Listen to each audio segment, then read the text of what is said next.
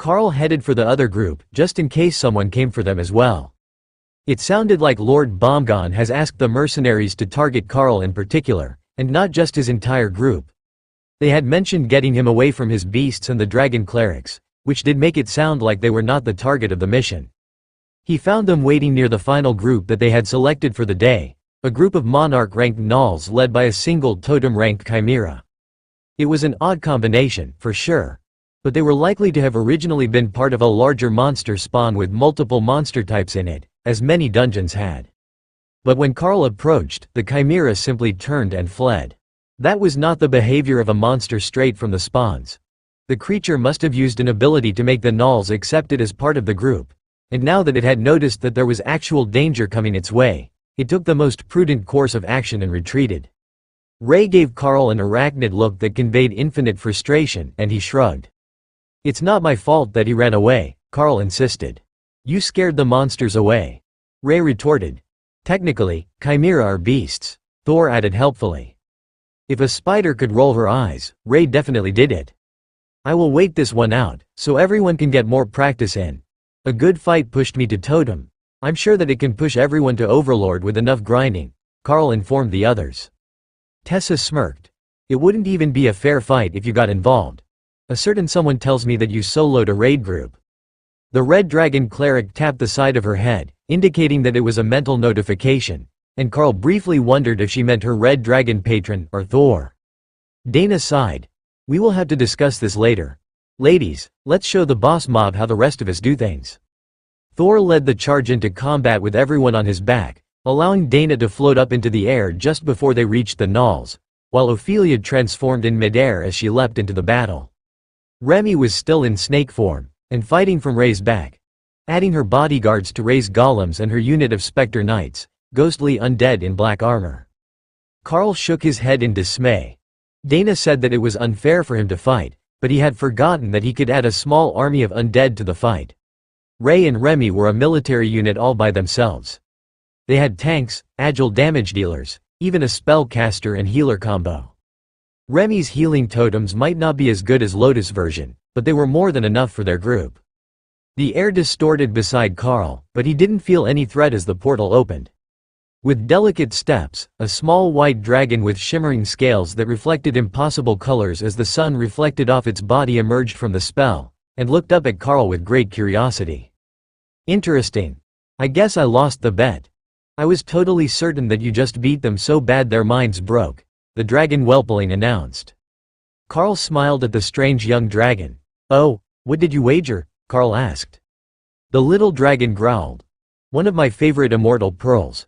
But what were the odds that someone actually sent mercenaries after a wandering world boss?" Carl chuckled. "World boss is a bit of a grand title, don't you think?" The dragon shrugged and puffed a small rainbow of fire. "It's like dungeon boss, but outside. What else would you call it?" Carl frowned. The dragon had a point. Logically, the names were related. "I was thinking something like an elite mob, because my constitution is epic grade." The dragon perked up, momentarily forgetting about his lost pearl. "Oh, that's not bad. We could call you a named elite. It reminds people that they can't fight you one-on-one at the same rank, but doesn't sound like you're in charge of stuff." "I don't suppose that you're from the same location as the mercenaries are?" Carl asked. The dragon shook his head. "No, they're from Nerid, and I'm from Gabble.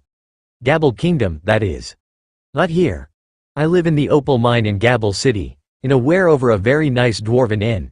They make the most wonderful mead. Did you know that you can make cake with mead, and it tastes like honey butter cornbread?" Carl blinked slowly. Did that even count as a cake? If the dragon thought it did, then it did. "That sounds wonderful. We will have to check it out sometime. But if you're from a whole other country, how did you find out so quickly? The fight only ended a few minutes ago," Carl asked. "I have a friend in the Irago temple in Nerid, where they went for resurrections and healing. The spider priestess there appreciates sweet things just as much as I do. And when she heard about the fight, she called me to let me know that a fun thing happened. Then we made the wager, and I lost." Carl patted him on the head. "My friend, I believe that you were set up. Look over there. What do you see?" The dragon stood on his hind legs so he could see what Carl did. A blood destruction demonic spider. Nearly ready to advance to totem rank. Oh, that devious spider woman, she tricked me. The spider goddess must have told her about the fight. The spider goddess loves watching her children, and that one is exceptional. She's got better skills than almost any other spider I've seen. The dragon grumbled. But on that note, how many spider goddess temples are there in Nereid? Carl asked. The little dragon shrugged. Thousands. They've got a weird thing going on there. Arachnid monsters, arachnid and insectoid beastkin, and the darklings. Carl clearly had no idea what that was, so the dragon explained. Oh, they're humans, but also not. When they're teens, they get a blessing from the dark gods. It makes their system users superhumans with death magic. Like the unholy paladin that you beat up. Even the cleric was a spider goddess cleric, but they all wear the same silly outfit when they want to be all incognito. I think it's a spider thing. Look at me, I'm all mysterious, the creepy thing in the shadows. Carl smirked. That was totally Ray when she was little. Now, she was legitimately terrifying if you weren't on her side. And she still liked to lurk in the shadows. The little dragon sighed. I've seen all I need to. They really did run into a big boss totem that can take on a whole team alone. But the fight is about to end here, and if I don't run away, Mom will kill me for eating snacks before dinner. He opened a portal and Carl quickly stuck his head through to see where the dragon was headed. The view was of a glimmering mountain face, unlike anything Carl had ever seen before. Oh, you've never been here before, have you?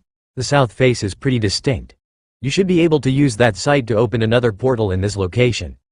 Then the little dragon pushed Carl's head back through the portal to his own side and ended the spell. Carl watched as the last of the gnolls fell before the might of Ray, and the group gathered to discuss their tactics. What worked, what didn't work well, and what they thought that they could have changed to make their fight more efficient. It was not a bad fight by any means. But the ladies were getting used to working as a team and not relying on Carl to take care of whatever was most troublesome. I think that if we spread the golems a bit further apart, we will end up with breaches in the line. It would be better to have them stay close and push a bit deeper, so that the greater golems can fight without exposing the flanks, Ophelia suggested. Dana nodded. That sounds like a plan. We make a pretty good wrecking ball, but we really could use 2 more golems to fill in the rear. Tessa shrugged. Getting surrounded isn't the goal anyhow.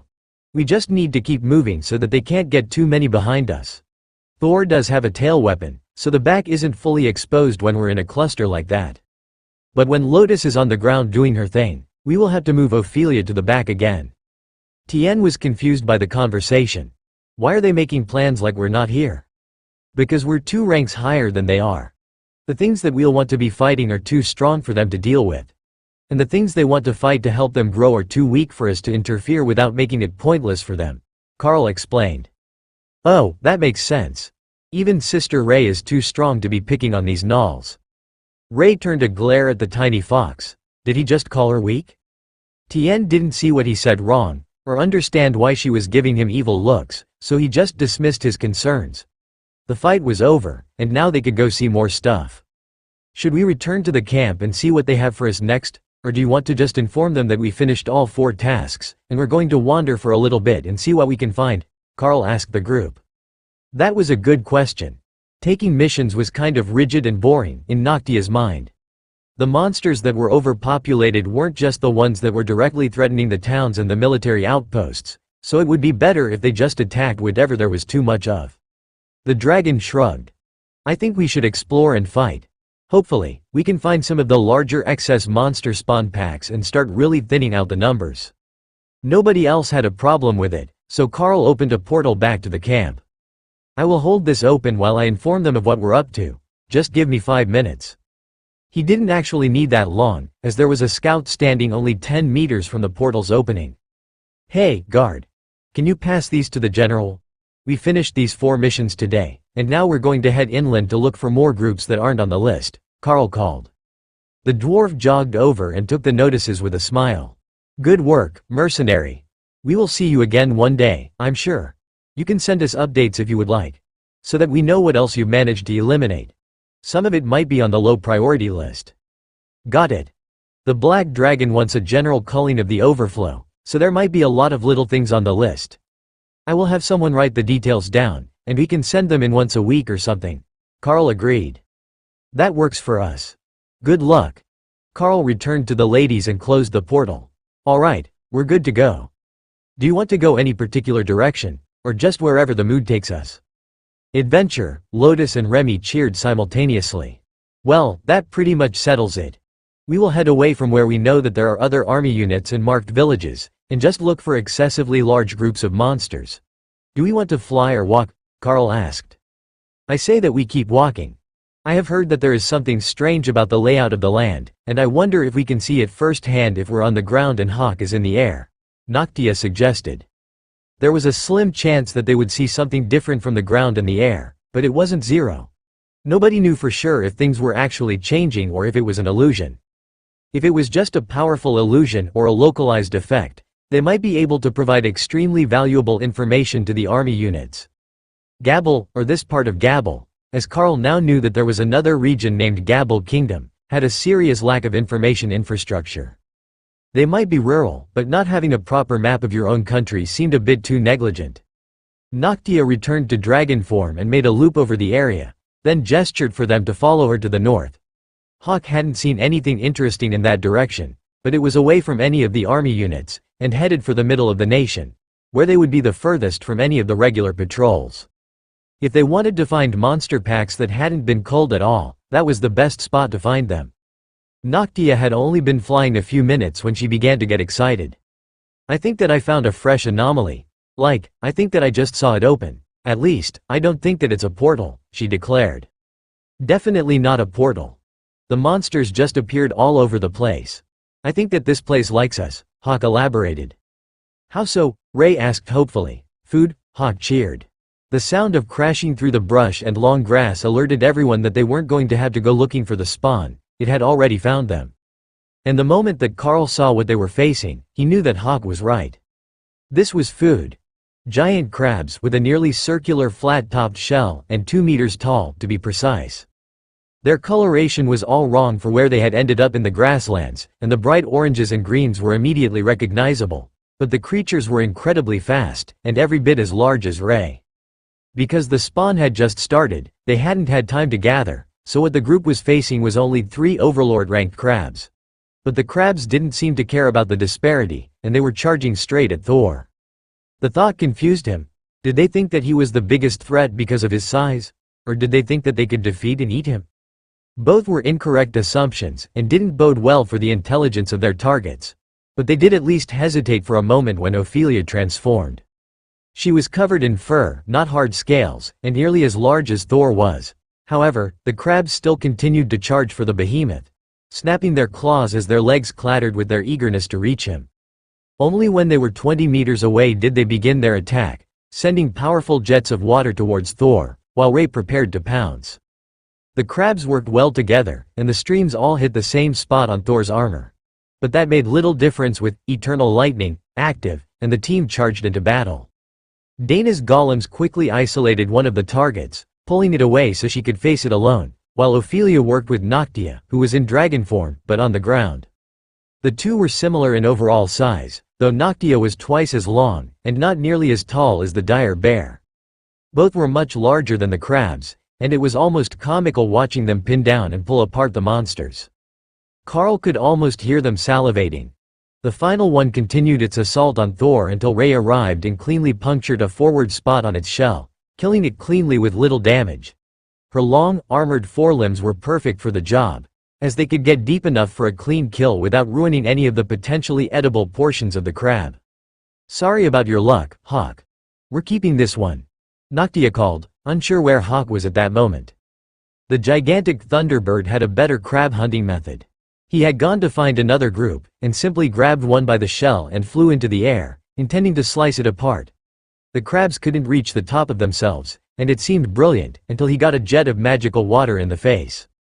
Lifting them was not the best way. Rend, to the rescue. Hawk cut into what he hoped was the head section with Rend coated in ghost fire, and the crab died after only a few hits. That worked much better. After making sure it was dead, Hawk tossed it in his space for later and began to bombard the others from a distance where he could dodge the return fire. "Are we still working? We don't have to keep working, do we?" Tien asked hopefully. "What did you have in mind?" Carl replied. "I can make a big pot with a lid, and we can have crab for lunch." Mom showed me how. She loved crab. The tiny fox replied. Crab dinner anyone? Carl asked. Noctia paused her examination of the dead crab and nodded eagerly. We need a plan. She agreed. Tien created a large pot with earth manipulation on stands to create a fire under it. Catching on quickly, Remy filled it halfway up with water, and Ray tossed her dead crab in it. Lotus had plenty of spices, and Tessa started a pot full of rice to go with the crab. Hawk returned to his hunt, slowly adding more crabs to the pile and organizing his ingredients. I need to make a donation soon. I've got too much outdated food. Hawk informed Carl in a serious tone. Oh, Hawk nodded gravely. Look at all this. It's delicious, but royal rank and lower. I don't need nearly that many snacks. The more powerful I get, the less I need to eat, and it's all piling up. Carl chuckled. The bird's space looked like a supermarket meat section. I need the room for new things. All right. The next village that we come across, I will make a deal to trade them a lot of meat from you. You can transfer some to the guildhouse storage as well. Hawk made a keening laugh. The storage room at the guildhouse is full already. They've got enough to last them a year. They really did need to start cleaning out Hawk's space then. The water was already boiling for their crab stew, and Lotus was happily adding diced potatoes and carrots to what smelled like a lemongrass curry base.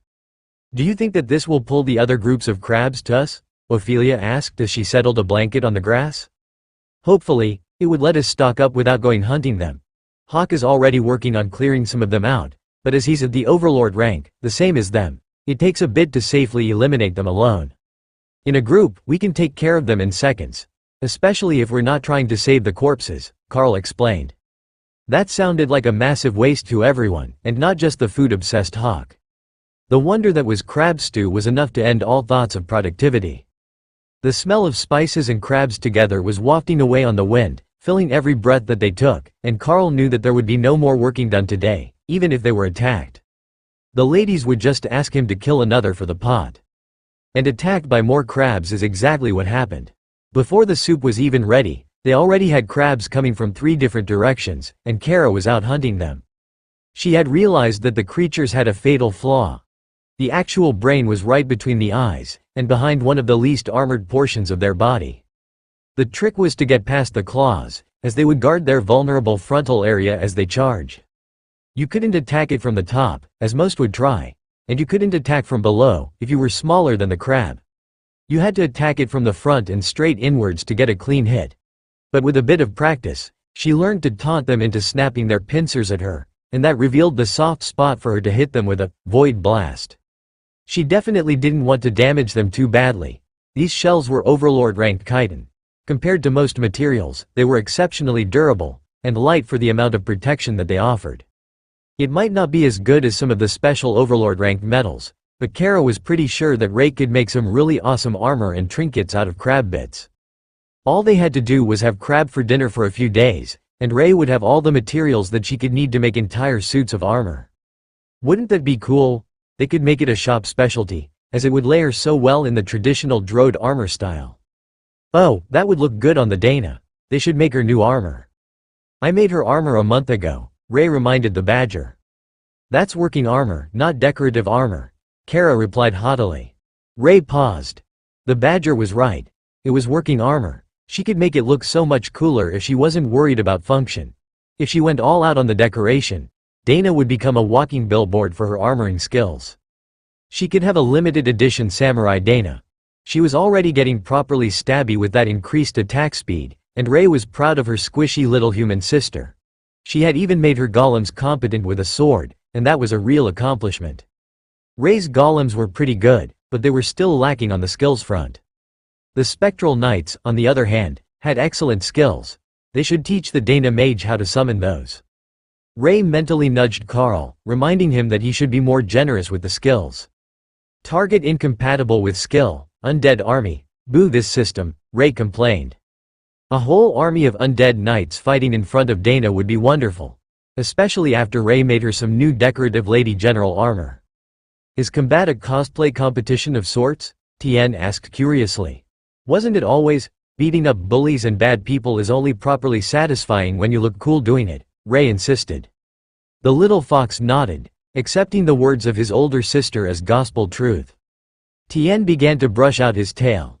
A properly groomed tail was essential to looking impressive, and he might need to be ready at any moment.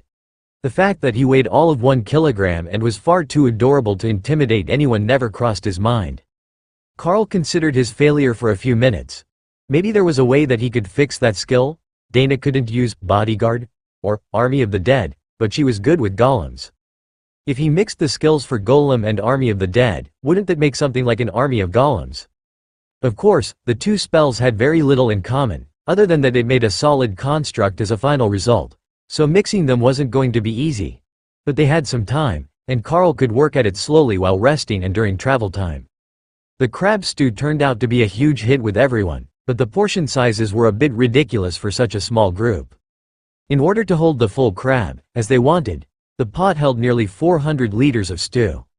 So, after the 6 of them, plus the beasts, had managed to eat most of a single crab leg between them, Tessa packed everything, including the new pot, into her inventory for later. Ray stretched out, and then got to her feet. "Are you staying here for the night? I am going to go hunt more crabs for later. Hawk and Kara are already at it again, and I don't want to let them win."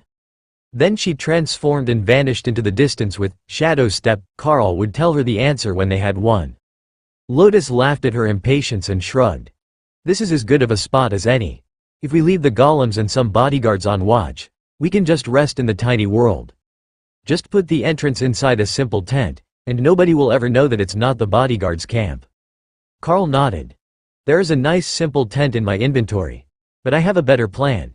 If you ask the lovely Tien, I bet he wouldn't mind making us a shelter." Carl brought Tien out of his space, and Lotus' hands began flapping in restrained excitement. Or the restrained urge to simply grab the fluffy creature. "Mr. Tien, will you make us a shelter for the night? Hey, that would be so kind of you. I've got special treats. Do you like peaches? I made peach cobbler squares before we left." Lotus blurted in a rush, while the tiny fox laughed. Tien nodded in agreement.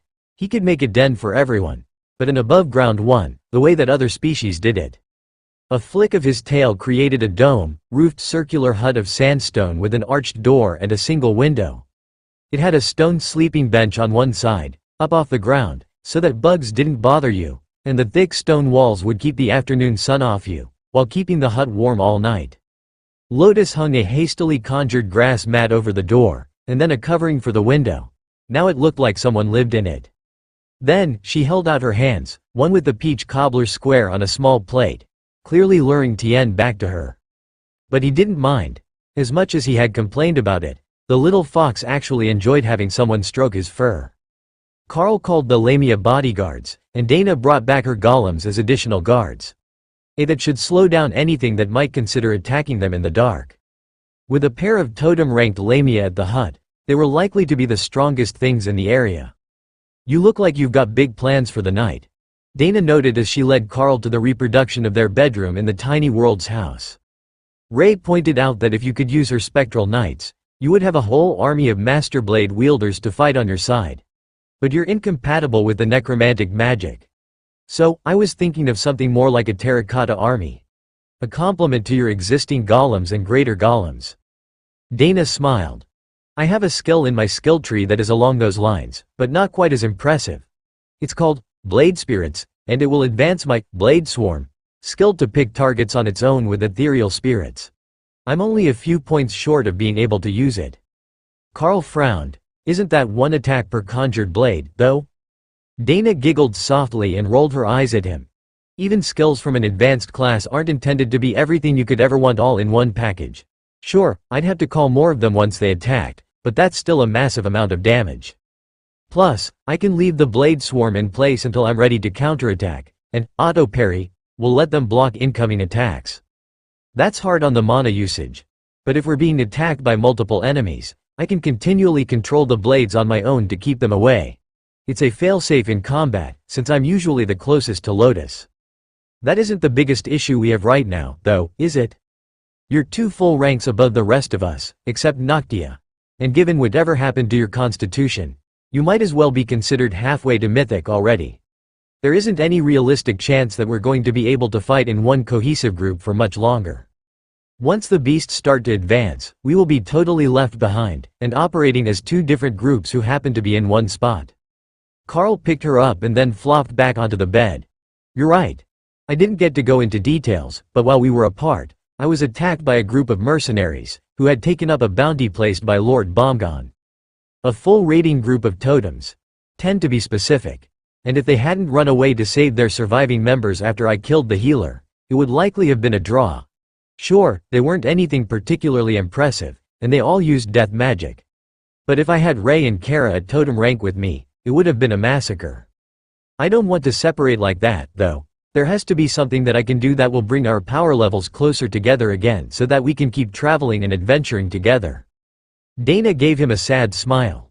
And that's why you're trying to come up with overpowered new spells. So that if I can make it to Overlord rank, I will be so far beyond the average that I won't feel like I'm holding you back. I appreciate it, but I'm being realistic. It won't be long before it's simply impossible for me to keep up. I've known since we started at the academy that you were going to leave everyone in the dust eventually.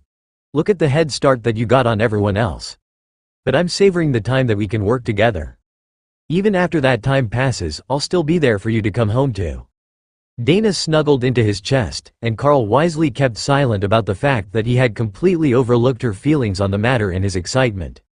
Instead, he swapped to his silk sleepwear and pulled the blankets over them. Dana might have come to terms with the reality that even after her class advancement, she wasn't going to be able to make up the gap in their power levels. But Carl had not. What was the purpose of all these skills he had if he couldn't empower one Dana mage to keep up with his team? So, while they rested in each other's arms, he wasn't just meditating on adding power to the 9-pointed power matrix which enhanced his own abilities. He kept a portion of his mind focused on working on ways to combine the clauses of the Golem and Undead Army spells. But, as morning approached, he found that they were still too different. So, he added Bodyguard to the mix, allowing its clauses on intelligence and autonomy to fill in the missing areas. That was almost there, but there were still some requirements that weren't being met. Then Carl remembered when he had tried to combine Ghostfire Body, Night Haunter and Apocalypse, among other skills. It had created a transformation skill called Lord of Destruction. It was a totem-ranked transformation skill that he couldn't use at the time, but he had the memory of the attempt. There should be something in there that he could use. Spell combination successful, Army of Unholy Retribution. Immortal ranked skill. No compatible users found. Carl stared at the message. If they could use all the component spells, why couldn't they use that spell? Was there something missing? Other than the fact that none of them were at the immortal rank? Maybe if he started lower. Combining advanced skills tended to have incredibly high requirements. The better the skill was to start with, the more powerful the components needed to improve it, and the more powerful the user needed to be. Carl took a moment to consider his next step, then decided to teach Hawk, Lord of Destruction, and call it a night. He could work on how to improve Dana tomorrow. Maybe he would come up with a new approach to improving either her power or her growth rate in the morning. Skill created, Lord of Destruction. Totem rank transformation skill. Ignores most damage types, incorporeal, deals fire damage to both physical and metaphysical targets. Hawk cheered as he hunted crabs in the dark. His flames burst out in bright white flames, leaving only a light blue afterimage of his feathers at the core. And then his fire attacks advanced from Overlord to Totem ranked. It might not have been his own effort that advanced his flames before his body, but winning was winning. He was the second to have a Totem ranked skill. Well, third, if you counted Tien, but Tien was too cute to count as a combatant. Their newest addition was already having a significant effect on the others as well. Hawk had noticed that Thor was feeling extra protective with a hatchling in the group, and Remy spent all her time outside her lab in a greatly reduced version of her spirit snake form. He wasn't sure whether turning back into a small spirit snake actually made her cuter, but Remy was quite certain that it did. It didn't affect her spell casting abilities in any way, so Hawk mostly ignored it. Looking at his transformed body, Hawk realized that he still looked like himself, only with hotter flames on the outside. But when he dove to attack a crab for a close-range flaming rend, he could pass through tree branches, as if he were made of pure fire. Of course, that set the scraggly little tree on fire, but that was a minor side effect. The real concern was that he couldn't grab the crabs in this form without using a skill. That part was annoying. The damage was still so worth it. He called it a night just an hour after Carl got him the new skill.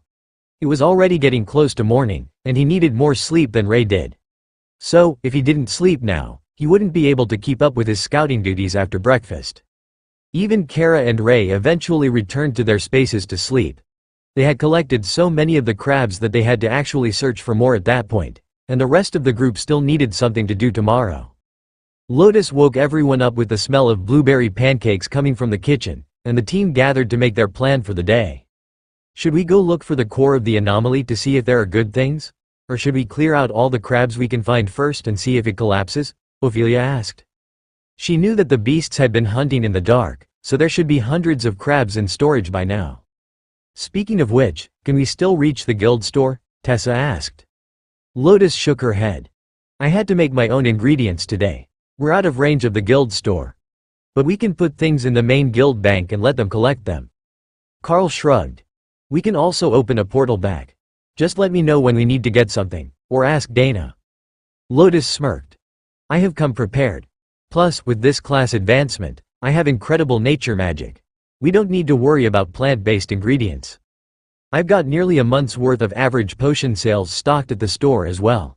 No need to rush back. Remy added silently. She was back in Lamia form to eat breakfast, but Carl noticed that she was still using unobtrusive behemoth to shrink herself. The fork and knife were huge in her hands, but the greedy look that she was giving pieces of pancake which were each the size of her head was hilarious. Carl checked the system interface, and found that they were now in range of the Saihozasa Guildhouse, though he didn't have access to its guild bank. That proximity was likely what gave them the link to the main guild bank, so as it was in the northern corner of this island, they should be good over the whole island if they really needed to move things. But now that he thought about it, he could make totem-ranked items. He hadn't had a chance to make any totem-ranked runic items yet. There wasn't really anything that they needed, but he was curious what totem-ranked runes looked like. They had gone through metallic, then purple, red and a greenish-blue color that seemed to shift to one or the other depending on the nature of the effect. He did have a bit of totem-ranked stone to work with, thanks to the dwarves trading with him. He didn't have much for creation skills, though. He did have a few Overlord-ranked weapons in his inventory. They were the ones that he was going to make for Oathbreaker to sell at the auction this month. They were Overlord-ranked ore, so it should be able to handle totem-ranked runes. Lord Drode was going to lose his mind. You look suspiciously happy, Dana noted. I just realized that I have a sword here for the auction that I haven't upgraded yet. Dana smirked and winked at him. And now you can imbue it with totem-ranked runes. Well, let's see it. I think we're all interested now. Carl took out the greatsword and placed it on the table to plan what he would do. It had a place for a gem in the pommel, so he could add a skill stone to it. The others looked at the weapon on the table, wondering what sort of warrior it would be targeted to. It didn't suit Dana's style, and Ophelia had a nearly new pair of axes. Carl thought about it for a moment, then decided not to troll the auction house that badly. He would make it for himself, in case he needed more reach in combat than the Blade of Champions allowed.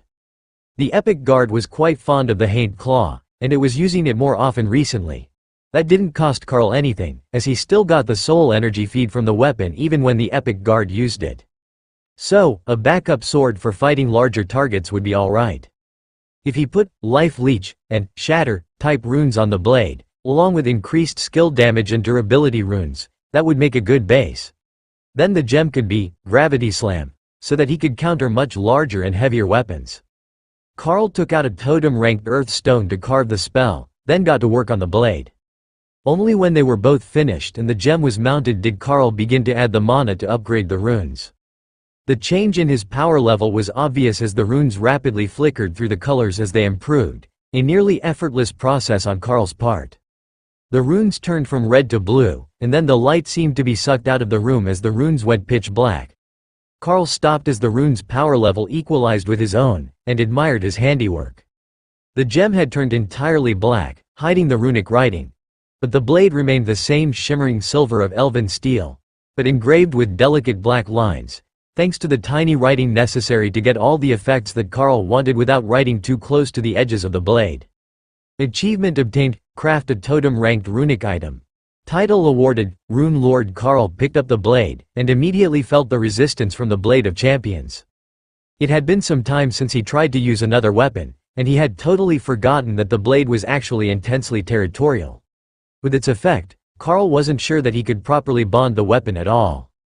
Everyone waited, wondering what Carl was doing, and not privy to the silent objections of the Blade of Champions. After a few seconds, Carl relented. "It seems that I offended my other sword. I will have to find a proper home for this one later," he explained. Dana gave him a strange look. "How do you offend a sword? Attempt to cheat on it with another sword. One with a longer blade and a fancy skill stone," Carl replied with a shrug. Dana resisted the urge to facepalm as Carl took out the Blade of Champions, which now pulsed with totem rank power, as if staking its claim. "Didn't it let you use the maul without any issues, though?" Tessa asked. Carl nodded. "Yes, the maul wasn't an issue. Just swords, as far as I can tell. I guess I'll just have to work on a skill to improve my one-handed blade work. Or maybe learn to fight with a shield. Ray can make you an excellent crab shield.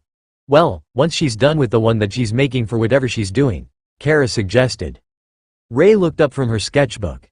"That one is just for art, it's not for function." It was part of her new decorative line of equipment. She had already planned out the whole set for Dana, and now she was just waiting on the proper method to dye the shell portions black. She had plenty of reds, but she wanted them to be glossy black to go with the stripes in the fur of Carl's beast form. She could paint it, but that just wasn't the same as properly dyeing the shell so that it was the right color all the way through, and the looks couldn't be chipped away. It took a few more minutes of searching her memory of leatherworking skills, but she eventually came up with a plan that would work on orange chitin, and began formulating the dye to make properly black shields out of the crab shells. While Ray worked on plans to make new armor, Carl set out his assortment of weapons on the table, so he could form a plan to create something to fill the gaps in his abilities. Looking at them all side by side was easier for Carl to compare than just going over the system interface, but it really did highlight how far he had come since acquiring them all. A single moderately powered attack would cause the formerly prodigious weapon to explode now. He should likely put it on display somewhere or see if he could release the bond and trade it to someone less powerful. Out of habit, the epic guard picked up the haint claw and let it equip over her hands, then the whole body, which transformed the black drake-scaled construct to a ghost-bodied Trent nearly identical to Overlord Lifa. For a moment, the guard looked at the two less used weapons, and then picked them up. It looked hilarious, as both weapons were designed to be wielded with both hands, and the epic guard was smaller than Carl by quite a bit. Lotus smiled at the semi-intelligent construct. "Did you want them?" she asked. The construct nodded, and Carl shrugged. "I don't see why not. But be careful trying to actually use them all. It can't handle Overlord rank power, and even Monarch rank is pushing its limitations." The epic guard nodded happily, then both weapons simply melted into its body. "What the hell was that?" Dana exclaimed, while the epic guard strutted around proudly. "Weapon upgraded, Haint Claw, has become Haint." The epic guard seemed to split, and the original body stepped back, leaving the Lifa copy, in all her ghostly glory, standing in front. Living weapon. Haint. Artifact grade living weapon. Soul Steal, Soul Link, Spirit Shift, Teleport, Life Steal, Force Slam, Ghostfire, deals extra damage when merged with a construct or wielder. Everyone stared in shock for a moment, then the Haint vanished. It reappeared behind Lotus, and picked the little cleric up in a princess carry, so it could pet her with its hair branches. "Ha! The tables have turned." Tien laughed as he came out to watch the show. The epic guard smirked at the show. Without the Haint, its intelligence wasn't nearly as high, but it was well aware of Lotus' love for all things plant and animal. "Well, that's one way to deal with excess weapons. But I must say that creating a second Lifa was not what I had on the bingo sheet for today," Tessa joked. The Haint smiled at her. "Who is Lifa?" she asked. "Oh, that's the Haint that broke off a bit of its own hand to make the Haint Claw that you evolved from. She named herself Lifa because she looked like an ethereal Trent," Tessa explained. The Haint nodded slowly. "Interesting. I would say that we look more like a tree revenant. But perhaps she wanted to be seen as a friendly creature?" "Did you not want to be known as friendly?" Tessa asked carefully. The Haint shrugged. "I am Pack Master Carl's weapon. Whether my presence is friendly or not depends on his mood." This living weapon didn't have the rebellious spirit that Lifa had, Tessa realized. It still respected the bond with its wielder, and didn't have any inclination to rebel against his authority or go off on its own. Perhaps that would come with age, but for now, they probably didn't need to worry about a rebellion. I wonder if it kept its combat instincts, Kara wondered. The Haint turned to face her. Indeed. I learned much about combat as I grew. Including the first lesson that you taught me. Gouge out the eyes and then claw off the delicate bits. She can hear me, Kara cheered, and did a little happy dance on her hind legs. I can hear what Carl hears, so I hear everything. Lotus poked the ghostly-looking body of the Haint, and found that it was actually warm and squishy.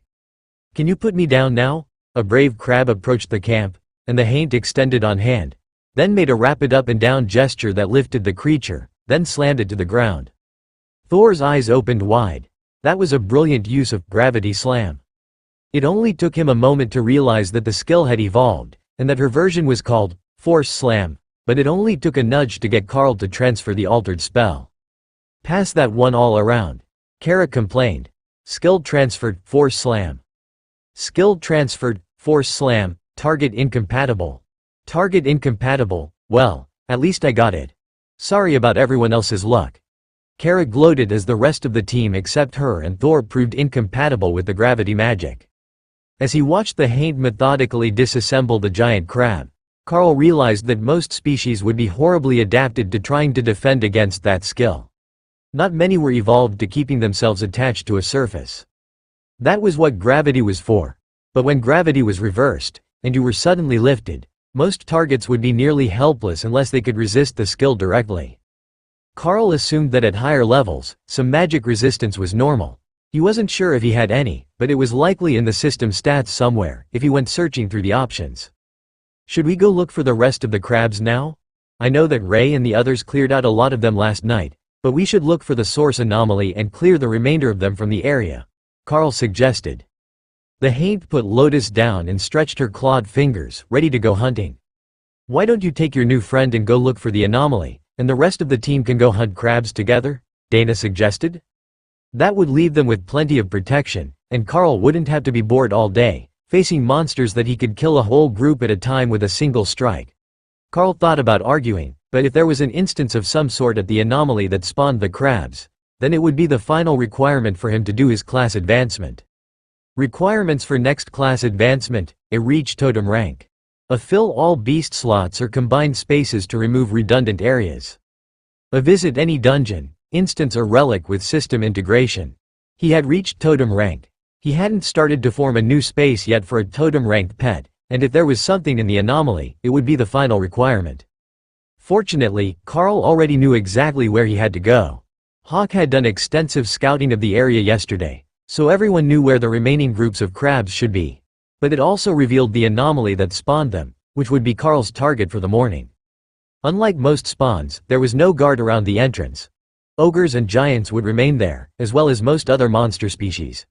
But the crabs had just wandered away, looking for food. So, Carl stepped inside without any challenge, and felt a brief sense of disorientation as the world twisted. Remy would love this place, Carl decided. It was a large swamp with a sandy beach and a large open ocean, plus one small island with a stone temple on it. A perfect home for Naga. But as far as Carl could tell, there was nothing here. Using swim through air, he moved above the water's surface to check for signs of life. The crab nests were here, some with eggs in them, but there were no signs of anything alive. Even the eggs in the nests were either dormant or unfertilized.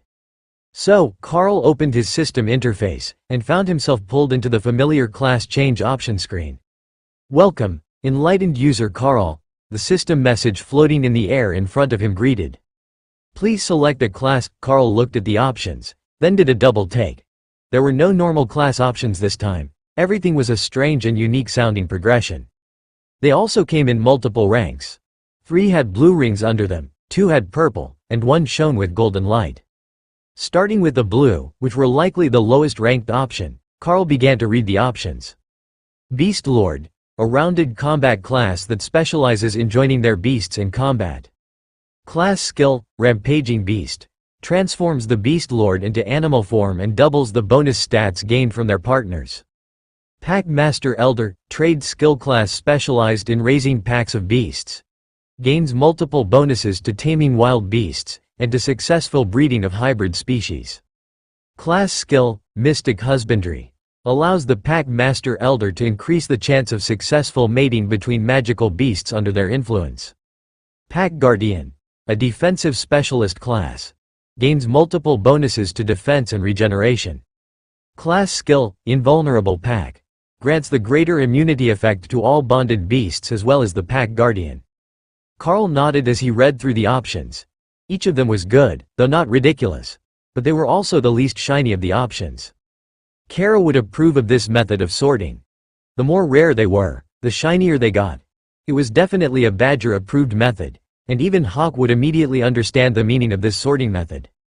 So, Carl moved on to the class avatars that had purple rings under them. Pack Master Destroyer.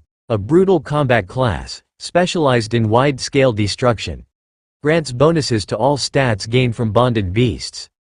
Increases damage to area of effect and multiple target spells. Deals increased damage to structures and fortifications.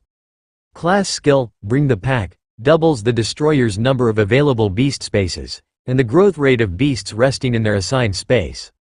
Beast Master Patriarch, blessed of the beast gods. A cleric class, specialized in the enhancement of bonded beasts.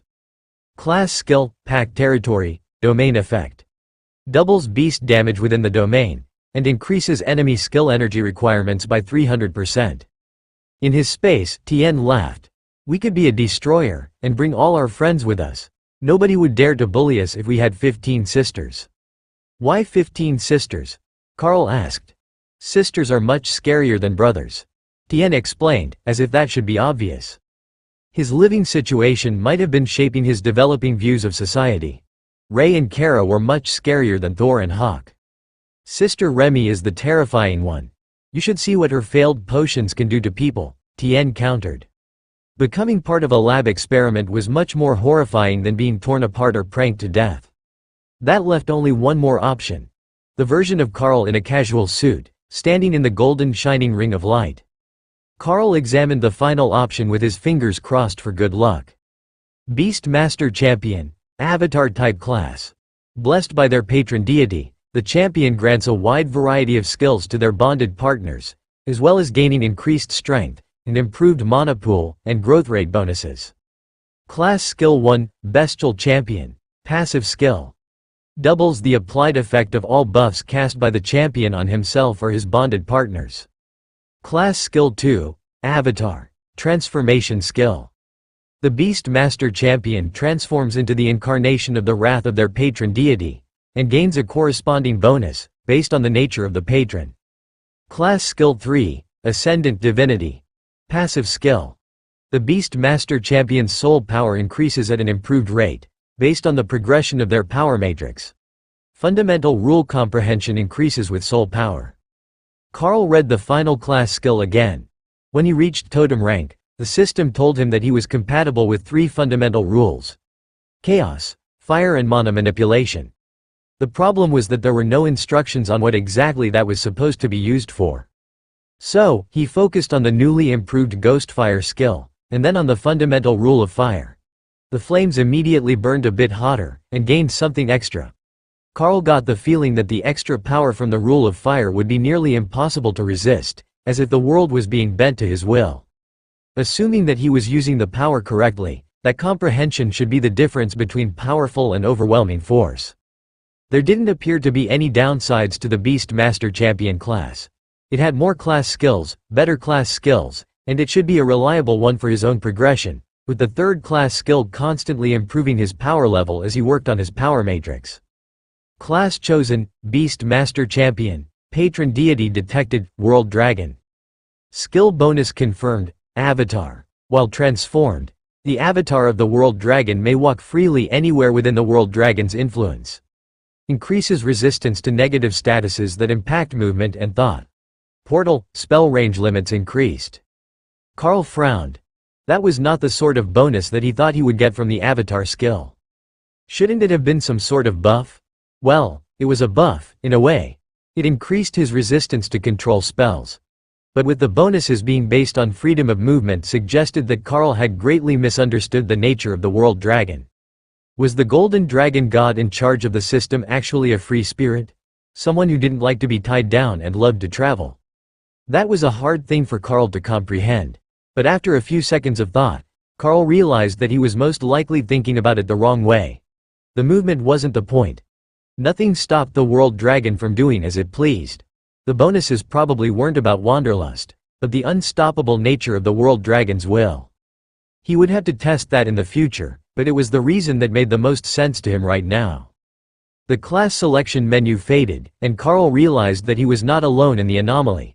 There was a single orc in here with him, curiously stabbing him with a pitchfork. "What are you doing?" Carl asked. "Defeating monsters," the orc asked, clearly confused. "I'm not a dungeon monster. I came in here to trigger a class advancement." The orc tilted his head and stabbed him with the pitchfork again. "Are you sure?" Carl laughed. "When was the last time that a dungeon boss spoke to you? I didn't see you come in because of the system menu screen. Did you come with a group?" The orc nodded. "My clan was traveling this way when we found crabs. They're probably good to eat, so we are working with a bunch of dragon clerics and a behemoth to catch them all." Carl nodded. "They are very good to eat.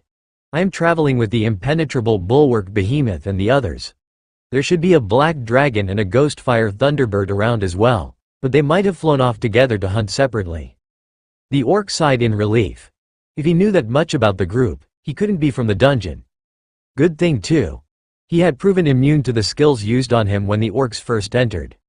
Of course, they were all monarchs and overlords, but still, their skills didn't even make a scratch on him. Carl turned and walked out of the anomaly, with the lone orc following him. He could hear the thoughts of the beasts as they hunted and herded the crabs to the others so that everyone had something to fight. The orcs were having a grand time, as there were rarely any chances for them to taste seafood when they lived so far from the ocean. They were still technically in a desert, though not as completely sandy as the region to the south. Just finding any water was difficult. Carl examined a group of crabs in the distance, not yet being herded towards either of the groups. This was the perfect opportunity to try out his new class skills. Well, the only active one of them.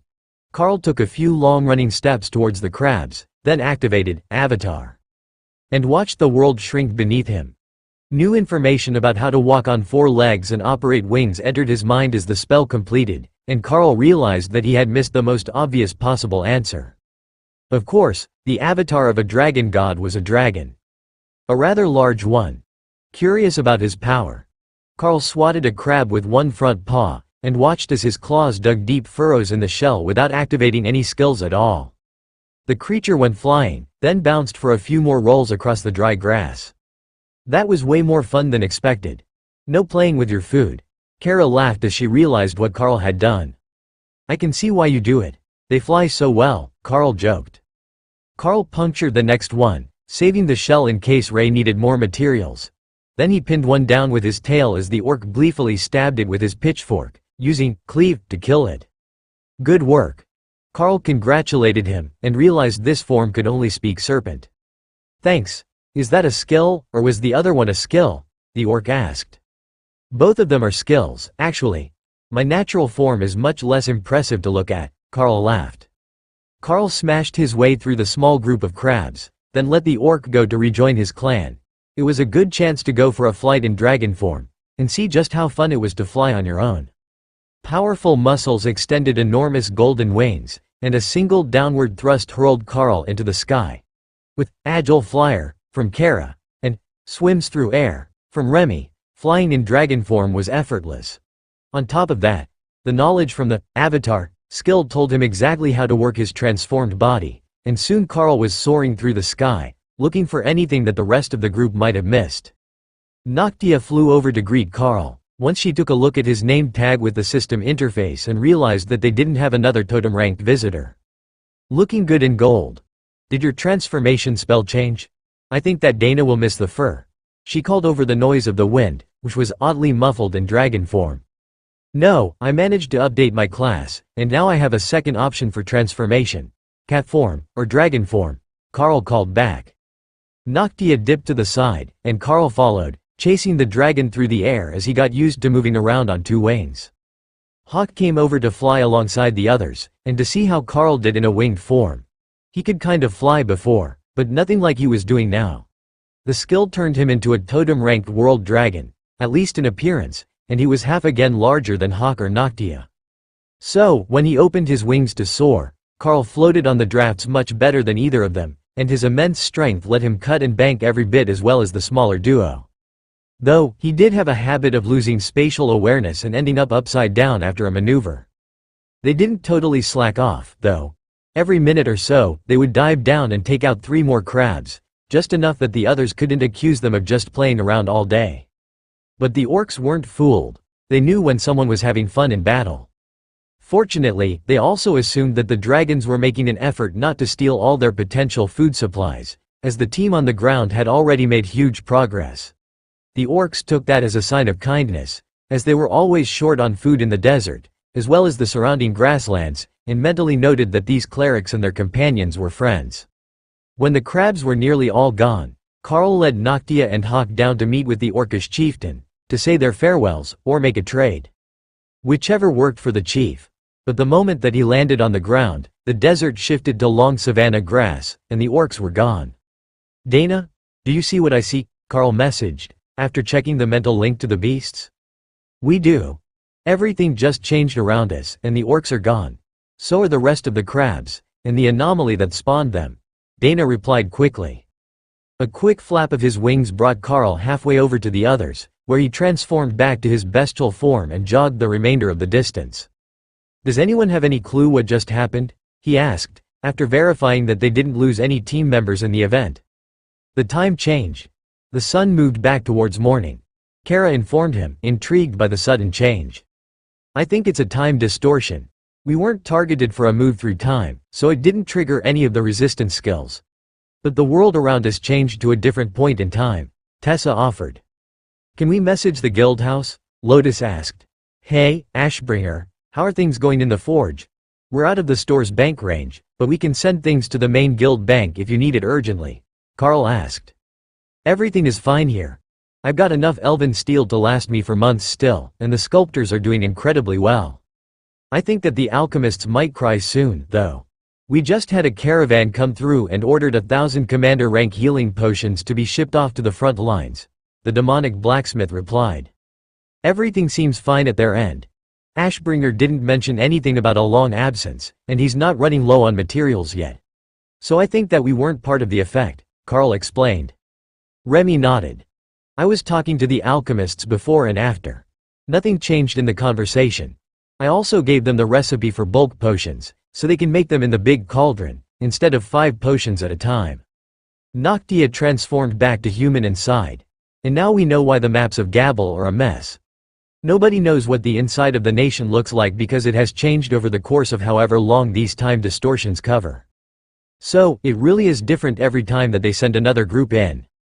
What I'm more worried about is that we will get trapped in a time loop at some point if we remain." The orcs vanished with the change, and when the next change comes, it might be us vanishing to some other reality. Tessa nodded in agreement. That was a real possibility. Assuming that the events they were part of did just move to another reality, and weren't thrown hundreds or thousands of years into the future. "Hawk, can you head up and go see what is around us?" Carl requested. They were going to need some information, now that there was a good chance that even the terrain had changed. "Things are the same, but not. There is still a hill in the same spot, but it's smaller. Then all the low areas are swamps, not desert. Oh, there are Remy people here, too. In a village, I mean.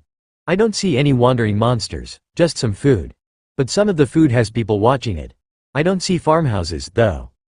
Oh, if we go way to the northwest, I can see an anomaly. Maybe 80 kilometers, Hawk narrated. Hawk says there is an anomaly in the distance, but there are Naga villages closer to us, and the low ground is now a swamp, while the high ground is grassland, Carl explained. The others nodded, and Remy slid over to climb up Carl and stare in his face. "We're going to visit the Naga, right? I haven't gotten to meet a whole village of my people yet," she pleaded. "It's only a few kilometers. I don't see why we can't go visit on our way." Remy cheered as she launched herself off Carl and transformed back into her Naga form. Then she began changing her outfit and her jewelry, intending to look her best when she reached the village. Suddenly, Kara paused, then began to clap. "Oh, this will be fun, I just know it." "Did your foresight show you something in the near future?" Carl asked. "Yep, from today." Kara agreed, but did not elaborate. The ladies climbed onto Thor for the trip, while Kara nudged Carl's leg. "Shrink me, so I can sit on your shoulder," she demanded. Unlike Remy, who had understood immediately how to use Thor's new skill, none of the others had gotten the hang of the ability so easily. Carl made her the size of a house cat, and the badger happily settled on his shoulder for the jog. It was only a few kilometers to the village, a trip that Carl and Thor could make in under 10 minutes. But when they got to the edge of the swamp surrounding the village, Remy insisted on getting down to lead them in. "Thor, please lower the barriers. They will think it's rude if we don't let the swamp touch us," she explained. Thor and Carl both lowered their defensive barriers, and then Remy summoned her bodyguards and led them through the swamp, with Ray at her side in spider form. "The Naga are going to think that we're all lunatics." Noctia chuckled as she looked over the odd procession. Dana snorted with restrained laughter. "I would be more concerned that they might be right." As they approached the village, a group of aging Naga came out to meet them with reverent looks on their faces as they stared at Remy. "Shaman Queen, it is our honor to welcome you to the village. Are these your friends?" the largest of the Naga asked politely. "Indeed. We are on an adventure, out to eliminate the excess monsters caused by the anomalies," Remy agreed. The Naga chieftain smiled at her. "You certainly have interesting friends. And such luxury. A shaman queen with her entourage is formidable enough. But to have so many of the dragon gods chosen with you as well." The chief had a point. How many groups were nearly half clerics? In most regions, 2/3 of all system activations were for the warrior class, and mages comprised the majority of the rest. Even in the Naga village, Carl could only spot one curious shaman, standing on her porch to watch the visitors. The rest were all Naga warriors and workers. "Have you had problems with specific monsters from the anomalies, or an excess of beasts?" Remy asked the chief. The Naga shook his head. "Our village has many powerful warriors. But the tribes to the north have had problems with an excessive number of crocolisk beasts coming from an anomaly. We sent them 200 freshly trained juveniles in the spring, and they're still having trouble. Most likely because the crocolisk was much more powerful than a juvenile Naga warrior," Carl assumed. "But it would be less dangerous to send a batch of hatchlings instead of their own defensive warriors." Remy nodded and looked to the north. "Perhaps we should go see them. We have plenty of combat power. We might be able to clear out the worst of their problem, and possibly even close the anomaly." The chief looked shocked. "Close the anomaly? I don't think that is possible." Remy shrugged. "All you have to do is kill every monster it spawned, or send a team in to empty the other side of the anomaly. One or the other usually works." The two shook hands, and the chief gestured into the village. "Your Highness, would you be interested in staying for a morning meal? Or is your group in a hurry?" Remy turned to Carl for a decision, and he nodded. "We will thank you for your hospitality. A morning meal before we go hunt crocolisks will never go wrong." Mostly, Remy was interested in what traditional Naga cooking was like. As a species that had evolved to swallow prey whole before they had become intelligent and civilized, it was likely very different from anyone else's. Even Remy, who had grown up with Carl and the others, had different preferences, mostly based on texture, as she didn't have as many taste buds as mammals did. Thor and Ray transformed to humanoids, and the Naga locals gave them suspicious looks. "It's a bit inconvenient for a behemoth to stomp through your village. I would make deep spots in the mud," Thor apologized gently. The villagers smiled at his consideration, and let go of some of the innate suspicion of the two-legged species that they held. 2 legs always meant trouble. The only mammals that they trusted not to cause real trouble were the followers of the dragon gods.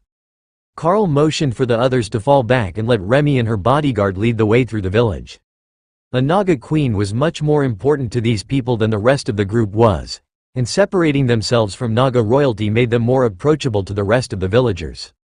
Carl noted that the Nagas shivered as they crossed from the muddy streets to the stone floors of the buildings, so that they didn't track mud onto the developed areas. So, as the rest of the group took the final step, he briefly pulsed eternal lightning over them, knocking the mud off their boots and pants.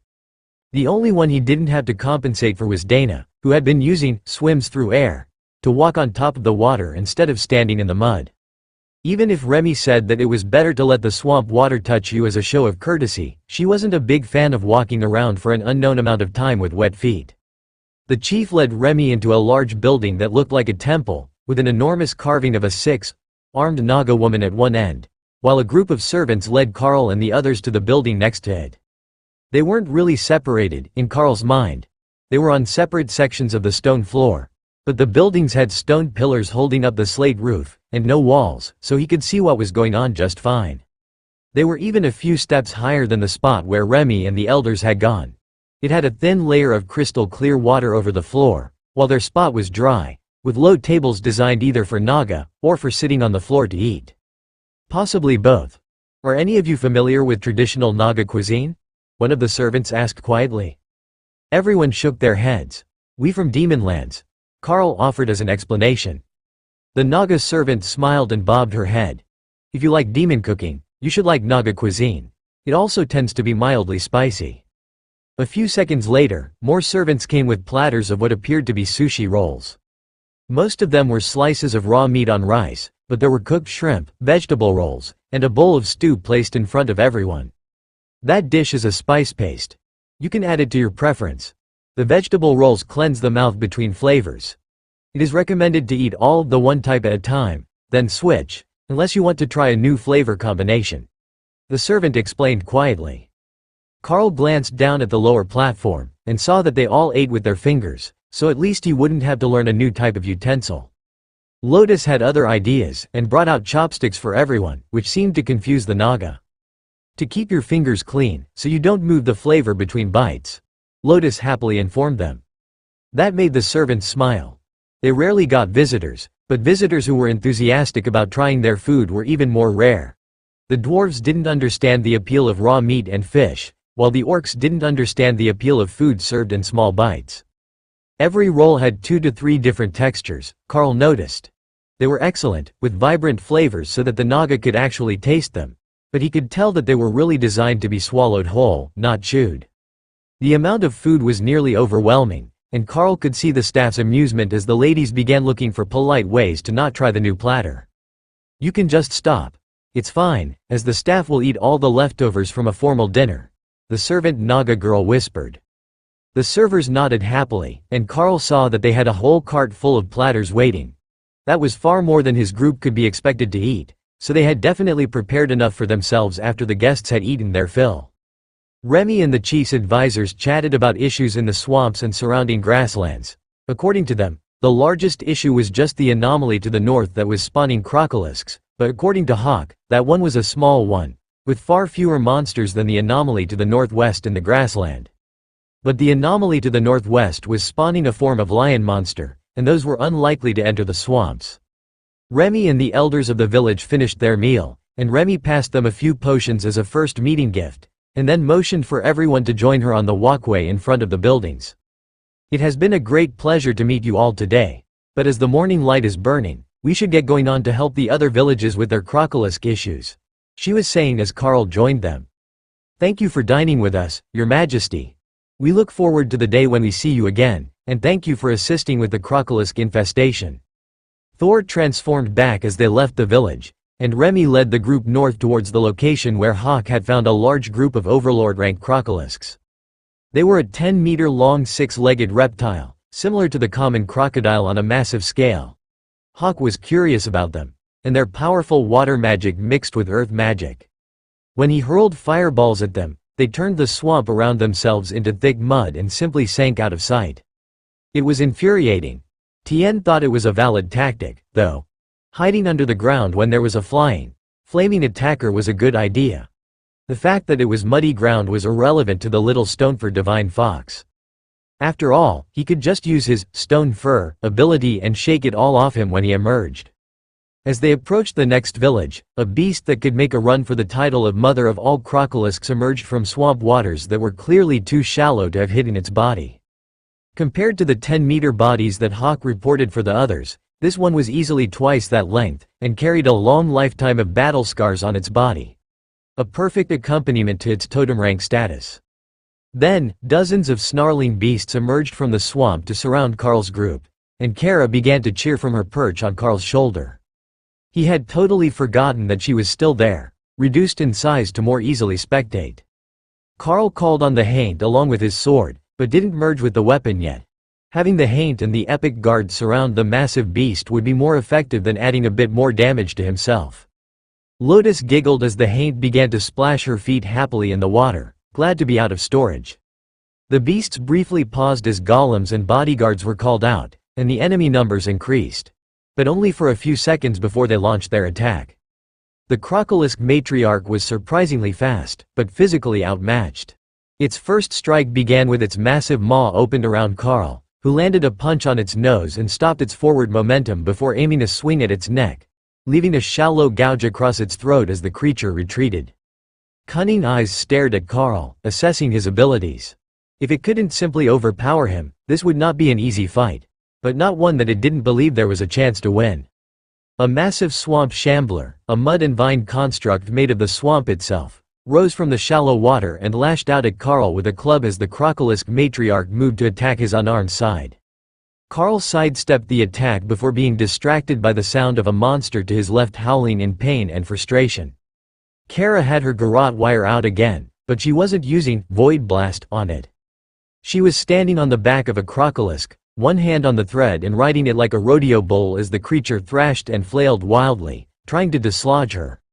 Whatever, she would take care of it when she was done. The haint knocked the Crocolisk matriarch up on its hind legs with Force Slam, and the Lamia duo attacked its belly, which was much less armored than its top side. Carl parried the club of the swamp shambler, then hit it with a Nullify spell that caused the golem to disintegrate into a pile of mud and vines. The matriarch twisted impossibly fast and bit one of the Lamia, nearly biting the unfortunate creature in half, but getting attacked on the inside of its mouth for its trouble.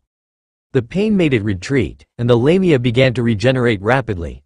Black mist surrounded its body as Lamia blood stained the murky swamp water deep red. Only a few seconds later, it was ready to fight again, and the Crocolisk matriarch still hadn't found another opening to attack past the haint and the other Lamia. Carl switched to his bow and put a Void Blast arrow into the creature's side, blasting away a half-meter divot of flesh and scales. The matriarch howled in pain and frustration, then bellowed an order at the other Crocolisks before sinking into the mud. "It's 50 meters below us. Hiding in the deep earth until we go away," Tien informed Carl. "Should we dig it out?" Carl asked. "That would be hard. Its earth magic is as good as mine, and it will just start running away if we try," Tien sighed. Splashing announced the departure of the rest of the Crocolisk tribe, leaving only one defeated-looking specimen, with Kara still standing on his back. The creature gave Carl a pleading look, while Kara looked immensely proud of herself. She had tamed a Crocolisk for riding. Sort of. The moment that anything else got near it, the creature attacked. But it had given up on trying to get Kara dislodged, as the Chaos Badger wasn't actually harming it. "You can't keep it," Carl informed her in a dry tone. "Fine, fine," Kara replied, then hopped off the creature and activated Void Blast, aimed at its backside, to chase the Crocolisk off into the swamp. They were dangerous monsters, but they were native to the swamps, and nobody saw much of a reason to eliminate them all. They had taken down more than half of the tribe during this attack, leaving over a dozen bodies in the water in under 2 minutes. That was enough to appease the Black Dragon's need for balance, and it should reduce the Crocolisk tribe's need for food, and the resultant attacks on the Naga villages. "Do those count as beasts for your golem summoning?" Lotus asked once the fight was definitely over.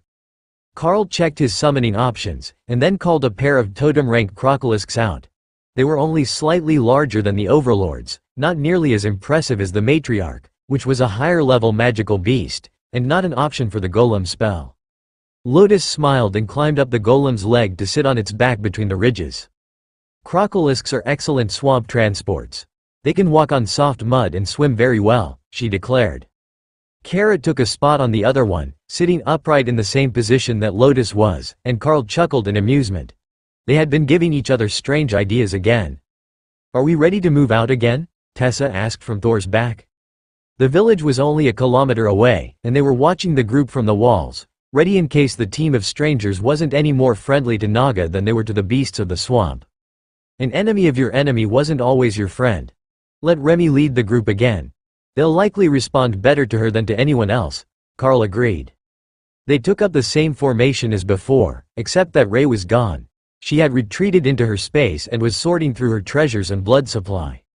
"Is it time for an advancement bath?" Carl asked the intensely focused spider. "I think it is. I've got everything that I need." I just need to adjust the balance for my new species so I don't end up with weird abilities, she agreed. Remy led the group to the village walls, expecting a warm reception, but they were greeted with a faint sense of hostility and suspicion. Strange shaman, what brings you to our village? The guard asked. The village to your south said that you had a crocolisk infestation. We came to help you with them. As you can see, we eliminated many of them on our way, Remy replied. There was a pause, and then the gates opened. A deep brown and green Naga shaman princess at the overlord rank stood in the open gates, glaring at Remy. Oh, catfight! Carrot cheered from the back of her new ride. Remy gave the princess a polite nod, then smiled. Leader Sizamont, it is a pleasure to meet you, she began. The princess reluctantly gave a small bow, but Carl could still feel the hostility. Thank you for your intervention, Your Majesty. I'm afraid that our village has suffered greatly from the repeated attacks of the crocolisk matriarch, she replied. Remy decided not to press them, as Hawk said the edge of the swamp was only 10 kilometers away. They could just turn west and go look for more targets, as it was only early afternoon. Instead, Remy took out a monarch rank cleansing potion in a decorative glass bottle and extended it to the princess. A first meeting gift from me to you, she declared. A guard came forward and took the bottle, while the rest of the Naga along the wall watched with great curiosity. Their village was in bad shape, but they wouldn't just accept a hostile takeover by another royal lineage. Not while their current princess was alive. The princess examined the gift and began to relax. It obviously wasn't the best that Remy could make, but the system said it was made by her. A polite gift that said Remy wasn't trying to insult them, but also wasn't going to cower before them. We have more hunting to complete today. It has been a pleasure making your acquaintance, but I am afraid we must be on our way, Remy declared, then used minor water control to close the gates before turning away. Thor grumbled, unhappy about more walking in the swamp, but he immediately turned west and began moving. Lotus hummed happily as she used her vines to pick nearby flowers from the crocolisk's back during their trip. The swamps had all sorts of medicinal flowers available, and she wasn't going to let them all pass by without at least collecting a few. Remy had her bodyguards pick ones she didn't have, so she could add them to her swamp. But that was much more practical than the green dragon priestess. Lotus was just making a flower crown out of medicinal plants. They continued for an hour after they reached the grasslands, headed toward the next region where Hawk had reported another anomaly. But Hawk hadn't reported any sort of monster infestation around the anomaly, just the location, and the fact that there were farms in the surrounding area. It was possible that the farmers had already dealt with the monsters from the spawn, and it was just the anomaly itself that was left. Once they were on dry land, Remy retreated to her space. There were no new plants here to find, and she had potions to make. So, Carl took her spot at the front, while Thor led the rest of their odd procession through the grass. The group had become heavily reptile-biased, with Remy's bodyguards and the Lamia still active, plus a pair of crocolisk mounts for Kara and Lotus. They fit in well with Thor's behemoth body, but were clearly not native to the grasslands. There is a farm near you. They hid the house in the hill, you'll see it over the next rise, Hawk updated. Carl could already see the soul energy of the farmer in the distance, out in a field tending to something living. It was on their way to the anomaly, so there was no real reason not to stop in and at least get an update on the situation in the region. The farmer whistled as he noticed them, loud enough that Carl could hear it. That brought out a middle-aged trollish woman and a teen boy with a sword in his shaky hands. Everyone, wait here, I will go say hello, Carl instructed, then deactivated his armor spell to leave himself in black pants tucked in his boots and a white silk tunic shirt with the sleeves rolled up. Brother Tien, help him out, Kara instructed as Carl began walking. The tiny fox came out to sit on Carl's shoulder, as Kara had earlier. He was hard to spot among the white and black fur, being Snow White himself, but his bright blue eyes gave him away once they got closer. Carl stopped a comfortable distance from the two trolls and turned his hands palm up to show that there was nothing in them. Greetings. We were passing by and noticed the anomaly in the distance. How long has it been up? We can offer assistance clearing the excess monsters, Carl greeted them. The boy lowered his sword for a moment before remembering that he was supposed to be on guard against thieves and liars, but the woman just gave Carl an amused smile. We don't need help with that old thing. It spawned grassland buffalo, but that was decades ago. We've raised many generations of the beast since then. Carl chuckled. That's impressive. Normally, the monsters are too crazy to be raised. The woman nodded. If you talk to the old shaman by the strange place, he can explain. But his magic calms them for a time, and that let us breed them. Then the next generation was normal, so he killed most of the others and herded the rest back inside. They don't get old in there, so we always have spares if bad things happen to the trolls' food. That is actually brilliant. I never thought about doing things that way. If they are all tamed now, I will make sure that my people don't attack any of your livestock. We're on a mission from the dragon gods to balance out the monster populations, and remove the excess from the anomalies. But it seems your people have already done that here, Carl agreed. The woman smirked and nodded. I came 10 years after the army unit arrived here. Word got back to the big village that they had lots of food and homes built, looking for good wives.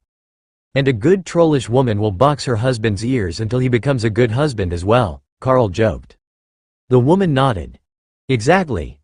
Good husbands make good living conditions. Good wives make good husbands. You are wise to the ways of the trolls. Carl returned to the group and explained the situation. That put a small dent in their plans.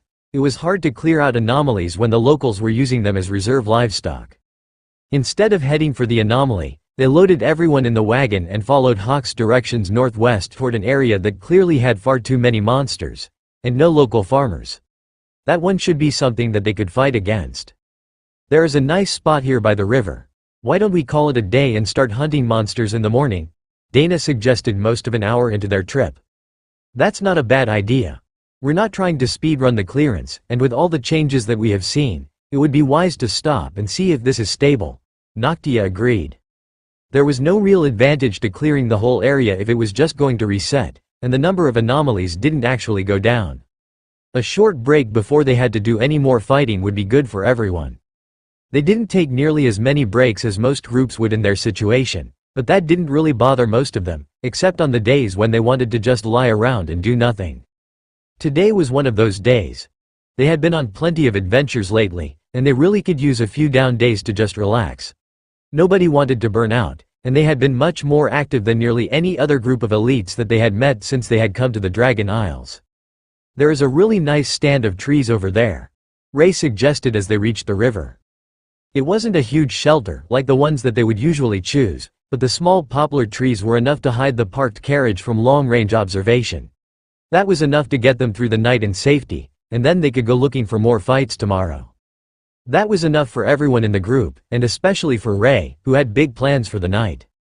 If everything went right, she should be able to complete her advancement in the evening, and then she would be joining the fight as a totem-ranked blood destruction demonic spider tomorrow, with a full set of totem-ranked skills and golems. That would absolutely devastate most of the enemies that they had faced so far, and establish her as the strongest sister for at least a week. The thought made Tien laugh. She would probably be the strongest of all the partners for at least that week, as his body wasn't up to sustained use of his skills yet. But he was adapting quickly in this space, especially with all the good food. He wasn't the only one that was confident, either. Kara was certain that she could make totem rank without any real issues, and Butterfly was beginning to awaken from her dreams more often, now that Carl's power had increased to the extent that she had excess energy. The totem rank advancement had been a huge boon for her, as it was finally enough high-quality mana that she could do more than just focus on survival and basic illusions as she dreamed. A little longer and her mind would fully awaken.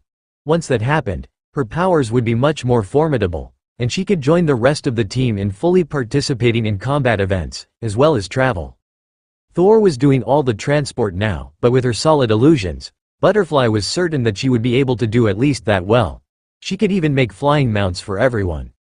But in her half-awake state, it finally occurred to her that she needed to pick a name.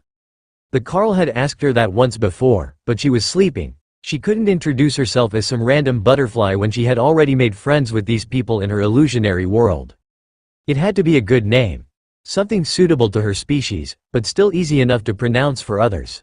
Her first thought was the sound of crystals sliding down a silver surface, but that wasn't a noise that other species could make. Maybe something that had to do with music?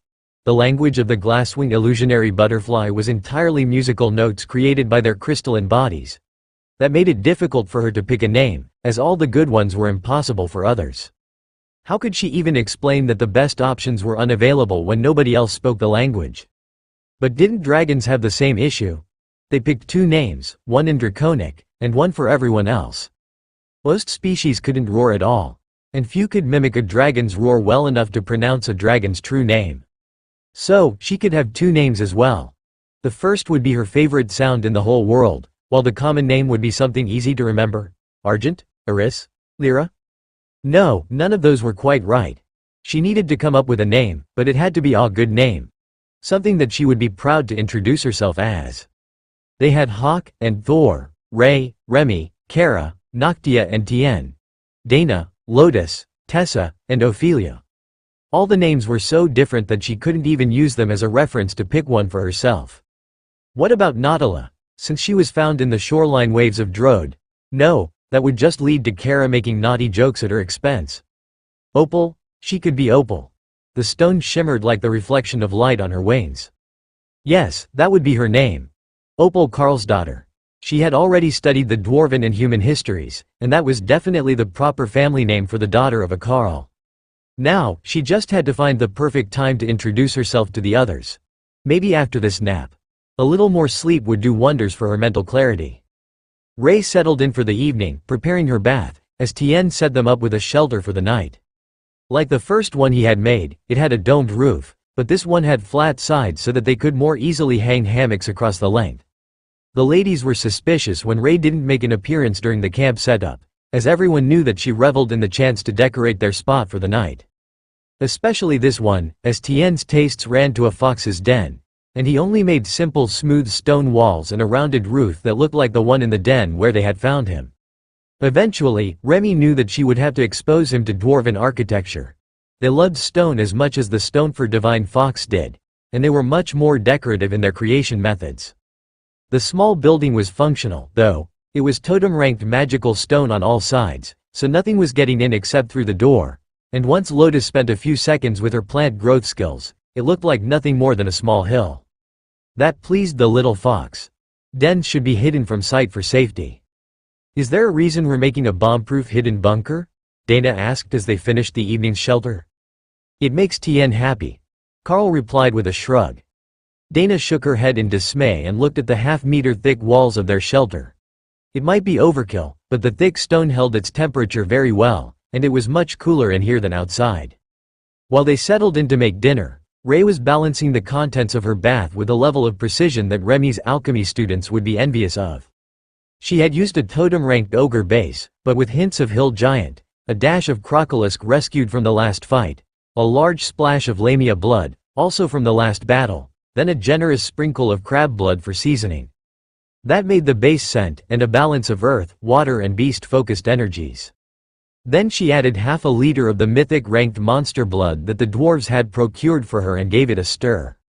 That was very close, but it was missing something. Carl, I need an update. Just a splash, she insisted, while rummaging through her stored blood for the seasoning she needed. Ah, there it was. Totem-ranked Lich Lord. That was the dark element blood that she needed. Carl gave her some new blood, now that he was totem rank, with an advanced bloodline. That added the spice Ray was hoping for, but it took a bit more Lich Lord to offset the chaos element of Carl.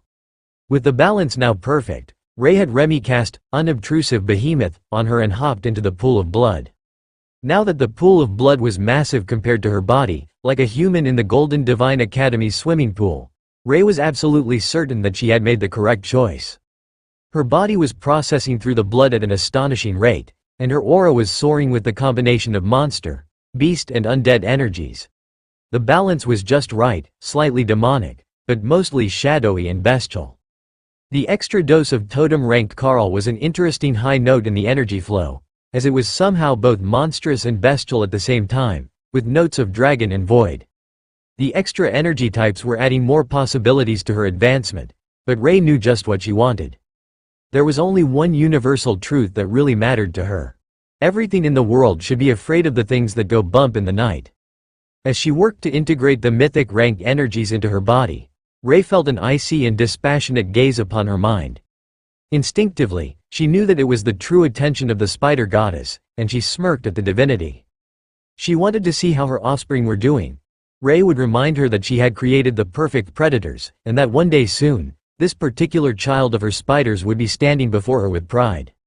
The spider goddess seemed amused at the thought that Rei was so determined to become a divine being herself, but the feeling soon faded, and that sense of simply being watched returned. Rei understood, though.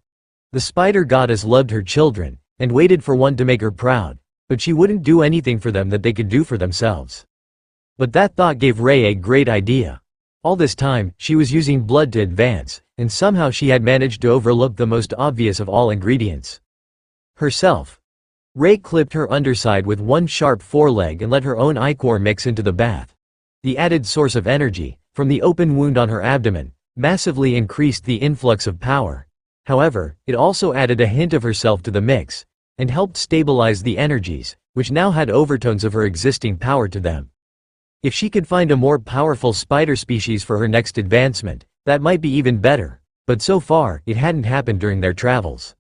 Her power had casually soared past the breakpoint of totem rank, and she could feel the totemic blessing forming, but she wasn't done with the bath yet, and Rei was certain that she could get even more out of it before the process finished and her body reformed. So, by the time that she stopped, the blood was completely gone, and her body had been scrubbed clean. Then, like the crabs that she had added to the mix, Rei molted her outer shell and stepped free from her past with a whole new body ready to face her totem-ranked future. Evolution complete, new skill gained, hemotoxic strikes. Wounds from physical strikes inflicted by the user will not heal naturally. New racial skill gained, Queen of the Damned. Intact targets of blood destruction can be temporarily raised as blood golems, undead constructs. Vulnerable to lacerate, bleed and holy effects. That was a lovely new skill. She could make them explode, then gather the pieces back together to attack their allies. It was devious, insidious, and positively hilarious. The evening passed quietly for everyone, as Rei worked to recover from her bath and harden her new shell. The visual changes were subtle, just a bit more shine to her chitin. But the composition was completely different, with the innate blessing of the totem-ranked beasts imbued into every cell. That explained to her why the effect couldn't be dispelled. The divine blessing became part of you, not an effect that was placed upon you. So, it couldn't be removed from you any more than another body part. Tien was confused by the concept. He was born this way, so he had never considered that others could just adapt and gain the innate blessings of the stone for divine fox species. The Carl had done it, but he was a strange creature to begin with, and Rei was a spider. Tien thought that he understood how spiders worked. At least until he saw Rei advance. They used to have one that guarded the door to the den, while his mother lured prey for it to eat. But now they had another totem-ranked group member, and a powerful one. Rei was a bit of a scary sister, but she was an excellent fighter, and she had her golems to help her. Totem-ranked golem creatures were overpowered. Then Tien turned his attention to the Dana mage. She also had golems. There should be some way to make her more powerful as well so that she could make stronger golems. She was what they called a monarch, but it wasn't that far from overlord. If she became an overlord, her golems would be strong enough to guard the door to the den, like his mother's spider had. Tien gently brushed his tail with a comb made of earth magic as he pondered that dilemma. If only his mother were here, she would know how to do it. No, he couldn't get lost in reminiscing about things that were no longer possible. He would have to come up with the answer himself. "Why are you trying to buff our Dana mage?" Hawk asked curiously. "To watch the door of the den, of course," Tien explained. Hawk thought about the possibilities. Maybe we aren't feeding her well enough. Humans are strange. You have to feed them very specific diets because they can't digest all the good stuff directly. I think Sister Remy was working on something, Hawk suggested. Tien's ears perked up. Oh, that gives me a good idea. Rei upgrades her bloodline when she has a bath. I have a divine bloodline. So, if we get Remy to make a potion with some of my fur, and then soak the Dana mage in it, shouldn't she advance? Hawk paused. Would that work? We are going to have to ask Sister Remy when she wakes up. Rei watched her two idiot brothers making plans, and shook her head. Evolving like I do has side effects. Aren't you worried about what it will turn the Dana mage into? Tien fluffed up happily. If it's made with fox fur, wouldn't she just get cuter? Rei mentally frowned. It was scary that the little fur ball made sense. Dana would be cute with fox ears. So, when Remy woke up in the morning, they began to plot. Remy knew the process to force an advancement when you were at the bottleneck. Dana wasn't even close to that point, But the concept was the same. You could flood them with improved mana quality and force the body to adapt. Then you needed to heal it to seal that gain in. But that would be pointless if their body could only make a tiny advancement at a time, like breaking a bottleneck. So they would need a catalyst. That was where Tien's fur came in. If she added a divine lineage beast's fur to the mix, it might make the imbiber a bit more fox, but the potion should also give her a bit of the little brother's ability to store increasingly large amounts of mana. Out of all of them, Tien was already the most powerful magic user, though his tiny body hardly held any mana at all, and he was still learning to use ambient mana from the book that Remy had given him. But Dana already knew that trick. So, with some work in her lab, Remy was certain that she could come up with something that was both safe and effective, but it would have to be tailored to the user. Kara helpfully snipped a bit of Dana's hair with her claw as she lay in the hammock with Dana in between her and Carl. That should match with Tien's fur to make the potion. But they had limited time to plan. Soon, Carl would be up, and he would definitely reprimand them for wanting to experiment on his Dana mage. If they didn't want to get lectured, they needed to work fast. Fortunately for them, Thor was still sleeping. He was terrible at keeping secrets, and Remy knew that he had a whole moral system that seemed designed to take all the fun out of experiments.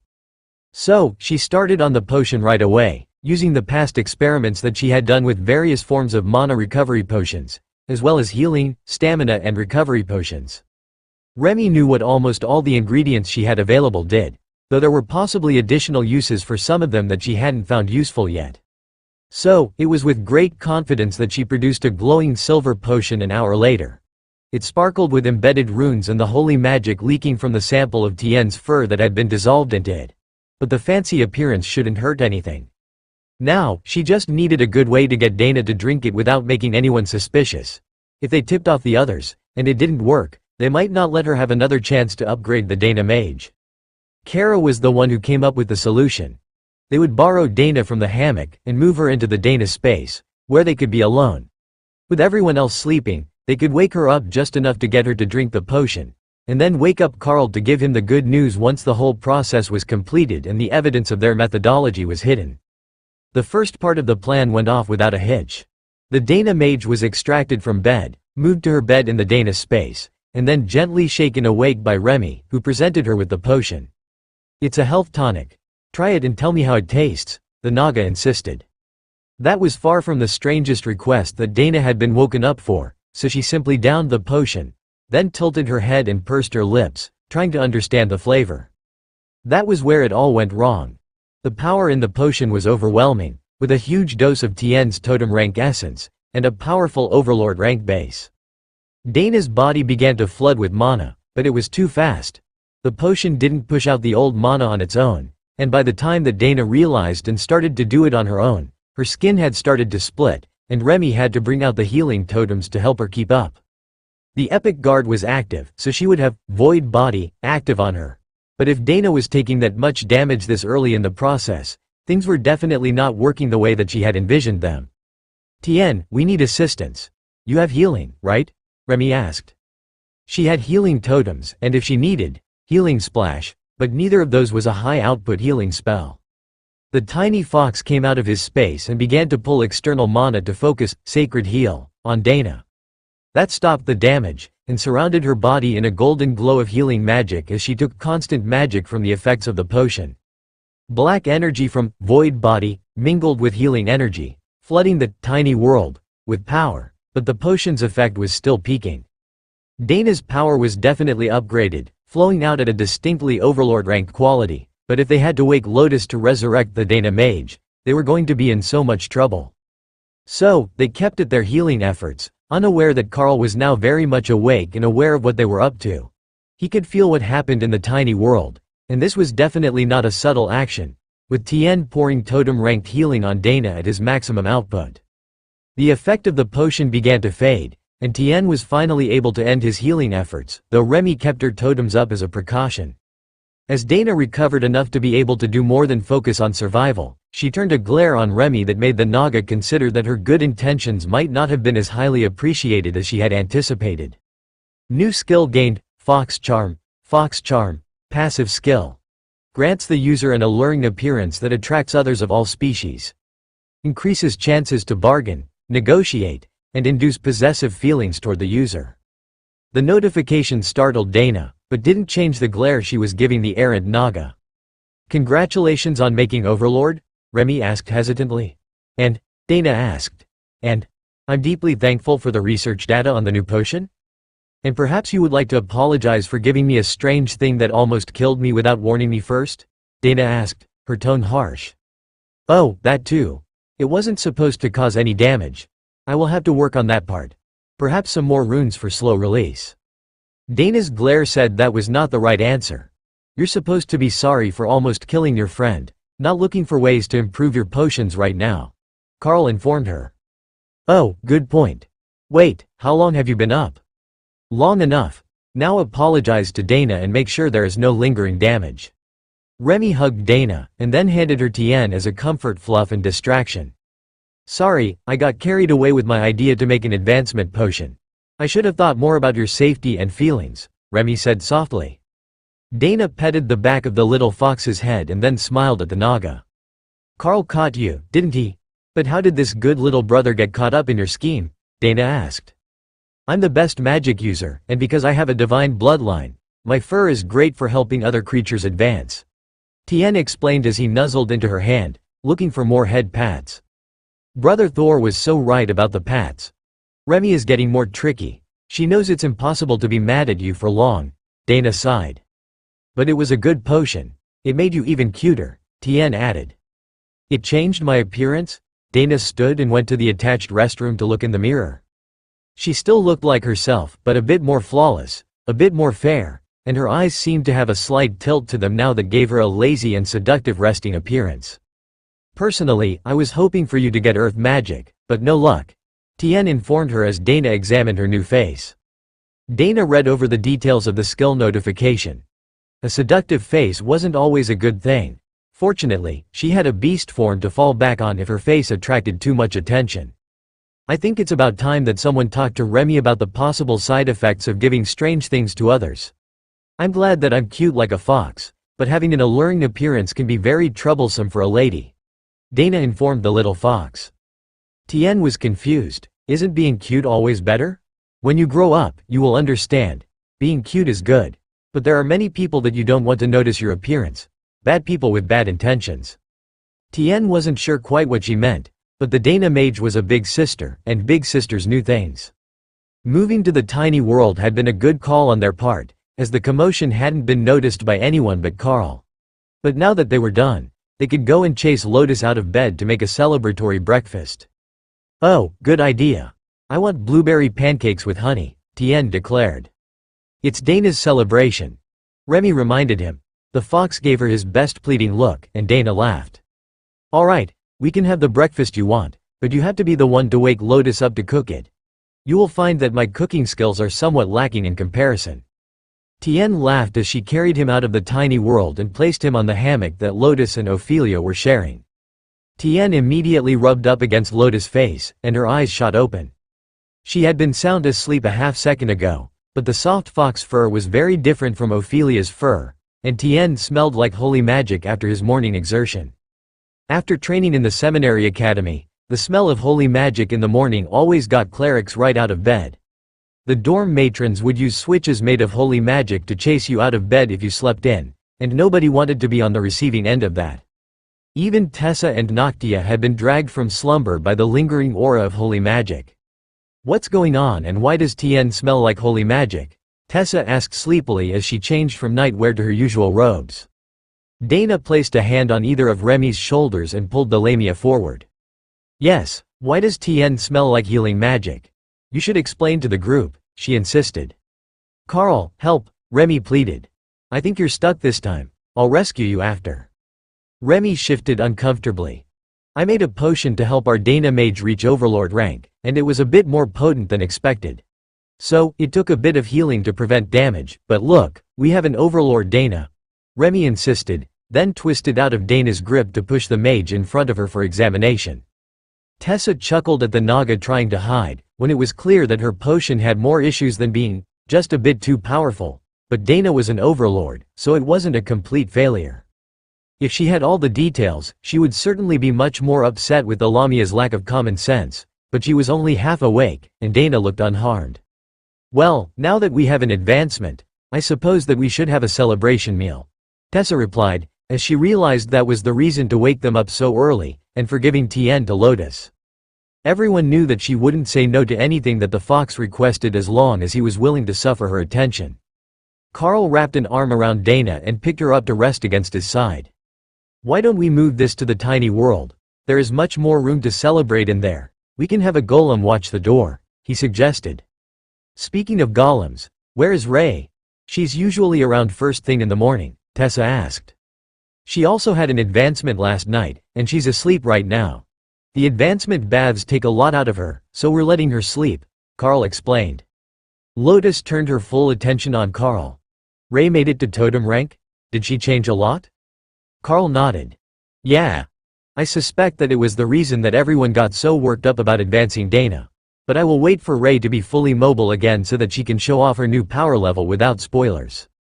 Carl opened the tiny world's entrance, and Remy assigned her bodyguards to watch the shelter. This close to the swamps, it shouldn't be too shocking to anything passing by if they sensed Naga by the river. Lotus was happy to make all the fancy ingredients for breakfast and show off her new food creation skills for Tien, who was quickly covered in flour after an attempt to help with the cooking. The lack of opposable thumbs made it difficult for him, but Lotus was happy to have him as a mascot on the counter as she made the blueberry pancakes that the little fox wanted. "Is there a reason for the rush to make Dana an overlord?" Tessa asked Remy as they waited for the food to be ready. Remy shrugged. She was still a monarch, but Ray reached totem. Plus, we had the ingredients, since she's a human mage, and Tien's fur would be compatible.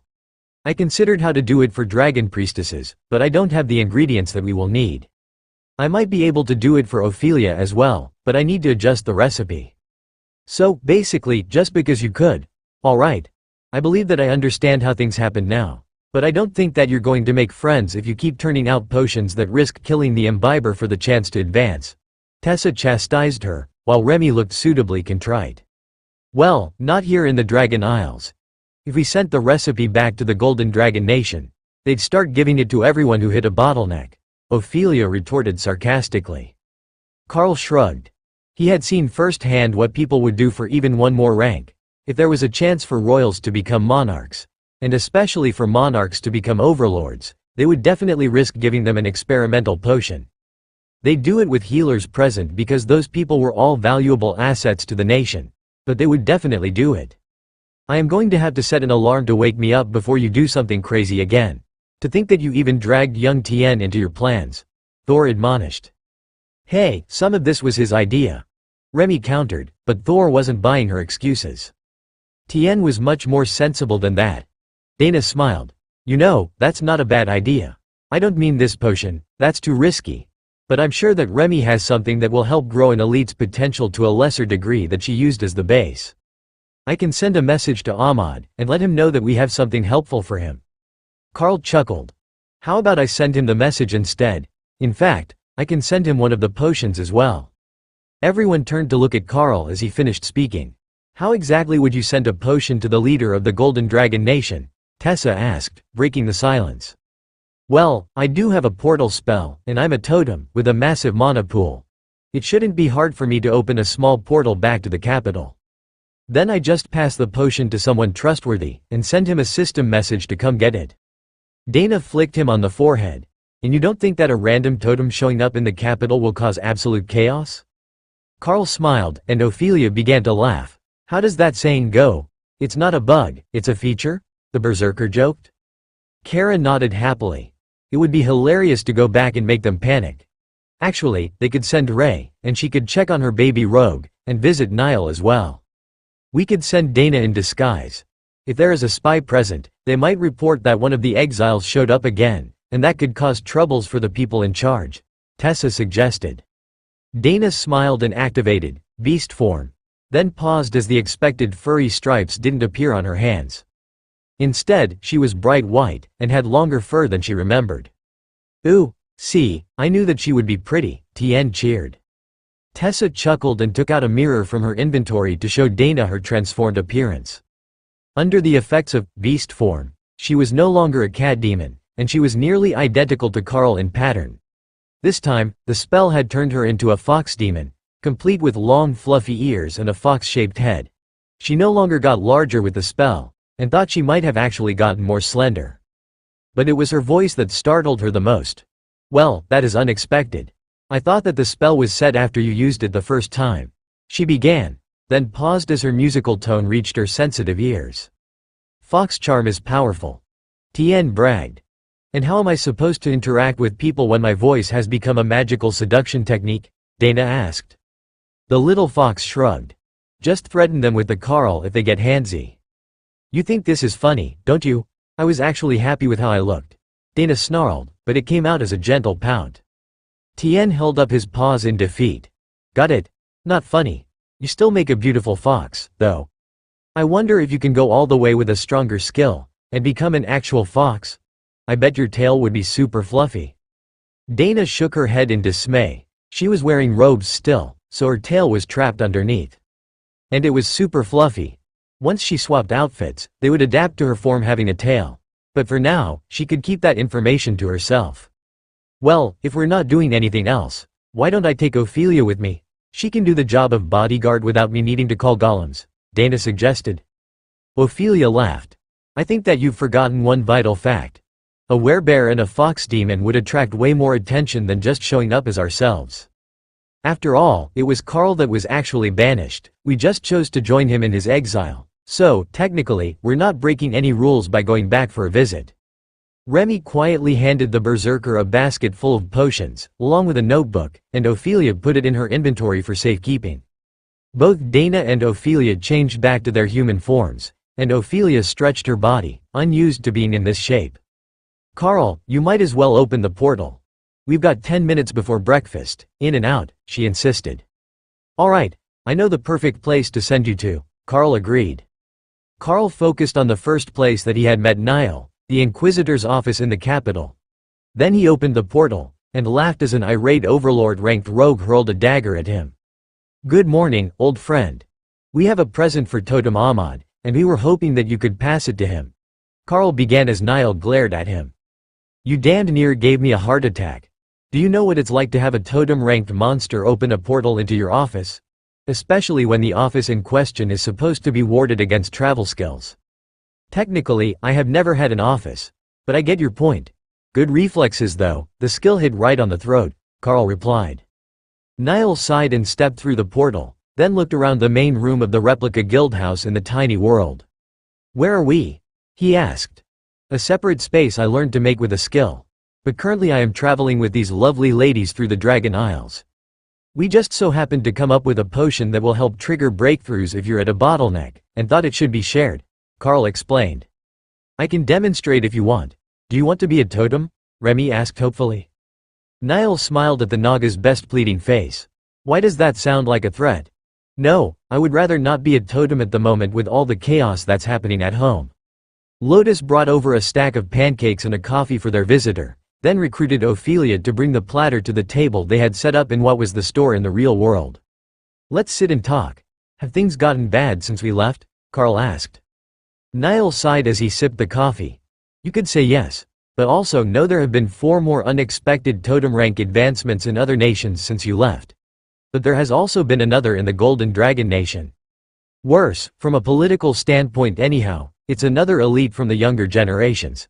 I think that you know her, actually. Lady Othello.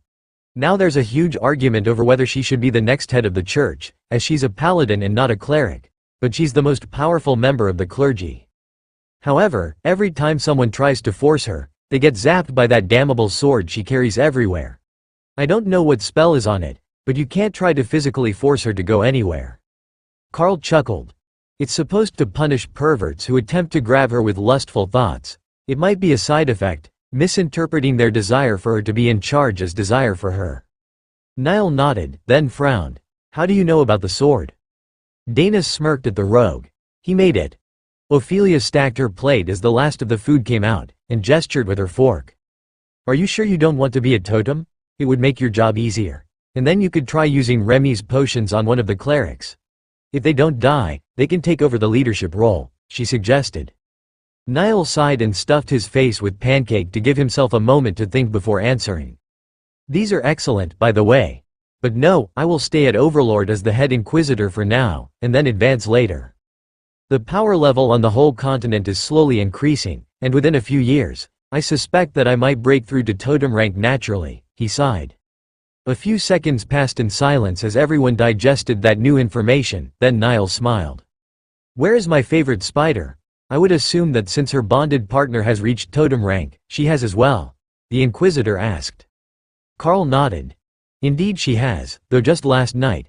She's still sleeping off the advancement, but we thought it would be better for everyone if we left the potions and recipes on your desk instead of going to see Ahmad himself. Niall chuckled.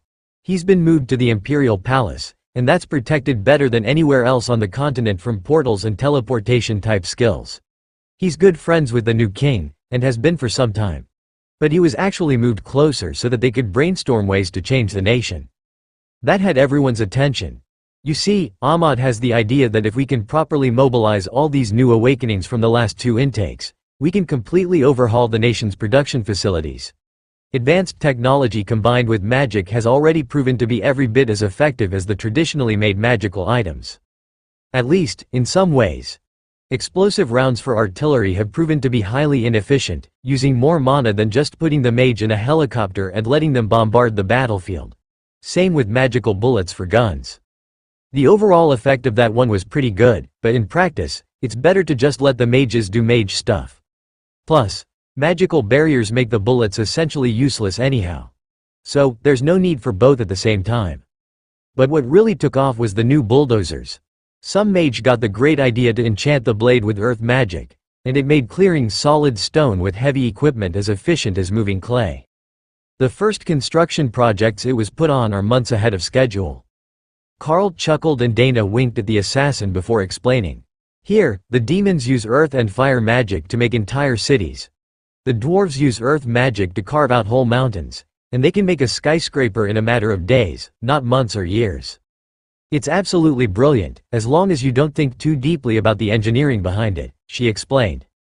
Niall nodded in understanding. Yes, I suppose that just letting people make an entire building out of what looks like a single concrete pour with no reinforcement would be very concerning to anyone who knows more about structural engineering than earth magic. Carl realized they had completely missed the important parts of their concerns. How are things with the giants? He asked.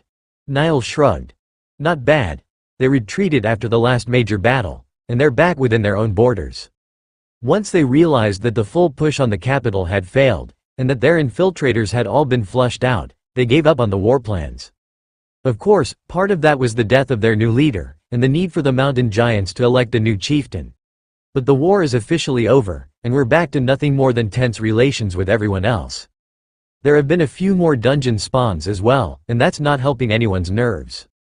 The stabilized dungeons have proven to be not only the fastest way for elites to advance, but an incredible source of loot and raw materials for the continent. Fortunately, it's all been commander rank and lower instances opening, so we haven't had a power race in one particular area. But the Golden Dragon Nation now has 3 commander rank dungeons and 1 awakened. Ironically, the awakened rank dungeon opened 50 meters from the walls of the academy. Can you imagine that? All these newbie elites from the latest intakes training, and they've got a dungeon right there waiting for them after their first advancement. Even better, anyone from commander or weaker ranks can enter it once a week, and it's set up for a 20-person attempt. It's perfect for team building exercises, and the groups are large enough that multiple classes can pick groups of 2 or 3 to go and work with random teams from other specialties. Lieutenant Rita, Carl's old advisor, has been put in charge of the schedule for the dungeon, as those who don't get picked to go from their class work can sign up for a pickup group instead. She's excelled in the role, and the classes that she teaches on cooperative combat are a student favorite. That was all good news to Carl, but everyone else had strange looks. Did you say the last 2 intakes? Tessa asked. Niall nodded. The intake ceremony was 2 weeks ago. The second since we've had the new methods of awakening elites. This one was just as successful as the last one, with over a third of the entire population of basic school graduates gaining the warrior class. I don't know what we're supposed to do with such an imbalance of warriors, but there is an incredible influx of mages as well. The Red Dragon cleric began counting on her fingers and frowning more deeply. The math just doesn't add up, she muttered. Niall shrugged. I have heard there are strange things on this continent, and a bit of time distortion in random areas wouldn't be the strangest thing that I have ever heard of. So, you might not have experienced the whole flow of time. Carl smirked and poked Dana. We almost missed your 18th birthday. We should find out what today's exact date is and make a cake. Niall lifted his wristwatch, then frowned at it. That's the weirdest thing I have ever seen, he muttered. The watch was a quality mechanical watch in a protective leather case. But while it had displays for the day and month, they were blurry, impossible to read.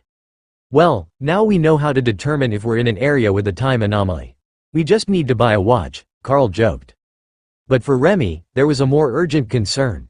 She had potions for the new academy students, and they were supposed to have been delivered before the year started, as a surprise. Take these with you as well. They're all for the academy. Niall laughed as she stacked crates of small vials, then placed them in his office. Hopefully, the open portal is keeping this area in sync with home, or someone will be very mad at me for slacking on my work, he sighed. In that case, we will see you again soon. Ray will want to visit you and her baby Rogue once she's stabilized. Niall chuckled and got to his feet. Thank you for breakfast and the gifts for your countrymen. I can't say that I've ever heard of exiles finding a way to still help out after they were sent away, but I appreciate it. Carl patted him on the shoulder. I would volunteer to come back and help keep everyone in line, but it sounds like you have it all under control. The Inquisitor smirked.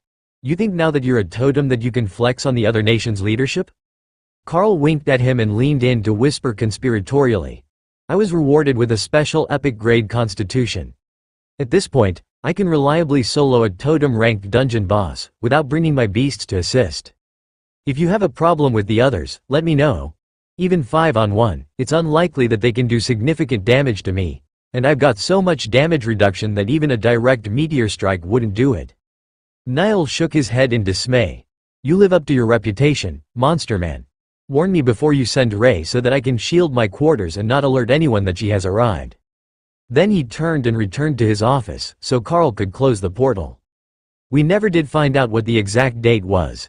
Dana noted a few seconds after he was gone. Well, we can sort that later.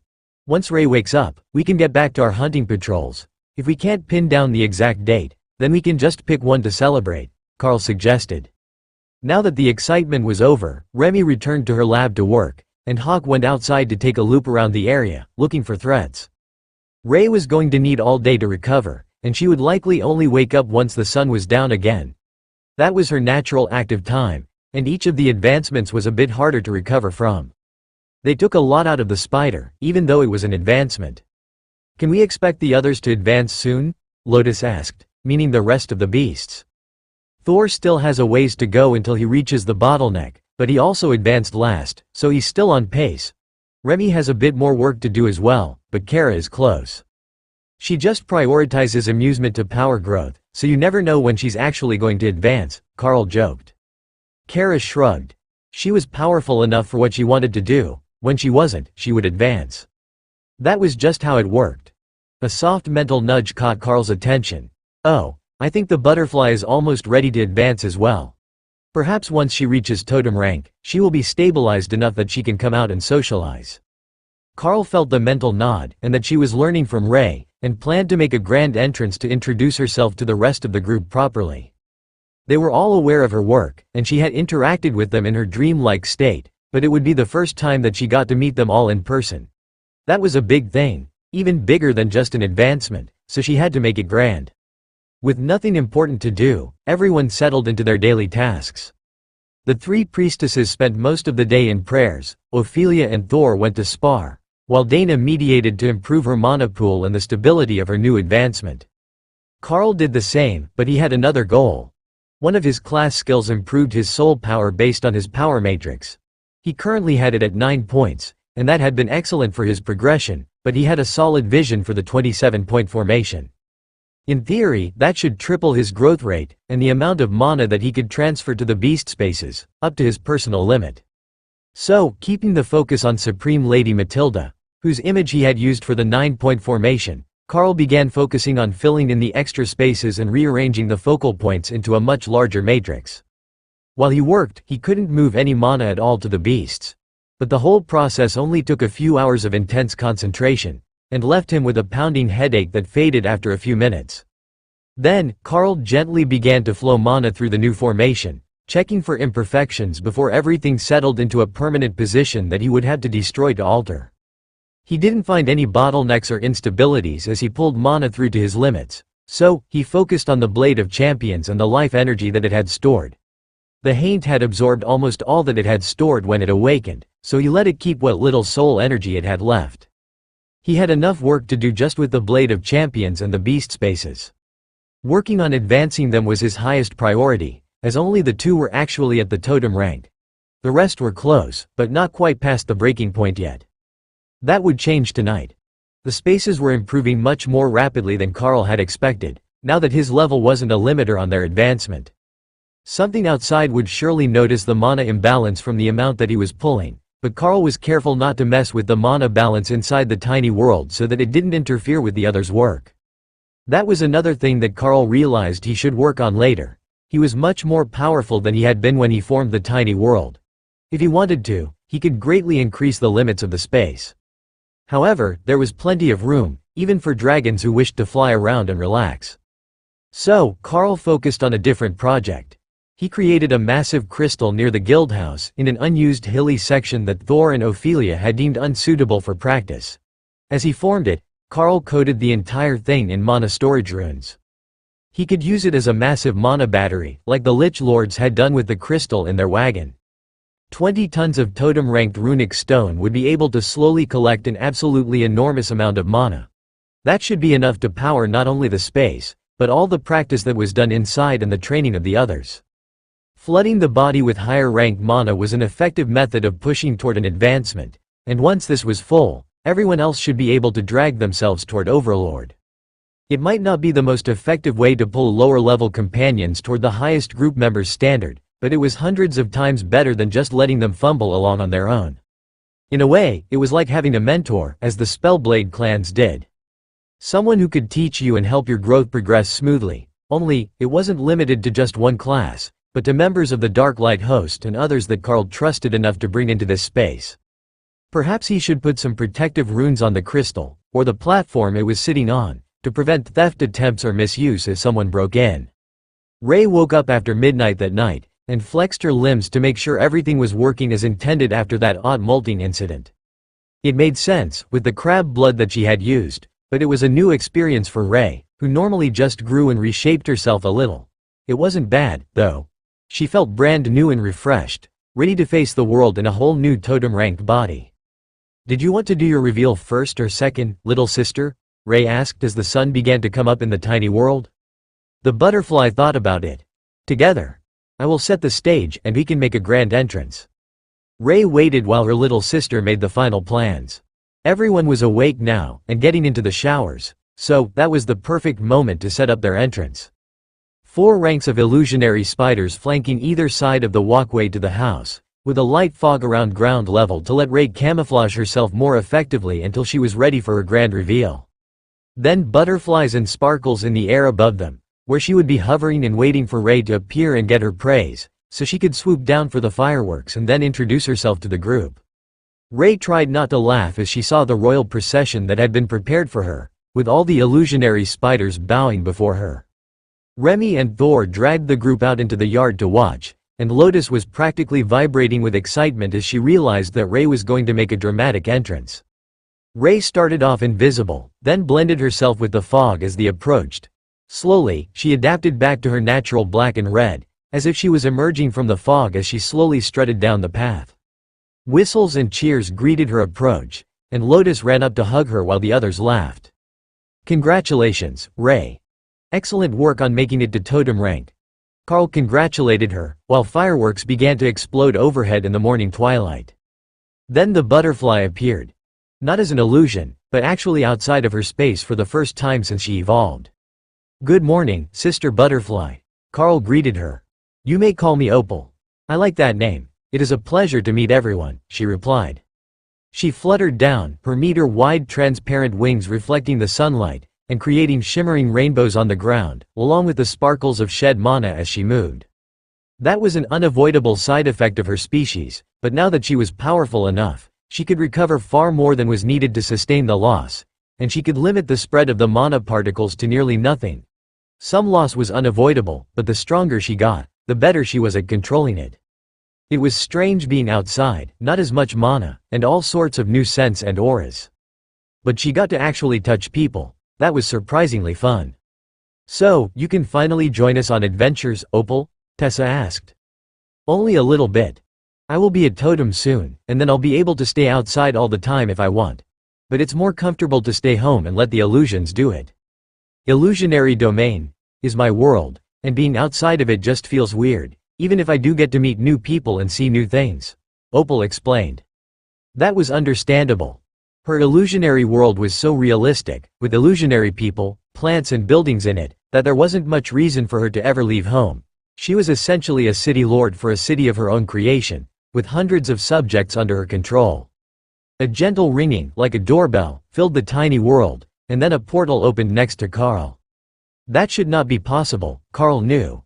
Opening a portal into a separate space required knowing exactly where it was, not just the opening, but the actual nature of the space, and how it was formed. But when an extremely annoyed-looking totem-ranked vampire stepped through, nobody was startled anymore. "Miss Tiffany, good morning to you and your mistress. What brings you here so early?" Carl asked.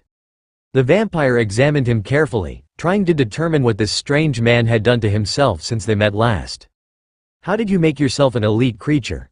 That role should be reserved for dungeon bosses," she demanded, skipping the formalities. "It's a pleasure to see you again as well, but really, I don't know. I went into a trial instance, and it gave me the option to optimize myself. I chose that option over the others, and then completed the trial, and it gave me a fancy thing for my name. I can't see it, but nobody else seemed to know what it meant," Carl explained. Dana cleared her throat, drawing Tiffany's attention. "What actually brought you here today? I suspect that if you forget the important part, it might become a problem for all of us." "Right. The Supreme Lady wants me to take a picture with the spider and the badger," the vampire explained. She was obviously not happy about it, but that could be the fact that she had been chased out of bed at dawn. For a vampire, this was just past their natural bedtime. Not that one as old as her would have any trouble being awake all day, but even the naturally cheerful Mick was cranky when it was too bright outside. Plus, those born as vampires from infected parents died the first time, the nature of their powers changed, and they became much more nocturnal. Kara was happy to take a group photo, even if the camera was a relic, and she couldn't be certain of the quality of output they were going to get. Carl set up the camera to catch the group, and Opal moved to hover behind the trio, while Kara stood up on her hind legs, so her face was closer to Tiffany's head height. Ray still dwarfed both of them in her natural form, though she was only a little taller than Tiffany. Just much wider. There was only one button on the large tripod-mounted camera. Carl had no problems getting it lined up for the shot, and then channeled mana into the button as he activated the magical device. Unexpectedly, the camera did not output a photo. Instead, a meter-wide, landscape-oriented painting formed against the legs of the tripod, as if they were a painter's easel. "Thank you. That will make her happy.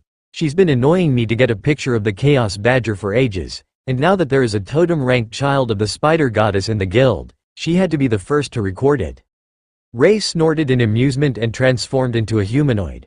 "Does that mean we should expect a visitor from the Spider Goddess soon?" Tiffany nodded. "Likely a whole group of them to test you and the Carl. Though, he's already fought off a whole group of assassins from Nerid, so they might be more polite the second time." Now that the picture was done, Tiffany collected the camera and gently picked up the magical painting.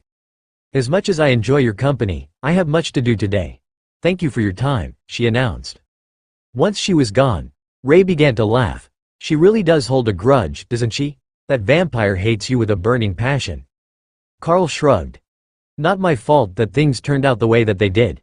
Neither of us knew that things were going to end up with a trip to the Chaos Realm and a visit from the Supreme Lady when the fight started, and I certainly had no idea about her past with Matilda." Ray shrugged, and all the others looked at him like he was an idiot.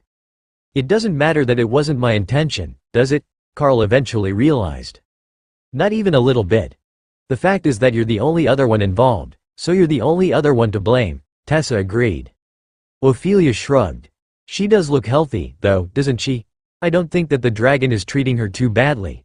If she were, I would have expected her to start looking worn down and tired after a few months." Without warning, Opal vanished back into her space, but left an illusionary copy of herself as a stand-in so that she could give the appearance of continued direct interaction with the world. At first, she had stayed in her space for safety and out of necessity. But now that she had seen the outside, she realized that she was actually more comfortable at home. Plus, being awake was exhausting. Not in a sense of mana deprivation, she had that under control. No, she was used to sleeping all the time, and never really got mentally stressed. But being awake was totally different. And totally overrated. Are we throwing a party? Lotus asked hopefully. Ray had just revealed her advancement to totem rank. That was definitely worthy of a party, even if they hadn't just officially met Opal in person.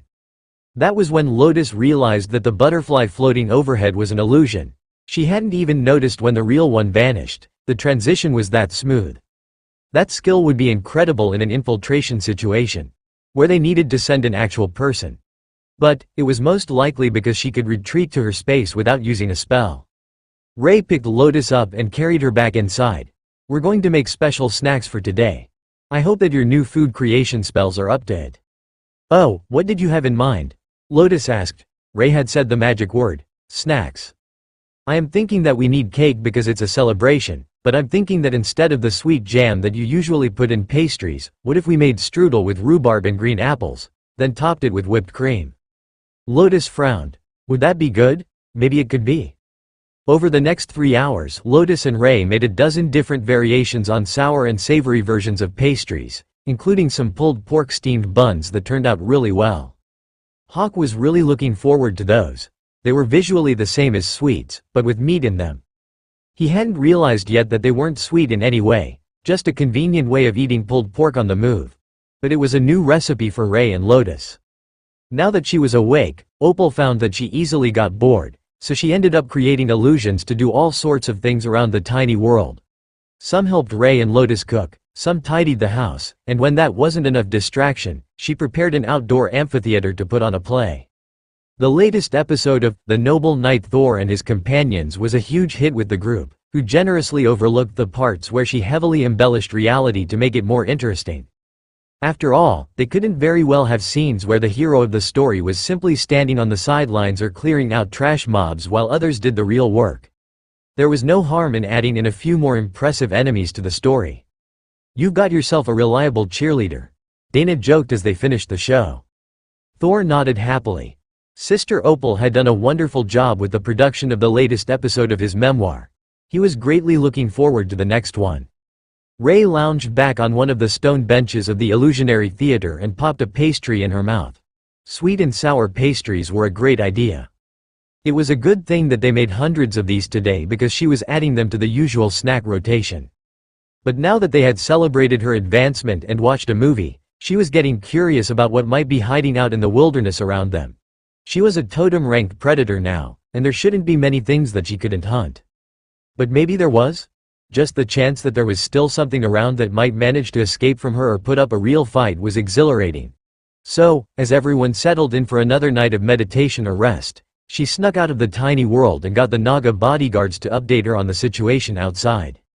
There wasn't much coming close to them there, but there were some powerful monsters in the distance that Ray might be able to play with. They couldn't tell what it was, but they could sense the powerful auras.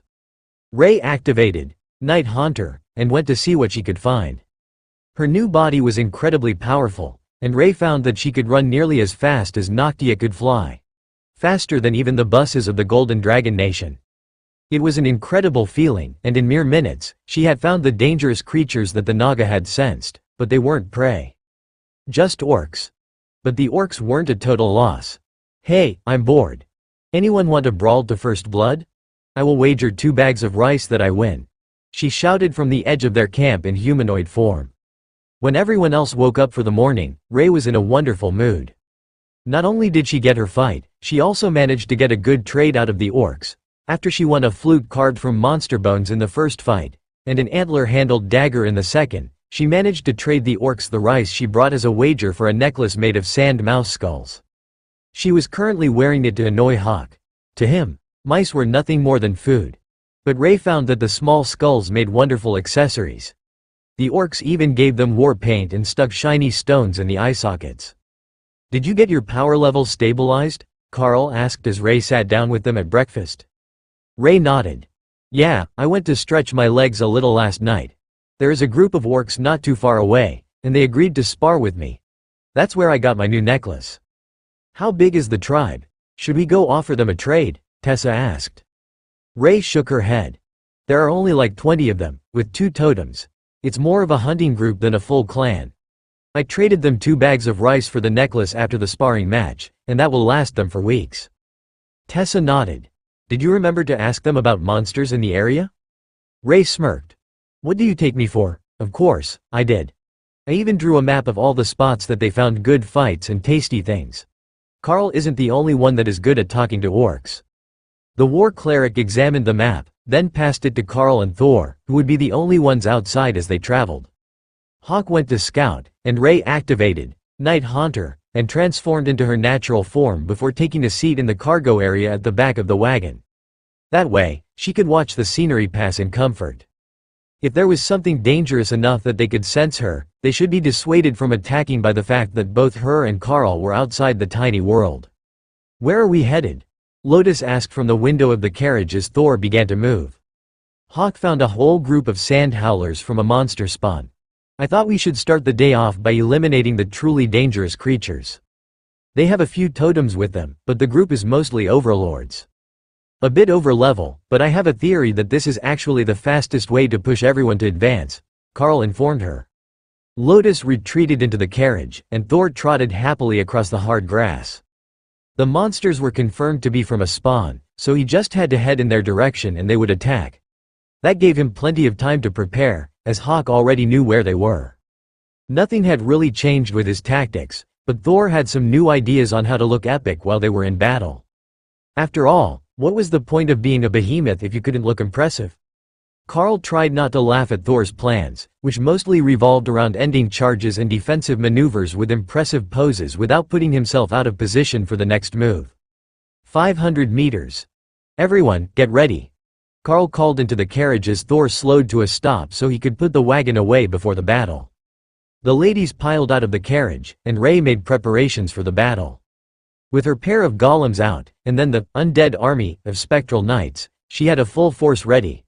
She was still incorporeal, but the summoned force would be enough to terrify the sand howlers. Carl advanced on the sand howlers while Ray led her group to flank the right side. That put everyone else on the left, as the few totems in the swarm moved to engage what looked like the largest threat, Ray's summoned team. Once they got close, Carl called on his bodyguards, and brought out the Haint so she could fight alongside the epic guard. The two looked a lot alike, and they had a similar fighting style, so they worked well together. If they needed to, they could merge to increase their power level, but that was unlikely to be necessary now that Carl was at totem rank, and the strongest enemies had all diverted to the side of the group, where Ray was attacking. The Yeti-like sand howlers made a wailing noise like the sound of an incoming sandstorm. That was how they had gotten their name, but they were also skilled in sand magic, and they were forming their own sandy blizzard to reduce visibility. Normally, that would also be a deadly area spell. But with the epic guard putting Void Body on the group, they could simply ignore the damage from the spell and work around the limited sight restrictions. However, Ophelia was not impressed with this sort of enemy. She would be shaking sand out of her fur for days. That didn't stop her from fighting, though. The sand howlers were an intelligent enemy, and even with Dana's golems, they were still heavily outnumbered, and the creatures were determined to outflank and encircle them. Fortunately, Remy had joined their side, and her bodyguards could hold the back of their formation, while Remy herself was in the middle, throwing lightning at them. At least, she was for the first minute, before realizing that lightning magic didn't work particularly well against these creatures.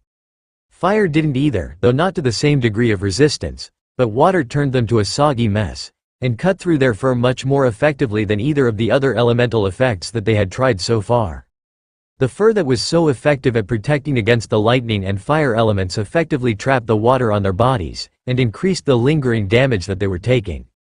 A victory for Remy. Dana smiled as she watched her golems parry the attacks of the sandhowlers. The creatures hadn't landed a single strike on the golems yet, and the greater golems had moved to protect the side opposite Tessa and Thor. But Dana realized there might be a better way to do this. If she shifted the golems, who had gained her increased attack speed and auto parry, she could put the greater golems between them, and then both the damage and defensive capabilities would be balanced across the whole section of the battle they were responsible for. The sand howlers weren't particularly fast, and they were large. So, only 3 of them could engage each golem at a time. That was enough that the stone summons were mostly on the defensive. But they were still managing to land a few attacks of their own without relying on Dana. Her newest attack skills were all flower-themed for some reason, with names like Piercing Rose Thorns and Plum Blossom Slash. But they were every bit as powerful as spells with more dignified sorts of names. If she didn't know better, she would think that the system was messing with her, and giving her skills with names that she would be embarrassed to say out loud. Nevertheless, they smoothly cut through the thick fur of the sand howlers, and every strike left lingering damage from her new poison skill, Toxic Beauty. She really had been scammed by this Mystic Blademaster class. The part that annoyed her the most was that it really was as good as she had hoped, and she had even gained the ability to control her Blade Swarm, skilled to the point that she could engage a dozen opponents at a time just with the magical blades. As she fought, she could feel her mind beginning to expand. Each blade, each summon, was a separate train of thought. And the more that she used them, the more natural it became. Dana briefly considered that this level of class might actually be on par with what Carl had if her physique was the same. But as he had Kara on his side, his anti-magic capabilities made him a hard counter to all sorts of mage classes, no matter how powerful. If he couldn't just nullify her attacks, Dana was certain that she should be a match for nearly any other overlord. She activated Plum Blossom Slash, and sent a wave of razor-sharp petals into the sand howlers, tearing into them and driving back an attempt to get behind her formation. Carl has nearly dealt with the totems already. Tessa informed the others from her raised vantage point on Thor's back. Dana laughed, of course he had. Between Carl and Ray, there was little doubt that they would be able to tear through a 10-on-2 battle as if the enemies were made of paper. As the number of sand howlers dropped, Tessa and Thor moved to herd them into a smaller group, where area skills would do more damage. They had multiple area damage effects, and if they could keep the sand howlers close enough, they would all be taking continuous holy damage. Dana shifted the golems and her epic guard around the other side, encircling the last dozen sand howlers in a full reversal of the early part of the fight. Then, Ray was there, all stabbing limbs and flying blood, and the sand howlers were dead. Ray dipped her front half in what Dana took as a nod of satisfaction, and the spider's army of summoned creatures finally caught up to the battle. None of them could use Shadow Step, so they had to actually run across the battlefield. Ray didn't have that much patience. Carl jogged over and checked the bodies using Soul Sight to ensure there were no survivors faking their death. Alright, Hawk has found more targets for us. Do we want to keep going, or does anyone need a rest? It will take about 15 minutes to get there, Carl asked. If we're in the carriage, that's more than enough time to recover, Tessa agreed. I need a snack. Fighting makes me hungry, Thor added in Carl's mind. Alright, I will have my golems pull the carriage, and everyone else can rest. That way we're all fresh for the next fight. There is only one totem leading the group this time, but there will be a lot more royal rank enemies to deal with, instead of overlords, he explained. Tessa hopped down and Thor returned to his space to eat. It was the one inconvenient part of being a behemoth. His appetite was much larger than when he was a Sero, and his body was still growing rapidly. Thor wasn't quite clear on how large he was going to get, but the name suggested that he would be something close to dragon-sized when he was finished. If he had thought to ask Remy, he would have gotten the full answer. The impenetrable bulwark behemoth never stopped growing. But they got better at reducing their size over time so that they could maintain a more manageable size, and not eat themselves out of a home. The larger they were, the greater their appetite, and the oldest of the behemoths dwarfed even the ancient dragons in pure size. Carl called on a pair of dire bears and Ray made them a harness to pull the carriage, which was quite the sight. The 2 bears harnessed together in a row for more output was overkill, given that they didn't even have trade goods in the carriage. But it looked impressive, and the spell summoned 2 of them anyhow. They started moving across the soft ground, and Carl realized that while they were out of the swamps, the lower areas were still very wet and muddy. That was going to be a problem for traveling, but they could make flotation adapters for the carriage wheels easily enough, and the totem-ranked bears were capable of simply dragging the carriage through any depth of mud.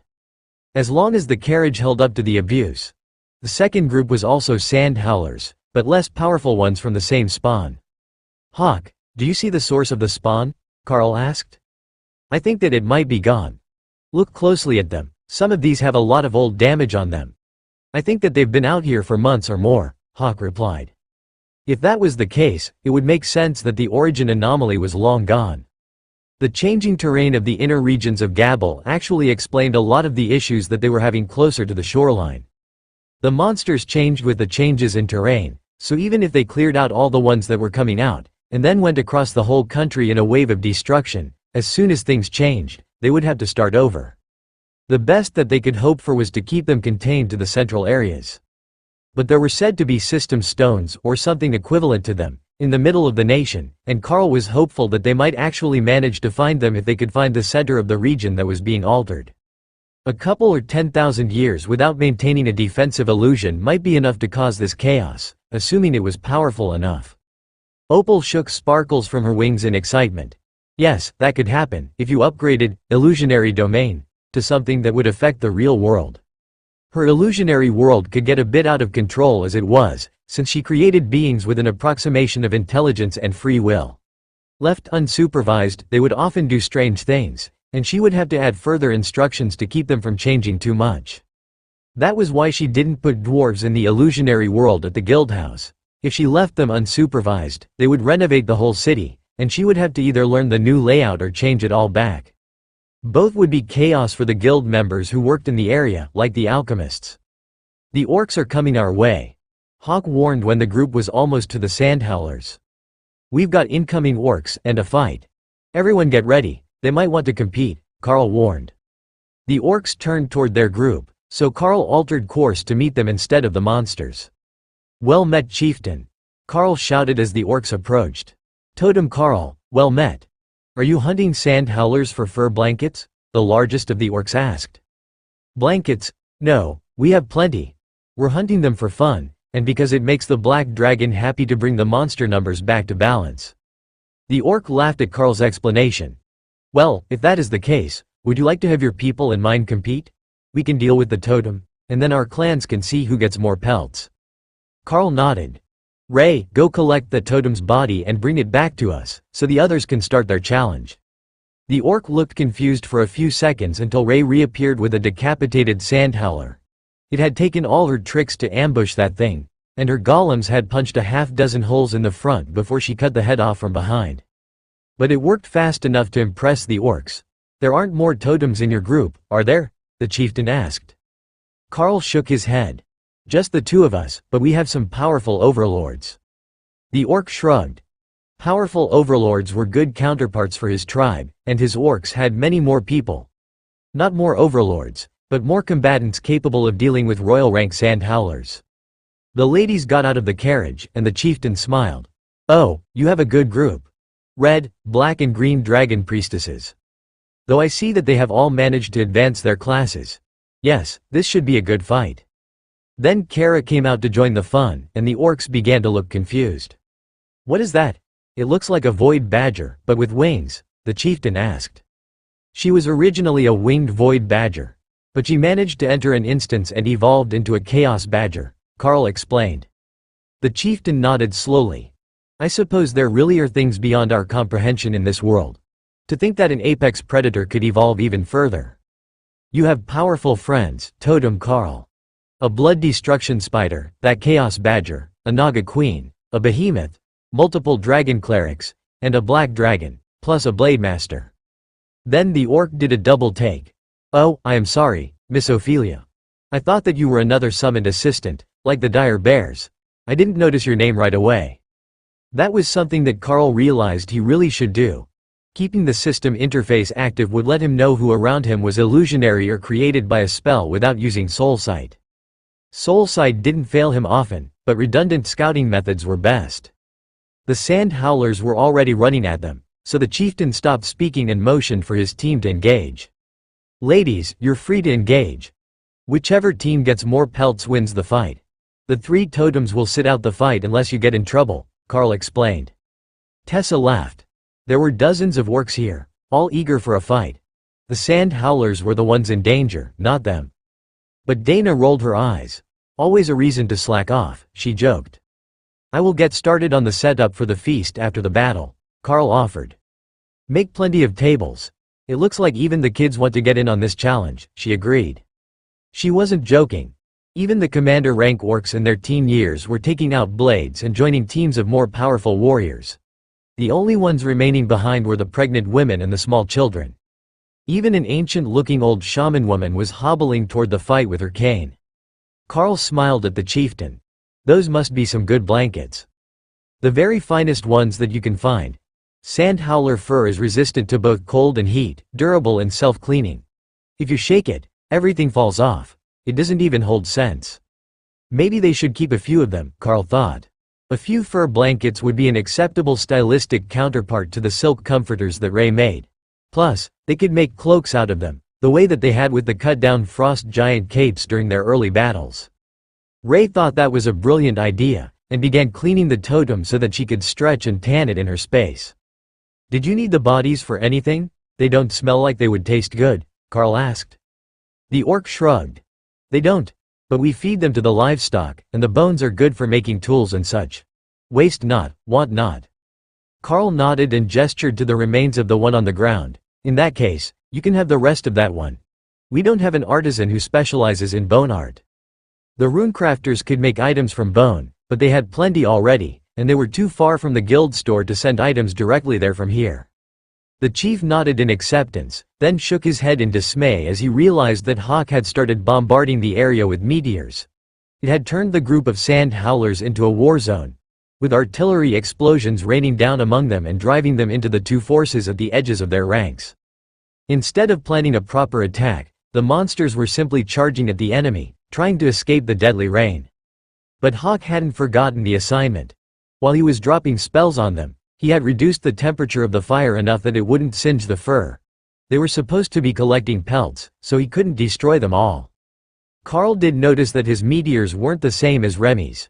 Hers were actual stones.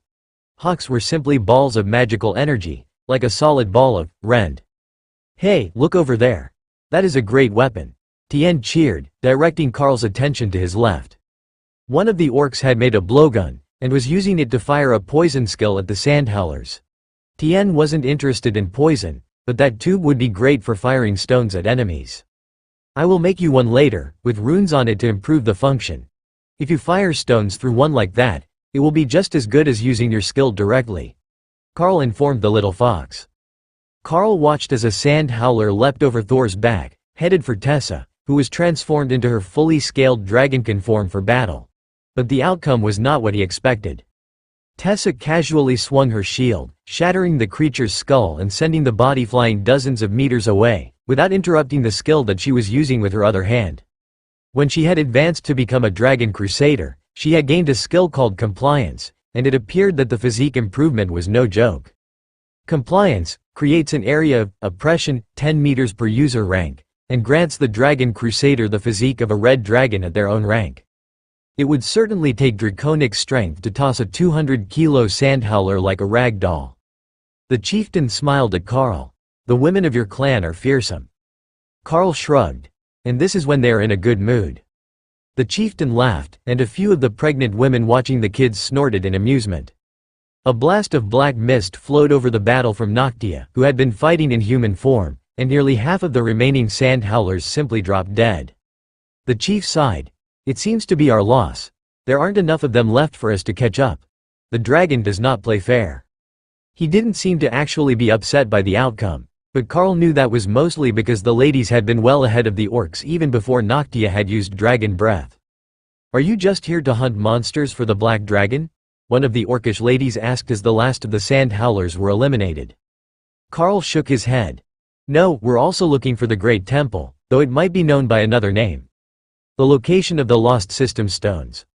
We have reason to think that they might be active again, and able to be found. The woman excitedly got to her feet. It is said that there might be a fragment of the lost dragon scale there as well. Finding the scale has been the dream of all orcs for generations beyond record. Carl smiled. Indeed it has. I originally come from another continent, where the orcs relocated to in search of the scale. They believe that they are close to locating it now, but they never gave up on the search. The woman looked proud of her people's perseverance. It had been thousands of years, but they kept their oath to find the lost scale fragment. If rumors were to be believed, The whole thing might have been a prank by Supreme Lady Matilda. But Carl strongly suspected that he was actually in possession of the scale fragment. The more energy they poured into the scale that Hawk had recovered from the capital, the more that it resembled a broken version of the legendary World Dragon scale that the system's core was formed from. With the battle ended, the counting began.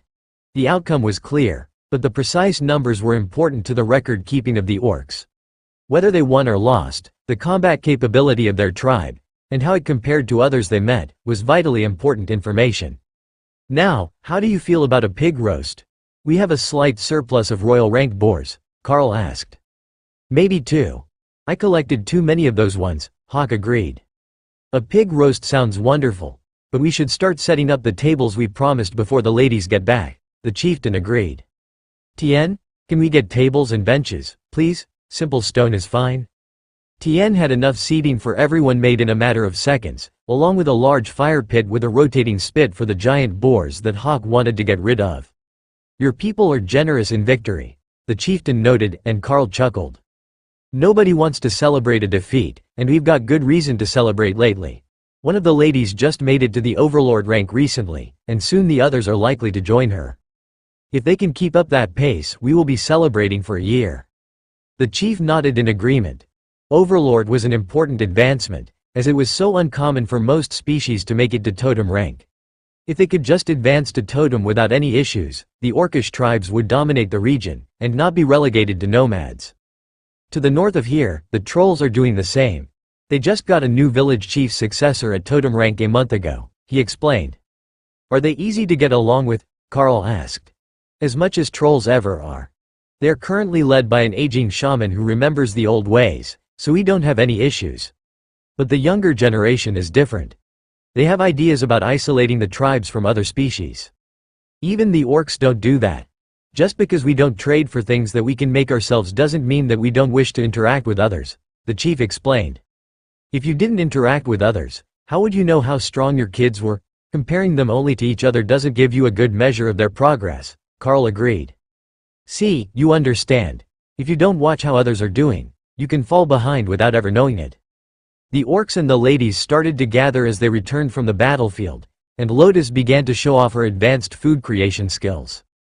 When she got the Nature's Friend class, she had gotten even better food creation skills, and now she could make wine directly, without waiting for the process. That skill was very popular among the orcs, who also brewed berry wines of their own. As she explained it, fermentation was a natural process, and making the ingredients was simple. So, it was only natural that her skills would advance to making wine, mead and other alcohol. That could become a disaster for many nature clerics, with their notorious lack of self-control, but Lotus was never a heavy drinker, and actually preferred the fruit juice to the wine.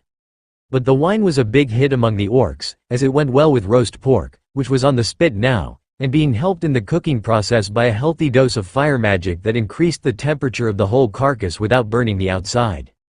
They didn't have all night for the food to cook, but the orcish chefs were good at the trick. They had practiced it all their lives, as the clan hated to wait for food, and they rarely set up camp long enough before a battle to begin the celebratory feast. Plus, if they spent all that time cooking, they wouldn't be able to join the fight. You couldn't leave all the cooking to whoever happened to be injured or pregnant enough that they had to be excluded from the battle. Some orcs just couldn't cook. Tessa added the traditional rice and beans, but spiced heavily, the way that the orcs and demons liked it. Now, they had a proper feast. Unlike many of the orcs that lived in Drode, this tribe didn't look like it put much time and effort into decorative or entertainment items. They did have a large drum that they set up for the dance, but that was it. It was enough, Carl supposed. The orcs were happy to dance to the beat, as were Lotus and Ophelia. So, it didn't really matter if they were all dancing in their armor. This really was Lotus' time to shine, Carl decided. She had transformed into the Tree of Life, and was happily dancing along, shaking golden dust from her branches, while the blue healing birds fluttered around the camp, periodically diving into someone to heal hidden injuries. The orcs loved the show, as the afternoon sun made the golden dust sparkle, and this tribe was particularly easily entertained. They were just winding down the party when the ground began to shake, and everyone was suddenly on guard again. I don't recognize this. Do you what it is? Carl asked as the orcs prepared for battle. The chieftain nodded. This is fairly common. There is something underground in this region, and every so often the ground simply opens up and spits out monsters, then closes again. That was not how Carl remembered anomalies working at all. Could it be the result of anomalies underground? As Carl recalled, the dwarves had said that the anomalies didn't form underground. They had never had one in the dwarven cities. They always happened on the surface of the mountains, not inside them. So, this had to be something else. Maybe it really was related to the missing system stones? It wouldn't shock Carl if it was. Most of the unexplained things in the world were somehow system-related.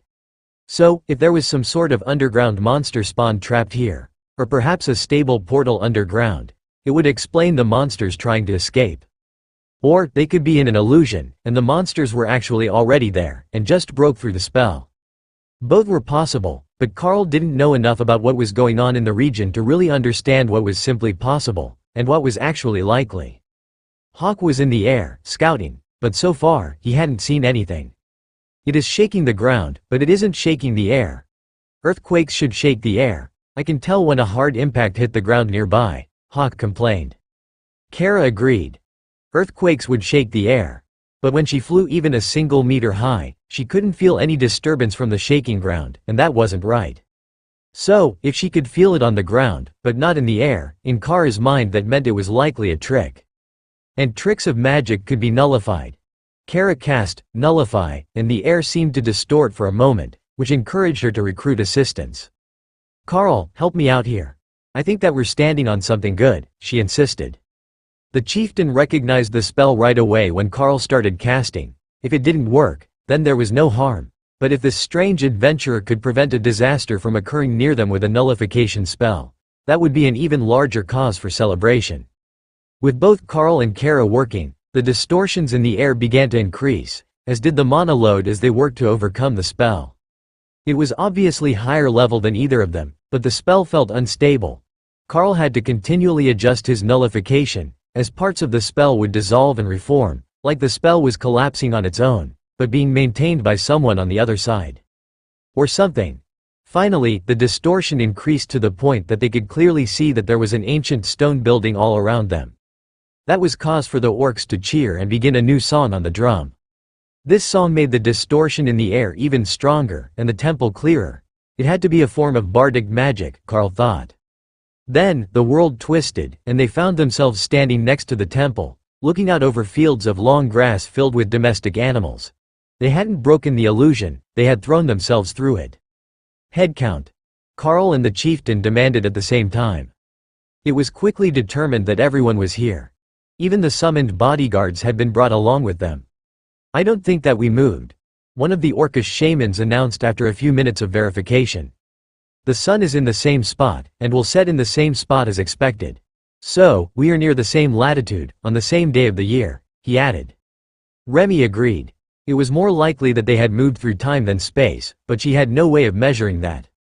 However, they were not alone. Welcome, a gentle voice asked hesitantly, clearly unsure what to make of the sudden arrivals. The chieftain poked Carl, who turned to face the new voice. A young woman in a dark light host tabard stood in front of them, looking nervous. Ah, good evening. Sorry about the sudden intrusion. It appears that a magical anomaly decided we should be here today. My name is Carl, and it's a pleasure to meet you, Mira. Then Carl activated his armor spell to display his guild tabard, and the young human woman smiled. Normally, I would ask what brings you here today, but if you weren't coming here intentionally, I suppose I will need a new greeting. Welcome to the Narazir Zone Way Station number 42. The Temple of the Old Gods does not have any proper clergy in attendance, but we have renovated it to provide lodging for travelers, if you would like to rest for the evening. It was clear that the temple would not hold an entire clan of orcs, but Carl and the chieftain, as well as the shaman, would definitely be interested in checking it out anyhow. Would you mind giving us a tour? I suspect that this location might have something to do with our current predicament. Possibly, a magical relic that resonates with one of our members, Carl suggested. The woman nodded.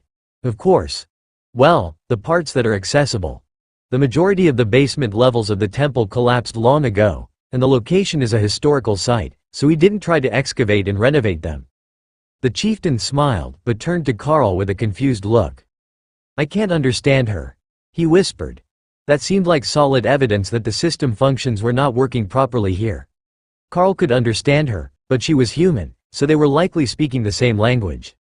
But Carl could still understand the orc, so their own functions weren't impacted. She offered us a tour. Just follow my lead, and I will have someone translate. In her reduced spirit snake form, Remy slithered up Carl's side to his shoulder, giving herself a good perch to see from. If they couldn't understand Orcish, they likely didn't understand Serpent either. The woman smiled and nodded politely to Remy, recognizing her as a transformed Naga queen, then gestured toward the temple. Ophelia gestured for the others to go. "I will stay here with Thor and the others. You can go ahead with the priestesses," she explained. If the locals couldn't speak Orcish, someone needed to stay nearby, or there could be a major incident, simply due to a misunderstanding and lack of translators. The woman at the temple still had a Dark Light Host Guild membership, and a nameplate with the system, so she had a class. But that only made misunderstandings more dangerous. The sudden arrival of an entire orc clan had also attracted attention, and the nearby farmers were watching them with great interest as they went about their days. Orcs didn't necessarily have the best reputation, thanks to their love of a good fight, so it wouldn't be out of the question for the locals to think that they might have gotten bored and decided to go raiding. After all, if the fight didn't come to you, you could go and pick a fight. But the real question was, where and when had they ended up? There was no temple at this location in either of the versions of the region that they had seen so far. It was in the zone that Hawk had scouted both before and after the change, so it would certainly have been noticed among the completely wild and uninhabited region. Only, neither of those words described what they were seeing now. This was clearly all farmland of various sorts, and there was a massive stone temple. Inside the temple, Carl walked beside their escort, while the Orcish chieftain was a step behind, with Tessa at his side to whisper translations and notes about things that the locals didn't notice anymore. When you saw a carving every day of your life, it was nothing remarkable. But when the carving was dedicated to a god that a dragon cleric, who had spent years learning about the various pantheons, couldn't identify, it was important to them. This was once a temple to the old gods, the ones forgotten by time, or replaced by the younger gods. Many of their stories were said to be brought to this world by the outreach programs of the Darklight Host when they spread through the world, but from what I can tell in the temple, the guild didn't actually have any connection to the faith, unless there were members of the faithful among the guild membership. See here? This is a statue of the god of magic, Carl. The one I would assume that you were named after. It shows him in simple black robes, almost as if he were a follower of the Black Dragon, but the placard underneath is mithril, unaffected by time, and clearly details a simple prayer to the god of magic, their guide explained. Remy called her bodyguard into her space and had them make notes of all the inscriptions and other writings that they found in the temple. Even if they couldn't read it right now, it could be valuable information later. Like for Brother Tien. He would probably want a temple to the beast gods, but he had a lot of magical power, so there might be some merit in saying nice things to the god of magic. It wasn't just human gods, either. There was a beastkin death god with wolf ears, and a man in a faceless mask listed as the laughing god. Well, that one might be human, though as they were supposed to be the god of luck, practical jokes and fate, their appearance might be ambiguous. A happy squeal let them know that they had lost Lotus, as the priestess was rapidly disappearing down a side hallway, as Mira laughed.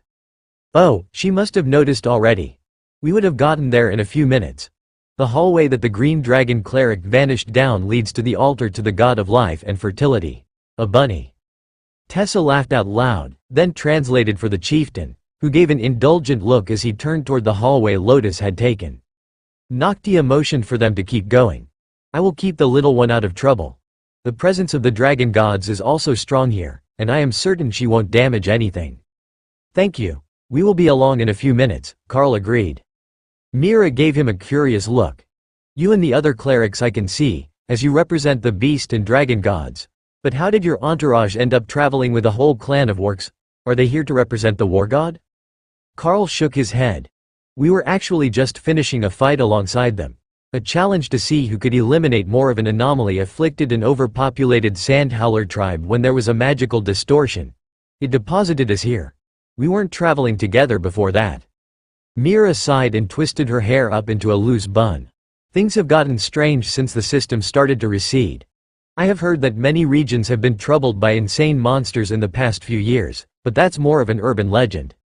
The fact that you're here describing the issue firsthand means it's true, doesn't it?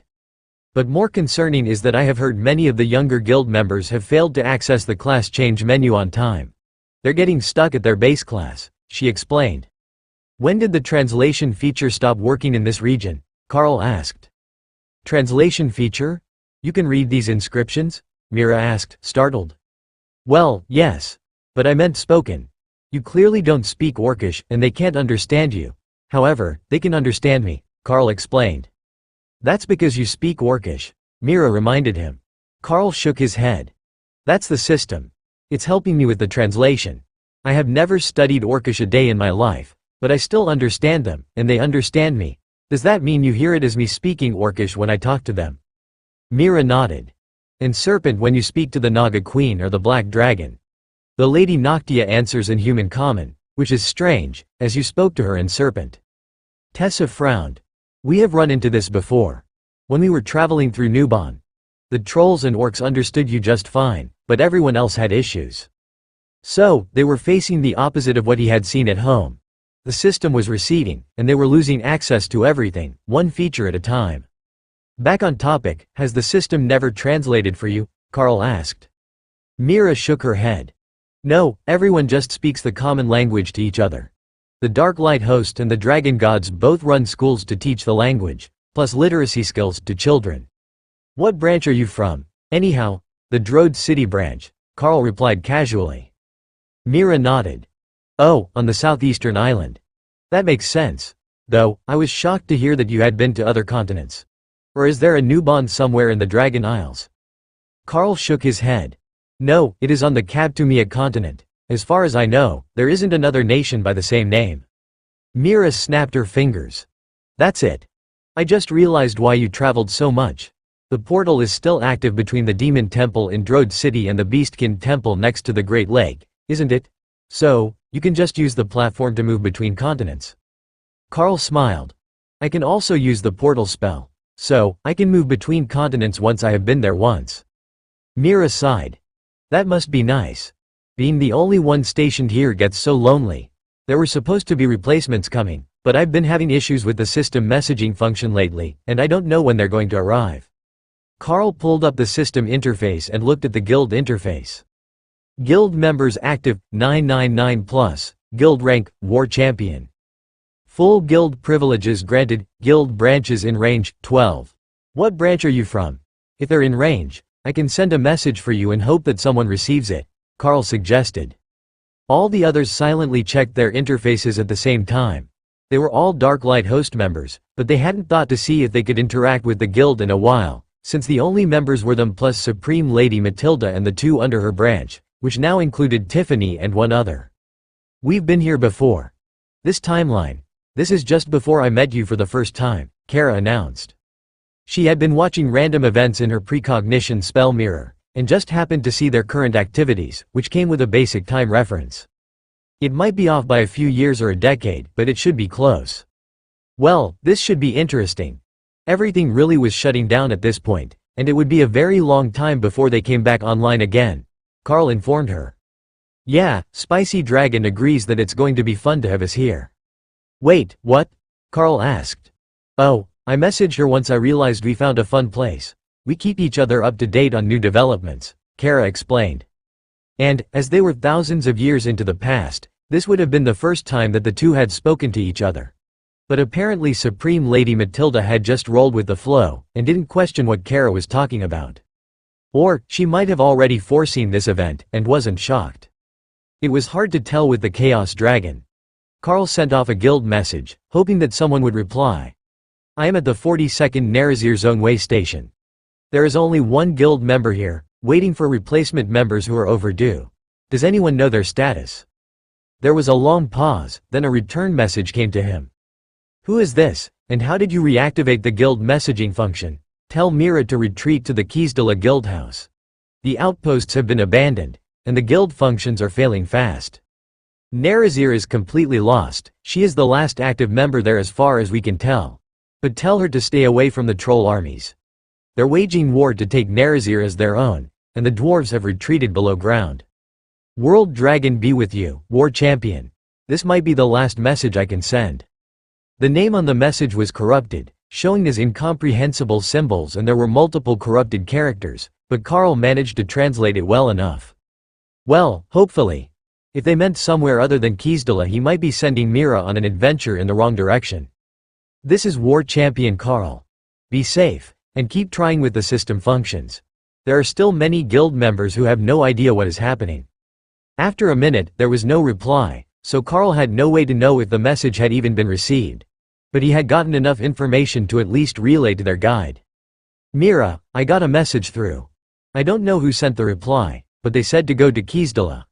Apparently the trollish armies are taking Nerazir as a trollish nation, and the dwarves have moved underground. The guild functions are apparently failing fast, so they're calling everyone to the guild houses. As far as they can tell, you're the last guild member in the region. Mira laughed. 1,000 kilometers through the wilderness, while the trolls are at war. Not only that, but I'll have to cross the east wall, and that means the active war zone unless I go way out into the wilderness and stay away from the cities. I think that if the system is collapsing that fast, it might be better if I just stay here.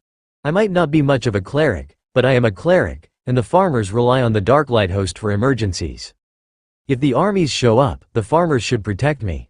I've been here for 5 years now, and I know everyone. The trolls don't need much healing, but I help with childbirth and nature magic for the crops. If Kara was right, and this was the same time when he found her, the system was still going strong close to home. The Divine Beast Nation had no problem keeping guild functions active, but that was halfway around the world. So, it might not be long before the issues spread. Carl considered sending a message to Orthos, the Bronze Dragon, but if it was before he became the war champion of Bunga, that might just cause unnecessary confusion. Orthos was on his list of friends in the system interface, and showed as active, so the dragon was definitely alive and a member of the guild. Carl wasn't sure when or how anyone got added to the friends list, but there were a startling number of people on it. City lords, generals, some innkeepers and people they had gone to dungeons with. Most were showing as inactive, but the members of his group and the 2 ancient dragons were all showing as available for messages. Mira gestured further into the temple. Now that we've sorted out my future plans, should we finish the tour? And go rescue the black dragon from the enthusiasm of a green dragon cleric who just found a shrine to the bunny god. Carl nodded. Yes, let's see the rest of the temple. There is a lot of history hidden in here, and my team is making notes, so that none of it is forgotten if something should happen to the building during the unrest. Mira laughed and shook her head. I can't see the army caring about the building itself. If anything, the locals might tear it down to do home improvements once I am gone. The old gods aren't the troll gods. Or, most of them aren't. There are some shrines to the troll shaman gods in here. Mira led them through the temple, pointing out each of the small rooms, or sometimes just a vestibule, that was dedicated to each god. Whoever built this was very unification-minded, weren't they? They went out of their way to ensure that there were shrines to every species gods on the main floor, Tessa noted. Mira laughed.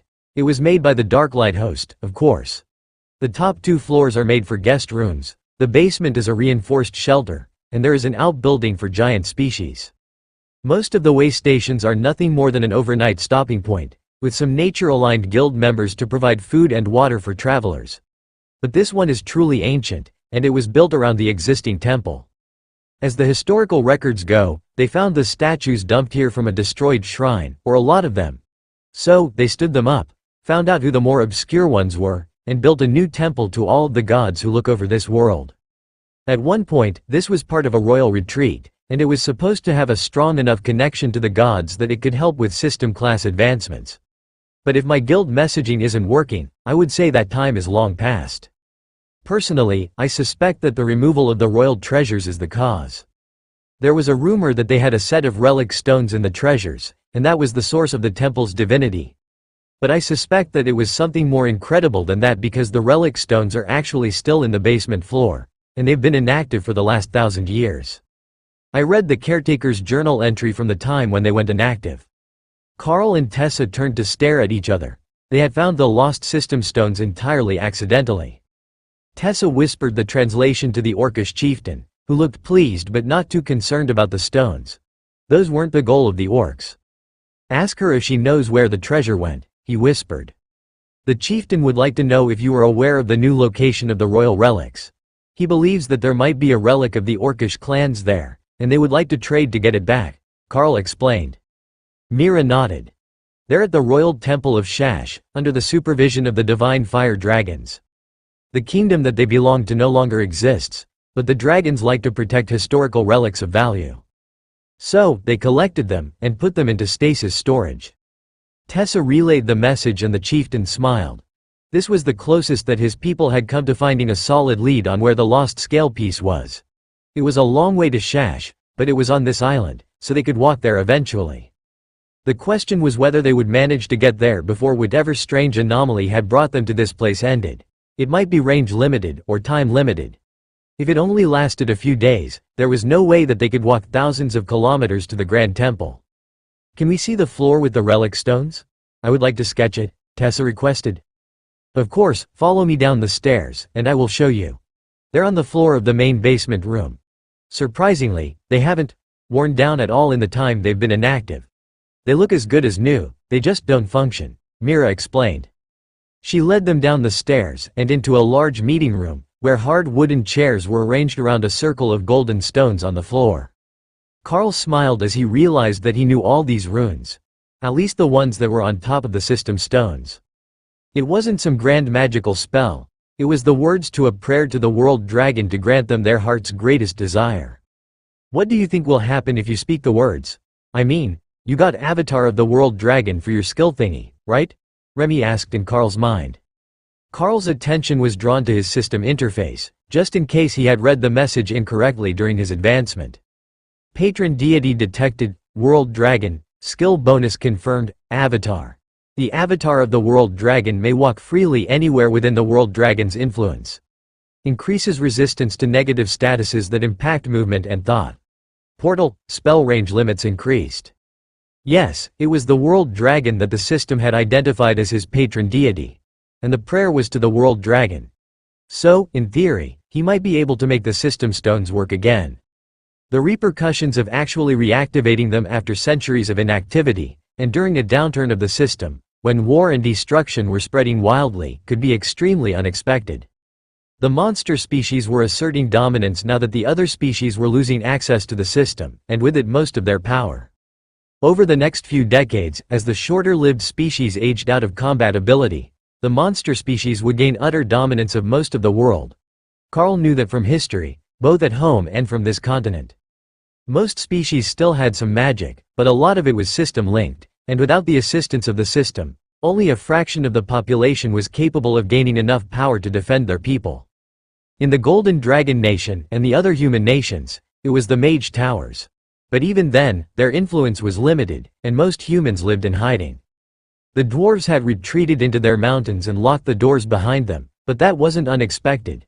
When all the problems were on the surface, the subterranean species would naturally want nothing to do with it. What Carl really wanted to know was if there was more magic hidden in these stones that he could replicate.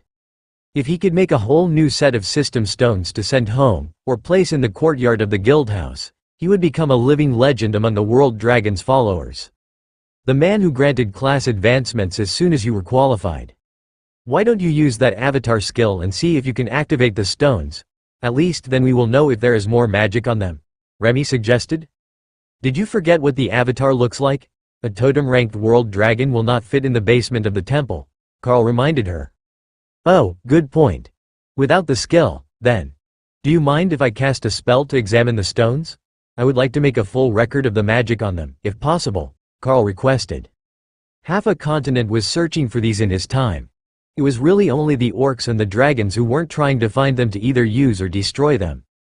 But come to think of it, it was quite possible that the dragons had them in their possession the whole time, and simply refused to tell anyone. Mira shrugged and gestured at the floor. If you think that you can actually examine those, you're welcome to it. The magic on them is under a divine seal.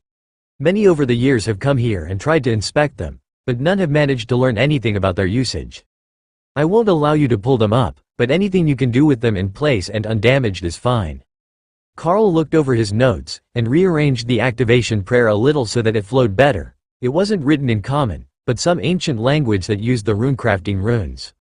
However, ancient Dwarven also used most of the same runes, so Carl decided to go for the prayer in the Dwarven runic language, instead of the original language.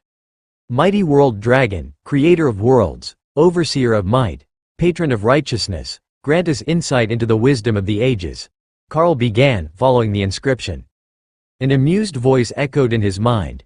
A wise dragon once said, "You should use all your skill points before begging for more power." Carl burst out laughing, and stopped the prayer as the stones pulsed with golden power. Something happened. Mira gasped. "Well, explain," Tessa agreed. "I started what I thought was the invocation prayer, and got chastised for not using all my skill points before praying for more power," Carl explained as he tried to control his amusement. Mira smirked, while Tessa and the orcish chieftain facepalmed. "Well, do that, and start over. I think that it was working. Whatever invocation you used was enough to activate some of the power of the stones," Mira insisted. She had lived here for years, and knew all about the temple, so, she was just as invested in seeing a new feature as the others were. "Give me a few minutes and I will use my skill points, then try again. I think I understand how they work now," Carl agreed. Carl opened the skill tree and stared in awe at the options presented. Destructive Beast Master, 0 points invested. Increases bonded beast skill power by 1% per point invested. Invulnerable Beast Master, 0 points invested. Increases bonded beast damage reduction by 1% per point invested, up to 20%. Blessing of Skill, creates 1 random skill. Cost varies based on rarity.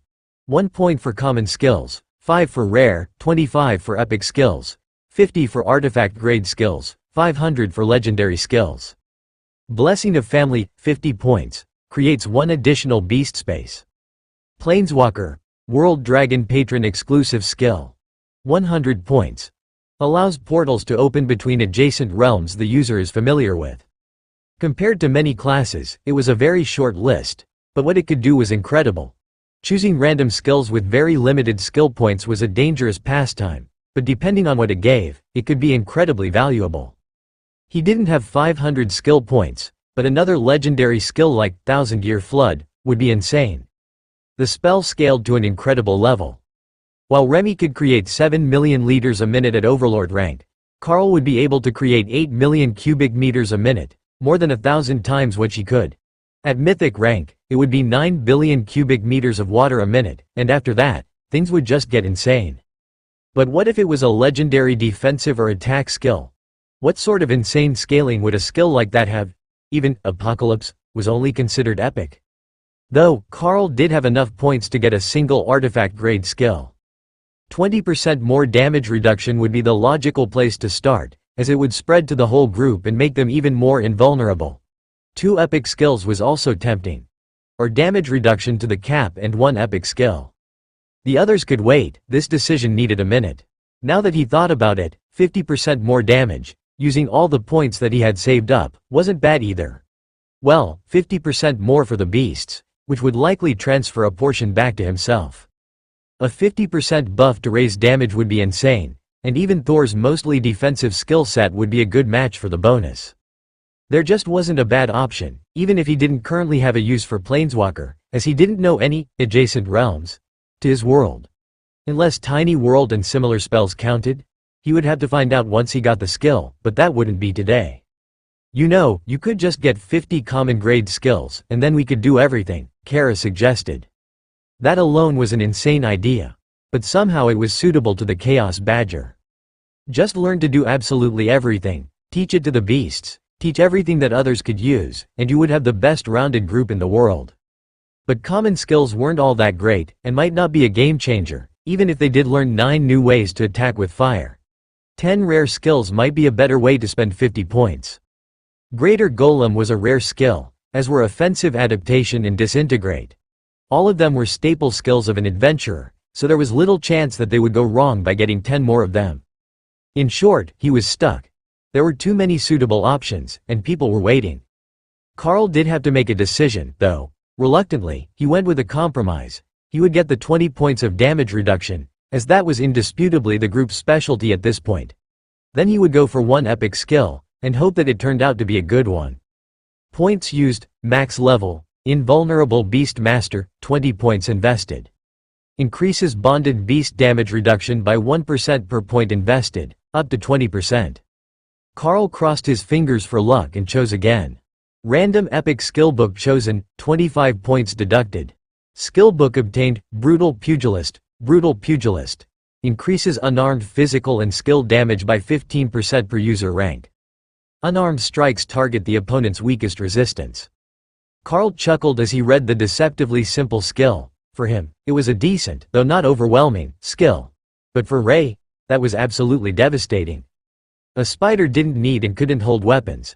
So all her strikes were unarmed. 120% more damage at totem rank, on top of her predation, increased damage, and targeting the weakest resistance of the enemy, would tear through armies like paper. Many enemies were strong against certain elements, or had great physical defense. But brutal pugilist simply ignored that, and targeted their true weakness. Carl quickly learned the skill and shared it with Ray, then returned his attention to the stones after confirming that none of the other beasts could use it. Give me a moment and I will formulate a slightly different method. I think that I can find out what I need, even though the stones are unlikely to activate, he explained to Mira and the others. Carl continued to use the ancient dwarven runic language, as he knew that the others wouldn't understand it. It wasn't one that the system translated, and only a dwarven craftsman would be familiar with the words. Or a runecrafter, like Remy. Oh, mighty world dragon, I seek not power. I seek understanding of how these stones work so that I might spread the knowledge in my own time, Carl began. The system stones began to glow faintly, and Carl saw the hundreds of layers of runes imbued inside the stones, forming a massive combined spell when the stones were placed in their correct locations. The knowledge burned itself into his mind, and Carl continued focusing on the stones as the world faded around him and a memory filled his senses. An ancient dragon, large enough that his shadow would cover a small city, descended from the sky. But just as he was about to touch the ground, he transformed to a rather disturbing-looking creature, 20 meters tall with tentacles on his face and his left arm replaced by a massive tentacle. But the creature was in exquisitely crafted robes, and the tentacle arm twisted gently as it opened a portal and brought a brown-haired woman through. There were iridescent feathered wings on her back, and she gave off the sort of solemn air that Carl associated with high priestesses. "Is this the place?" she asked. The creature nodded. "Yes. I thought that something different would be appropriate this time. A more natural progression. So, I made them a new system, and granted it to every species willing to accept it." The winged woman laughed. "You know that will just upset them again." The creature shrugged, then set her on the ground and shifted appearances again, back to the golden form of the world dragon, but smaller now. The world dragon flexed his wings and waved one front claw to create the round platform of the system stones. Then a massive black tower rose from the ground beneath them, enclosing the stones at the top, and the dragon nodded in satisfaction. Yes, a trial tower to obtain the knowledge of the system for the first time. That will give them all a chance to compete for dominance on this world. He plucked a single scale from his forearm and casually tossed it at the tower, where it seemed to melt into the stones. And now, it has a power core. Should we retire back to the house? The children will be causing chaos for the caretakers by now, he joked. The woman gave him a smile that showed true affection, and flapped her wings to fly to his back. "First, we go for a ride. Let me see this world you have created, and then we can return home." The vision ended, and Carl realized that the location he was shown was not here. It was the Golden Dragon Nation's capital. The very spot where he had recovered the scale fragment. That meant the first set of system stones on the planet were right there, and now likely somewhere under the cathedral. But he also had valuable information about the world dragon himself. The dragon gods were viewed as more of an aspect of their powers, unfathomable beings of immense power.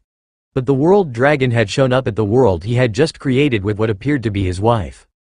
They were taking a break from watching their kids to explore, and Carl was intensely curious about who those children might be, and what happened to them. There was no mention of the world dragon's offspring in the pantheon. They might be there, among the minor gods and immortal demigods.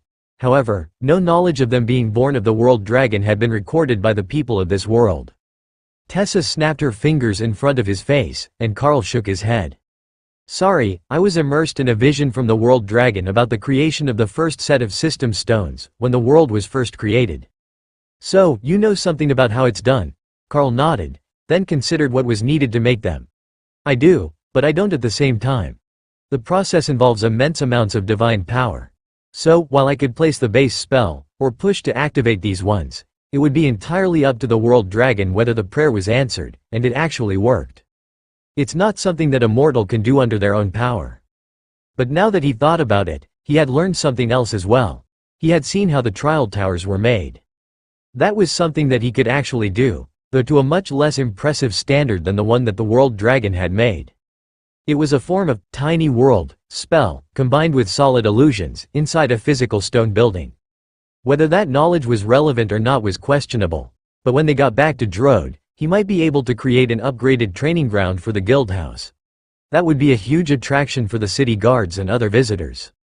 It was also valuable information for Opal. The process of creating the system stones and the trial towers both contained illusion and alteration magic. Things that she could use to upgrade her own magical abilities. Once she reached the totem rank, she was fairly certain that she could imbue her illusions with the totemic blessing to improve their durability and create durable illusionary opponents at the overlord rank or lower. Someone of her own rank would cut through them with ease and shatter the spell, but below that, they would seem just like the real thing. While Opal was lost in thoughts of how to make her illusionary world better, Carl was focused on the stones. Their power was still present, undimmed by time, but they had gone inactive, and he couldn't understand the reason why. The whole world was losing access to the system, and the power of the stones was dormant, but it wasn't losing any potency. It was more like it had lost its purpose, and was simply waiting for someone to wake it up again. Mira sighed in resignation as she stared at the stones. Well, if there is nothing to be done, then I suppose that's all there is to it. But it's good to know that this relic is genuine. Carl nodded. When you are ready to advance your class, or in need of something that the system should be able to do, try giving a prayer to the world dragon while standing on the stones. If my guess is right, that should be the easiest spot in the world to access system features even as the system retreats from the world. So, it really is collapsing? The functions are becoming inactive? She asked. Carl made a non-committal gesture. For a time, it will be inactive. Then it will return again. But the process is slow, like the aging of dragons. It might be hundreds of years before the retreat is complete, and then thousands before it comes back to full power. But as long as the stones here remain in their positions and undamaged, they should be fine for all that time. Mira nodded. In that case, when I am likely to be leaving the temple unguarded, or it is going to fall, I will be sure to hide the stones somewhere that they won't be damaged or disturbed. That level of power is still well within my capabilities. Do you think that I will start losing my powers as the system functions fail? Carl tried to remember what he had heard from Orthos and others. I don't think so. You should keep your powers for your whole life, but you might not be able to advance once the system is dormant, assuming that you live that long, he offered. Mira looked concerned, then realized that Carl had said it could take more than a century. As a human, that would still put her well into her elderly years, and with troubled times coming, the elderly didn't often last.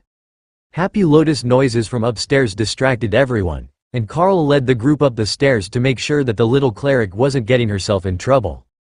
The last one out was Mira, and out of caution, she locked the door to the stairs. Then, as she removed the key, the doorway simply vanished. Nothing in Carl's vision indicated that there was a door there at all, or even a hollow spot behind the stone. At first, he was impressed by the cleric's illusion. But the look on her face said that Mira hadn't done anything to change the entrance. The basement door is gone. Tessa gave the confused cleric a look that immediately snapped her back to coherence. Right, the gods have hidden and protected the relic, and I definitely don't remember any such room being in the temple. It looks like the door to the basement is over there, Mira amended. There was another door to the basement down the hallway, but Carl suspected that if you followed it that the main room, where they had just been, would not be found. Carl led the group over to the sound of Lotus' voice and found that she was sitting on the floor, playing with rabbits. By the dirt and debris on their fur, they were not summoned creatures, but wild animals from somewhere nearby. But that didn't matter to Lotus. She was at the bunny god's temple, and she had fluffy rabbits to play with. Noctia just shrugged as the others approached, indicating that there was nothing she could do about the situation, and that she wasn't all that concerned about it. The god whose shrine they were at was one of healing and fertility, and if Lotus hadn't been chosen by the green dragon, they would have been a good fit together. Did you find what you needed? Noctia asked while they waited for Lotus to finish. Yeah, I got some very interesting answers, and a bit of ancient world lore. That alone makes it more than worth the effort of coming here. Now, The problem will be going back to what we were doing before, Carl replied. Noctia chuckled. What if we're not meant to? We didn't try to revert the last change to the region. Why did this time? I say we just keep up our mission. Hunt the excess creatures in the region, and anything from a monster spawn, then wait for it to change again. What god asked you to clear out the excess monsters? That's just an impossible task. Between the dungeons and the outdoor spawns, there will never be a shortage of wild beasts and monsters, Mira asked. The black dragon. The number of insane monsters from the spawns was getting too high, and upsetting the balance of life and death in this part of the world, so he took up the mission, Noctia explained. For fun and profit. Carl agreed. Mira shook her head in dismay. Carl was most likely insane, she decided. It was a side effect of the system on some people. They got power, and forgot what it meant to be a normal person. Or it could just be because of his class. Even the rangers got a bit odd, talking to their hounds and bears, and those were just animals that couldn't truly talk back. With a bunch of predatory monsters in his head, who knew how far his version of reality had been warped. She had often met with adherents of the beast gods in the past, and they were always tricky to avoid offending. It wasn't a stretch to think that Carl might be somewhat the same. Calling the creatures that Lotus was petting mere rabbits would be a disservice to the less powerful creatures who had to face them. They were actually a nest of commander-rank assassin rabbits, what would have been considered a deadly species at home. But with, if not friend, why friend-shaped, Lotus had no fear of rejection, and the bunny god's offer had been gleefully accepted. The creatures naturally wouldn't attack Noctia, as their instincts screamed that if they approached, the dragon would eat them. And that wariness spread to the rest of the group when they entered. But they only stayed around for a few more minutes, and after that, they returned to their den near the temple, leaving Lotus satisfied with her day's accomplishments. Everyone, take a moment to find a shrine for a prayer of your own, and then we can make plans for the rest of the day. It wouldn't be right to stop at a way station with a shrine to all the gods and not at least offer a few prayers, Carl suggested. He made a good point, and they had seen the shrine for the red dragon as they passed, though they hadn't stopped there on the tour. If that was the case, Tessa assumed that all the dragon gods were likely represented. Carl had already done one of his own, at the system stones, and he had even gotten a proper response from the world dragon, or a system-affiliated deity. An insult to his intelligence, but a direct response from the gods. The others spread out, and Carl smiled to himself as Dana stopped at the altar to Carl, the ancient god of magic. Carl waved at the statue, then continued down the hall, checking the last few altars that they hadn't seen yet. They were more obscure and less followed gods. But there were a few familiar faces. Carl saw the shaman god whose statue Remy had, and the shrine to another god of rebirth that he had seen engraved on some of the ancient temples in the Golden Dragon Nation. It had been an incredible history lesson for him today. Not only had he learned about a lot of new gods, but that revelation of how the first system was formed, and confirmation that Hawk really did have the actual world dragon scale that was used to form the core of the system, was huge. It also explained why the scale was so small, not like one from an adult dragon. The world dragon had reduced his size to more easily interact with his human-sized wife. Carl inspected the scale in Hawk's space, which now had a small shrine beside his nest, resting on a bed of branches, on a pile of fire element stones. Hawk's favorite, naturally. Eventually, he would have to make a plan to either reveal the scale to the world or find a proper caretaker for it. Keeping it locked away in a separate space while they awakened it was one thing, but the scale was the core of the system, and he could only imagine the benefits for humanity if he were to bring it back fully restored. Well, not just the benefits. Having it back at full strength could well touch off another interspecies war across the planet. And there were already plenty of those going on, but on a smaller scale than the one that was likely to result from that particular decision. Carl absently sat down in a shrine to think, and then looked up and realized that it was the shrine dedicated to the world dragon. He had expected it to be somewhat grander than the others, given the importance of the world dragon to the system and the Darklight host in particular. But this altar was different. It had the feeling of ancient power, as if it had always been here, and wasn't part of the reconstructed temple that was turned into the way station by the guild. You wouldn't believe how strange things have gotten on this world since you were first here. Or perhaps you would. And you knew all along that a smooth ride wasn't ever going to be part of the experience. How does that old saying go? Strong stone does not make a skilled miner. But I really could use a bit of advice on how to deal with the scale you left behind. It has recovered enough now that I couldn't just put it back where I found it. The power that it leaks would draw enemies far too powerful for the Golden Dragon Nation to survive. But it doesn't feel right to just keep it to myself when it's the core of the system." Carl felt a rumbling of amusement in his mind. Who said that it is the core of the system? My scale was just a power source for the trial tower. Carl froze in shock, but the voice was gone. "So, the scale is only the core for a trial tower? Did you want me to make another? I think I know the method," Carl asked. Nothing answered. But if the scale wasn't the core for the system, what did they mean in the vision that he had? Was the system here the whole time, and the issue was just accessing it? Carl sat lost in thought for a while, then an idea occurred to him. The key was in the name. The creator of the system was the World Dragon. The system must be part of the world that he made. Why would he make an incomplete world? No, the system itself hadn't been affected when the tower was damaged. That was simply an access point. The system was innate to the world, and the tower was made to show people how to access it for the first time. But then why the fading and resurgence? A flicker of knowledge came to Carl's mind from Remy. The ley lines, the underground lines of mana that ran all over the world, pulsed slowly, moving up and down. They were currently on an upward trend, and her shamanistic training books had told the Naga Queen where to look for the places that they were most accessible. So, they should be the reason. When the ley lines were near the surface, or even above it, the touch of the world's mana could awaken all sorts of powers naturally. But when they were deep, accessing the system took special tools or knowledge. Both had long since been lost, so when the world's power retreated into the depths, the system became harder to access, or nearly impossible. That also explained why the dwarves had managed to keep so much of their power, even when they lost the vast majority of their knowledge over the ages. They buried themselves a kilometer beneath the surface of the world. They were closer to the source of the world's power. Armed with new knowledge, Carl considered whether it really would be a good idea to make a trial tower. On one hand, it wouldn't really be necessary, as the power would be surging now for 1,000 years or more. But on the other hand, if the tower lasted that long, it would help people remember how to access the system, and maybe the next downturn wouldn't be so bad. Carl felt that amusement in his mind from the shrine again. The World Dragon had a point.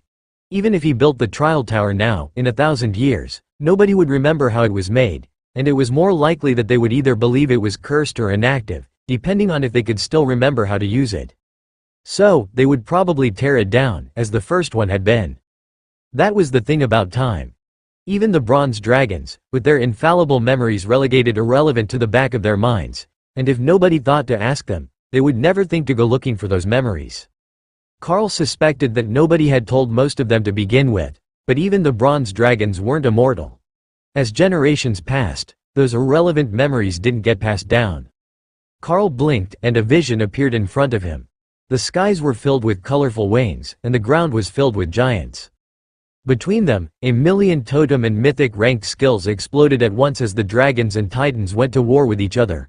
Spells shredded wains, dragonfire melted bodies, but just as fast as they died, they were brought back by the clerics of their respective species. Then the vision moved upward, looking at the world from a great height. All over the world, fires of destruction burned, and the bones of slain species littered the ground. Only small pockets of life remained, hidden from the great war between the Titan gods' followers and the followers of the dragon gods. In those havens, humans, elves, dwarves, beasts and monsters coexisted in peace. They had no other choice, the rest of the world was uninhabitable. Then the vision was gone, and Carl knew how the memories of the system's creation and essential access methods were lost. A great war had killed entire generations and destroyed every repository of knowledge in the world, except what little had been brought by the survivors. There were few children, no elders, and only a handful of males of most species. They had evacuated in the traditional manner, women and children first. But the war had spiraled so far out of control that none had returned, leaving only the chosen guards behind to protect their people. What had caused such a battle, where two sides fought each other to the brink of extinction, was not included in the vision that Carl was gifted with. But it had most certainly happened in this world. Carl recognized the landmarks when the view had retreated up into the stratosphere. Carl heard his name being called and got to his feet. "Thank you for the knowledge. I understand things so much more clearly now. I don't know what to do with that knowledge yet, but I will work on that," he informed the shrine, then stepped into the hall and found himself in front of the shrine for the silver dragon, the dragon god of magic, counterpart to the human god of magic. "Where did you go?" Tessa asked as Carl joined them in the hall. "I went to offer some well wishes to the dragon gods. Are we all finished here?" he asked. Tessa nodded. "The chieftain found a shrine to the orcish god of cunning, and he's finished his prayer, or whatever that was. His clan is stopping outside for the night. I suggest that we take rooms upstairs, in case something happens tonight." She had a good point. Everywhere that they went in the interior of this nation, things got more and more dangerous with every change. Mira led them upstairs, and Carl smiled as he saw that the rooms were dorm-style, designed for a whole traveling group to bunk together. It was both the safest way to protect vulnerable members, and the best way to prevent incidents between groups. In individual rooms, some might get ideas about causing trouble, but not nearly as often when their target would surely have backup. There was nobody else in the building except Mira, but Ray still took the spot nearest the door, just in case someone tried to visit them. The window was her first option, but there were bars on it, and she could still see it from her top bunk position. They were settled in for the night when a lone traveler showed up at the front of the temple in simple black robes. Mira was asleep, but the man seemed happy to wait, so Ray went to greet him in humanoid form. "Hello, traveler. The caretaker is asleep. What can we help you with?" she asked, wondering where she had met this man before. She definitely knew that aura, but this overlord-ranked cleric was unfamiliar. The man bowed politely. "Lady Spider, I have come to the shrine hoping to commune with my god. Might I spend the night in contemplation?" Ray shrugged. "I'm just a visitor as well, but the place isn't locked, so I don't see any reason that you can't go visit the shrine of your god. That's how temples work, right? If you want to sleep in a room, the empty ones have their doors open." The cleric nodded, and Ray activated Night Haunter, so she could follow him and try to determine where she knew him from. The strange cleric made his way through the hallways with ease, not frightened by the dark, and not needing light to find his way through the silent temple. He clearly had no idea where he was going, only a vague direction, and had to double back a few times, as the halls weren't neatly arranged and often simply ended at a larger shrine. But when he found the shrine to the god of the underworld, he went inside, and Ray felt the attention of the divine on him, and on her.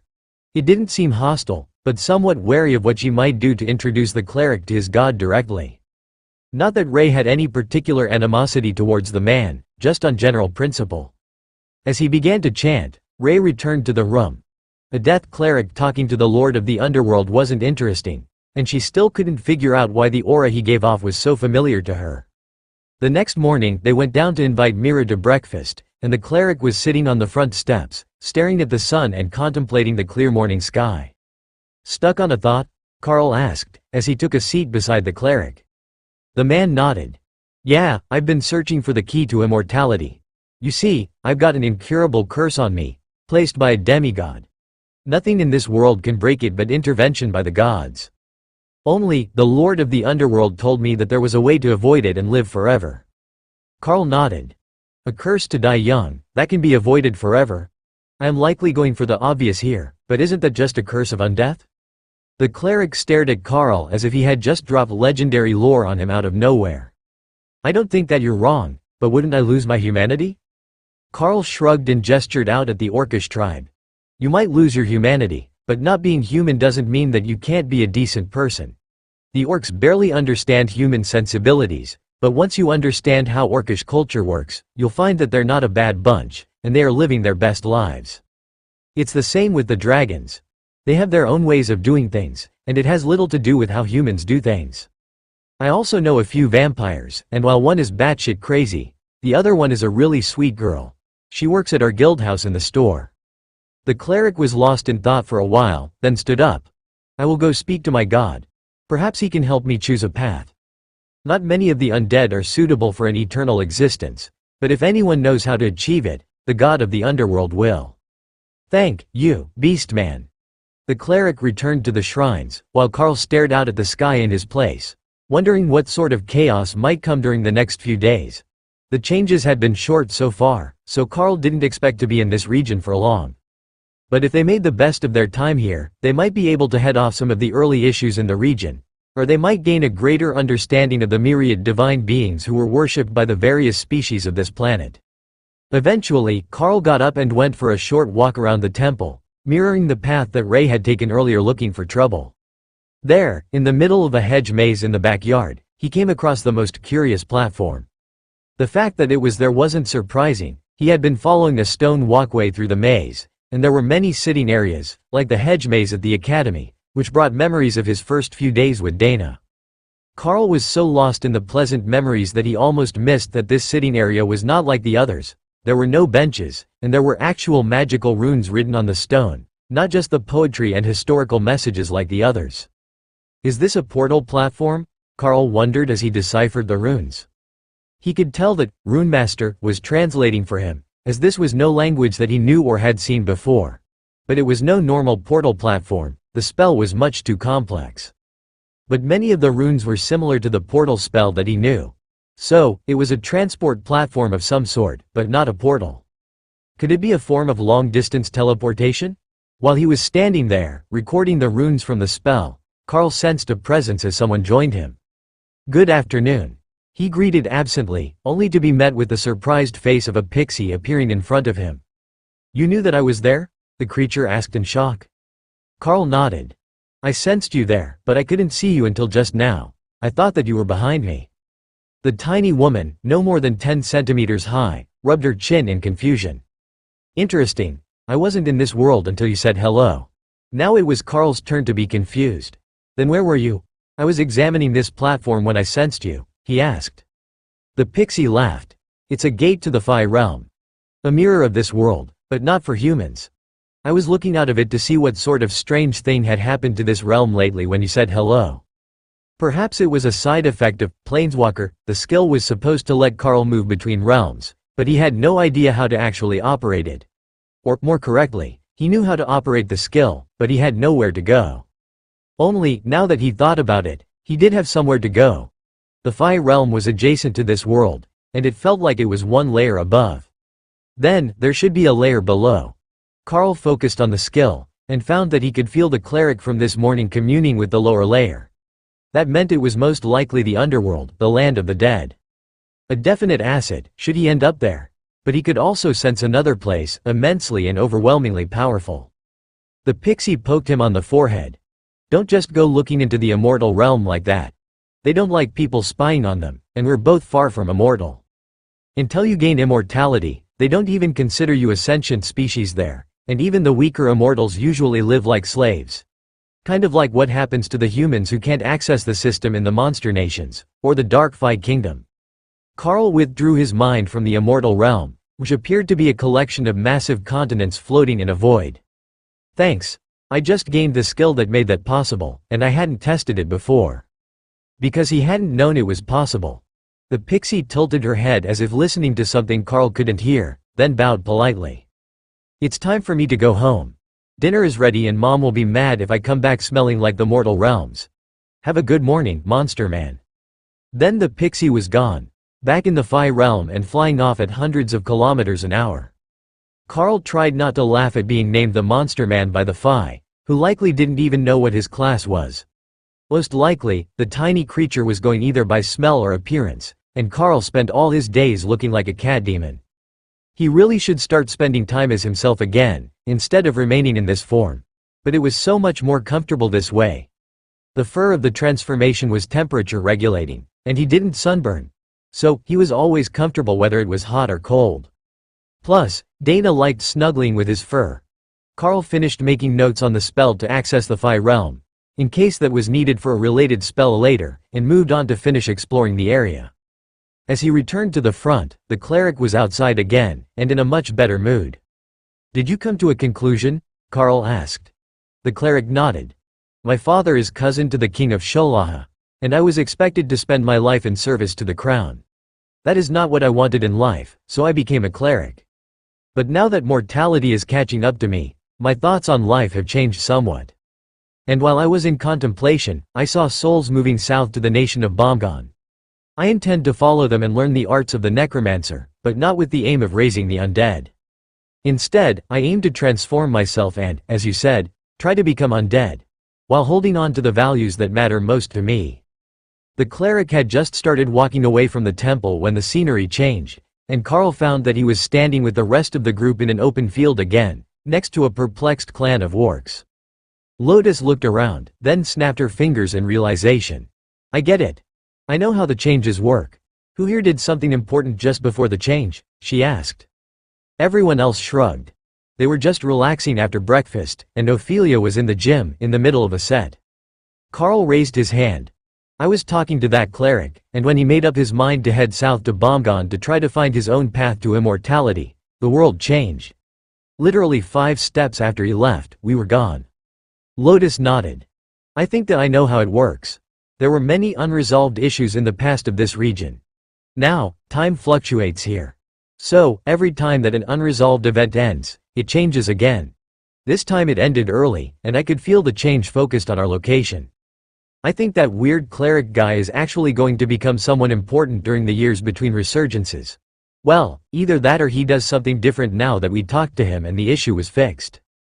From Lotus' shoulder, Remy laughed. If you just convinced the future Lord Bomgon or his mentor to become an undead, you're never going to live it down. His soul didn't look or feel like the undead lords. But thousands of years and a change of species might have changed that. It was more likely, Carl thought, that he had just met the man who preceded the current Lord Bomgon. Perhaps even his father. The orc clan's chieftain came over to them for answers, and Carl realized that they were back at the same spot where they had been before things changed. The orcs' camp was still here, and orcs never left a mess behind when they moved on. The chieftain smiled at Tessa and Carl. Not as impressive as I was hoping for. There was no fighting at all. Carl smiled back. We can't win them all, but it was a good history lesson for everyone else. We learned a lot about the various gods. Did you gain any knowledge from the shrine to your orcish god of cunning? The chieftain nodded. He gave me advice on how to search for the lost system relics. Which seemed strange at the time, as there was one in the other room. But now that we have returned here, it seems like much better advice. Tessa gave him a curious look and the orc elaborated. He said that the stones didn't remain in one spot after they were hidden away. They are in a pocket dimension, and we just need to find it so that we can claim it for the clan. Once it is found and opened in our present time, it should stay open at the will of the great chieftain that finds it. That might not be as grand as the search for the scale fragment that the majority of the world's orcs were on. But searching for a set of system stones would certainly make them one of the most powerful clans in the world if they actually found them. Just being able to advance classes at will as their clan advanced would be incredible. Plus, they could trade the other clans for access. There were dreams of becoming the most prestigious orc clan in the Dragon Isles running through the chief's mind. Nobody was likely to find the scale piece in the immediate future, so there was a chance here to elevate his clan for an entire generation or more.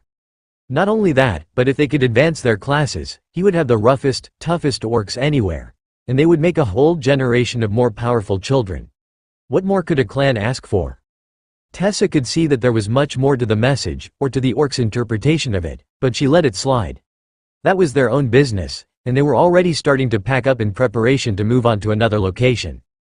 The orcs were just about to leave when portals began to open in the distance, encircling both them and Carl's group.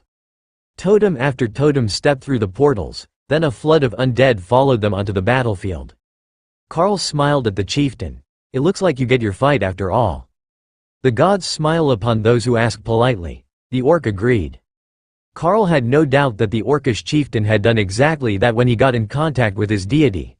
It was likely the very first thing that he asked for, followed by a request for information about the orc's quest. A totem-ranked bone dragon stepped onto the grass and roared, shaking the air with its fury. Looks like I have my first target. Pick the one that you want, but you should know that the Chaos Badger is definitely going after the necromancers, Carl informed his eager ally. In that case, I will take the unholy paladin. He looks like a worthy opponent. Do you have strong enough barriers to protect your ladies? The undead are looking quite intently at them. Carl nodded. I have a setup for them. Fight your heart out, my people can hold their own. As if to prove his point, Tien layered a totem-ranked earth barrier over everyone, including the chieftain. He gave Ophelia and Kara the same sort of stone fur that Tien protected himself with, while the others gained a simple metallic sheen of liquid metal barrier. It mostly made them look wet, but Noctia looked particularly majestic with metallic black scales. Carl took 2 steps away from the group, then activated Avatar. The mighty form of a totem-ranked world dragon filled the space between his group and the orcs, and the undead began to charge. The beast man really lives up to his name. To think that he fights as a dragon. Very impressive. The chieftain laughed, then charged into the undead to find his target. Carl left his bodyguards, summoned as dire bears to blend in with Ophelia, and flapped his wings to charge the bone dragon. His first blow shattered a portion of the bone dragon's skull bone, as brutal pugilist buffed the damage that Carl did with a disintegration-coated claw. Going after the enemy's weakest resistance was far more cruel of a technique than even the massive amount of bonus damage that the skill did. The two massive dragons lashed out at each other, and Carl's tail sent dozens of smaller undead flying as he twirled to keep the bone dragon from getting at his flank. The orcs cheered and laughed as 4 totem-ranked battles began at nearly the same time. Ray, Kara, the chieftain and Carl had all picked targets, and the other totems were on their way to try to restrain the rampaging dragon. Carl got a grip on the bone dragon's sternum and twisted, flipping the undead dragon over his body and slamming it into the ground. The cloud of dust and debris shaded the battlefield, while the shockwave of the totem-ranked skills threw entire hordes of zombies off their feet. The creatures weren't intelligent enough to brace themselves against the impact, they just let themselves be toppled, then got up again. Opal and Tien teamed up to create an army of dwarven illusions with stone shields and hammers. The illusions couldn't take much damage, but the weapons could. So, they could face off against the undead hordes as a shield wall, and the others could fight over and around them. The illusions moved into place to stop the first rush of wights toward the orcs, then took a knee as the undead collided with them at a run. The orcs leapt over the shield wall to tear into the undead horde as it piled up and ground to a halt. Then, the second rank attacked over the illusionary dwarves, and allowed them to push forward and regain their original position. That let the first group of orcs retreat to heal, while another group advanced past the shield wall. Keeping all these barriers and items intact was the hardest that Tien had ever worked in his short life, but Brother Thor was keeping his eternal lightning barrier up on most of their team, including the orcs. If Thor could do that much as an overlord, a few dozen physical items shouldn't be impossible for him, Tien decided. Claws screeched on scale and bone as Carl and the bone dragon grappled with each other. 3 totem-ranked undead warriors had come to join the fight, leaving the Lich Lord and the necromancers on the far side of the battle, far outside Carl's target priority. They were learning fast, Kara decided as she snuck up on a necromancer. But they hadn't noticed when she tore apart the first one, as they couldn't see over the taller forms of their swarm of undead. They had at least had the decency to keep powerful summoned protectors near themselves, but the Badger had a plan for that. All she had to do was sneak up, nullify the barrier, then void blast and claw the squishy living caster apart before his friends could react. Rinse and repeat for the others. But the undead knew that she existed, and when she tore the first one apart, she was immediately besieged with totem-rank unholy attacks that forced her on the defensive. She couldn't even finish off the necromancer in one smooth strike, as she planned. She had to dive and weave through the undead army until she could get a chance to take down his barriers again and leap on him to deal with him using pure physical fury, as all her power output was being used to keep herself alive. Kara celebrated her victory and retreated when the necromancer gurgled his last breath. But the victory was short-lived, as only a second later, a pale shape darted out of the crowd and wrapped around him. Then the necromancer was back on his feet, looking groggy, but alive. Consumption was necromantic magic that transferred life from summoned or controlled undead back to the necromancer, an emergency survival spell, and it had triggered when he temporarily died, like a mobile first aid kit. These undead really were getting annoying, but maybe Sister Ray was having better luck. Indeed, Ray was having better luck than the others. With her undead army spell and her golems, she had massacred 3 totem-ranked warriors already, and she was currently incorporeal, watching a terrified necromancer plead for mercy. The unfortunate spellcaster could obviously see her, but Ray simply stepped through his ring of zombies and let him see the pure hunger in her many eyes as she stared down at him for his last few seconds. Night Haunter was way more fun when the target could see you. The zombies collapsed as Ray killed their master, then used entangling vines to make a pole to impale him on.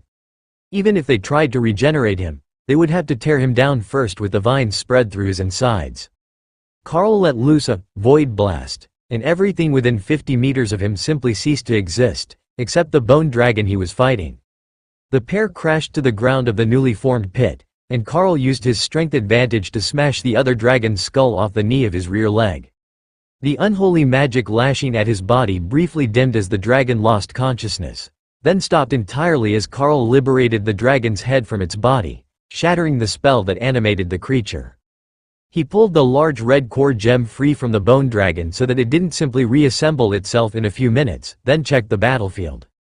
The chieftain was on his second target. Ray was running wild through the enemy totems, but Kara was in a bad way, fleeing through the undead as an enraged group of necromancers and a lich lord chased her. The Chaos Badger was laughing, but she was sending out 3 nullify spells a second to keep them from getting to her. Sister Kara really knows how to push people's buttons, doesn't she? Tien asked as they watched the battle for a second to ensure there was nowhere else they were needed. The fight under totem rank was solidly under their control, with the orcs and the ladies working together to herd the undead away from the wounded, who were guarded by Remy's team as Lotus operated her healing station. There is nothing that Kara loves more than making enemies mad, and these ones area really mad, Opal agreed. Kara got a split second of reprieve, and a void blast exploded directly against the crotch of the necromancer's barrier. Good point. She's not even trying to kill them, just keep them too mad to realize that Ray has almost reached their position, Tien realized. Carl took flight and formed a massive, holy blast, Tien's holy element attack skill. It would heal the orcs where it touched them, so there was no chance of collateral damage, and the amount of mana that he was pouring into the glowing ball of golden light in his claws was drawing the attention of every surviving totem. The group chasing Kara changed their focus and hurled counterspells at Carl, aiming to nullify the spell with unholy damage. Carl threw the spell at the ground, and the skills collided, creating a massive explosion that tossed him further up in the air, and vaporized a large portion of the undead horde's reserves. Not quite what Carl had hoped for, but effective enough. The 3 totems who had been chasing Kara rose into the air to engage Carl at an altitude that wouldn't make the rest of the battle into collateral damage, and the Void Badger sighed. Up there, she couldn't hide at all. Instead, she turned her attention to the undead horde, and the ones near the orcish chief. He was having a glorious 2-on-1 battle, and she wouldn't interfere unless it looked like he was going to lose. But she could give him room to fight. Hawk was forced to retreat as the battle came into his airspace, and Carl told him that he could scout to ensure there were no hidden reserves. The bird had never gotten the hang of the humanoid transformation, and if they were going to fight over the main battle, that put Hawk in an impossible position. Unable to fight properly on the ground, unable to attack from the air. He even had the Lord of Destruction transformation that ignored most damage types. Maybe he could get away with that and a request to be shrunk? If he was the size of a regular bird monster again, he could fly close enough to the battle that he wouldn't be targeted by the totems. Carl gave him an assist with Unobtrusive Behemoth, and Hawk transformed into the ghostly fire elemental that was the Lord of Destruction. As hoped, the totems weren't interested in the Overlord-ranked bird. They had skeletal mages on the ground to deal with flying and fast-moving targets. Compared to the bird, this world dragon hatchling with its crazy damage reduction and massive strength was a much greater threat. "You're finished today," the Lich Lord informed Carl in a dry tone. "Perhaps if you had all come at me together, that might be true, but probably not," Carl disagreed. The undead prepared their spells and Carl hurled Holy Blast out in a wave in front of him. The 2 elements were a hard counter to each other, and the match at first appeared to be a stalemate. Only, right behind the first wave was a second and then a third. The second wave of holy power crashed into the shields of the undead, which the third wave collapsed before beginning to burn their bodies. The totems recovered quickly, regenerating themselves as they brought up their barriers and used skills to counter the barrage of Void Blast attacks that Carl was hurling their way. "You can run now and inform your lord that you failed. I am sure that he won't hold it against you," Carl suggested as the power around the undead visibly dimmed. "Your skills are impressive, but not nearly impressive enough," the Lich Lord countered. He had a magical device in his hand and a smirk on his face. "Say goodbye, you filthy creature." He chuckled. "Goodbye, you filthy creature," Kara agreed. Right before she nullified his barrier and stole his magical orb, which she took immediately to her space for further inspection. The Lich Lord stared blankly at his empty hand, unable to comprehend what had just happened to him. Then, the void blast hit his chest and his corporeal body was disintegrated, returning his soul to his phylactery even as the other two totems immediately fled the battlefield. That was a sure kill item, procured for them directly by Lord Bomgon, and certain to do enough damage to bypass the damage reduction of even the monster man of Drode. They came here knowing that he was nothing ordinary, and that he had beasts to support him, but the threat was on a whole other level. If they were going to eliminate him, it was going to take a mythic rank team leader. The problem with that was that you couldn't just move a mythic ranked asset around the continent without a good reason or some preparation. Even in a region as unstable as Gabble, they would attract far too much attention. Worse, the monster man was rumored to be connected to the Chaos Dragon. If those two monsters started openly working together, nobody could stop them from doing whatever they pleased. There weren't more than a few dozen immortals living full-time in the Dragon Isles. Most of them moved to the immortal realm and only came home to visit every few years when they recruited promising candidates for their clans in the immortal realm, or were called upon by their families. The mana here was getting stronger, but the immortal realm was already strong enough to support steady growth to the demigod level if you could manage to stay in the most desirable regions. Meanwhile, in the Grand Palace of Homorvi, the capital building of Bomgon, the newly reformed Lich Lord stared at the Lord of Bomgon with pure terror in his eyes. Let me get this clear. You brought 10 totems, with their armies of undead, and you failed to kill even one member of the Monster Man's team. Did you even manage to kill any of the orcs that they were standing beside? Perhaps you managed to eliminate some burrowing rodents that were nearby? The Lord asked in an emotionless tone that sent chills through the Lich Lord's spine. There was soft laughter from the nearby nobles, and Lord Bomgon turned his attention to the seer. Care to elaborate? What is so funny? The blind vampire woman smiled in his direction. They certainly killed more than one underground rodent. I have seen it. The aftermath of the battle between the Bone Dragon and the avatar of the World Dragon obliterated the battlefield for nearly a square kilometer. Soon, there will be a new watering hole where the battle raged, as the crater formed by the battle between them is 50 meters deep. The undead lords shook their heads in dismay. Seers were always a bit off, as they lived the world through visions, without their natural sight. But that one in particular was ancient, and long since tired of living, so she had no fear of retribution for her attitude. Whoever thought that turning a cursed seer into a vampire was a brilliant idea had a sick sense of humor. Did the army manage to kill anyone at all? A single sentient being? Lord Bomgon asked.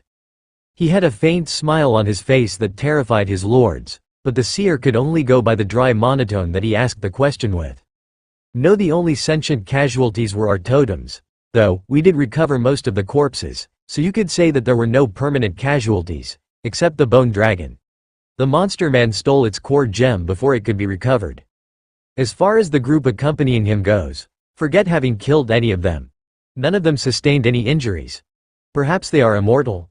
I don't know, they simply don't get injured when they are hit. You should invite them here. It might make the court a bit less insufferable if we let him rampage in the palace. Lord Drode actually laughed, and the majority of the undead lords knelt and bowed before what they assumed was his rage. You don't get to die that easily, old woman. Besides, even if I brought him here, he has an uncanny connection to the Chaos Realm, and he would most likely just ignore your presence. But it appears that his trip has granted him far more than expected. Advisor Fell, inform the generals to focus on the coastal regions. If the World Dragon had left his treasures in the core of the nation, the Avatar would have found them by now. Now, get out of my throne room. All of you. Once the throne room was empty, Lord Bomgon turned to the seer, who was still standing in her position, lost in a vision. Once she returned to the present, Lord Bomgon cleared his throat. What did you see? The end of the last resurgence. I know where the system stones were then, but they are not there now. The temple is gone, she replied casually. Destroyed? Lord Bomgon asked. No, simply gone.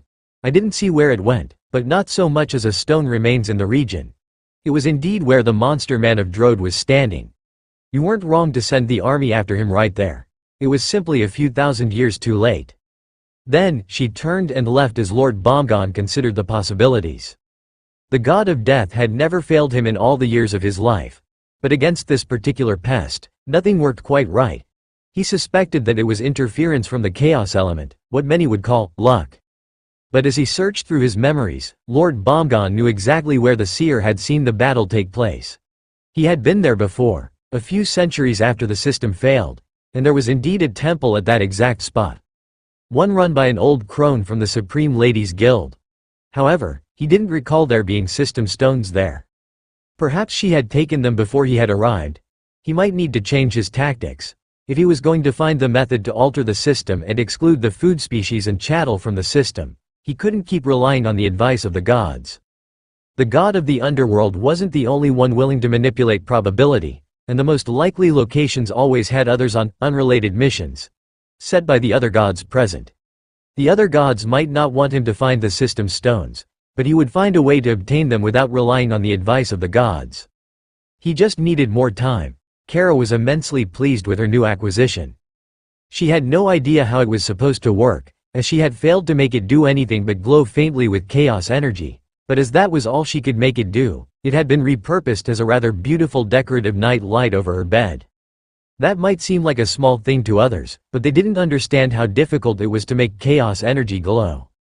Dana flopped down on the grass beside Carl as Thor and Hawk finished cleaning up the battlefield.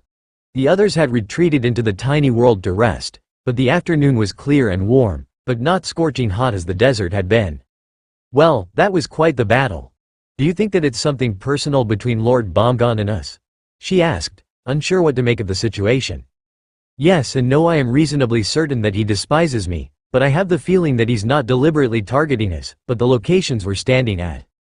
As I recall, his goal was to remove the system from humans and others weaker than the undead.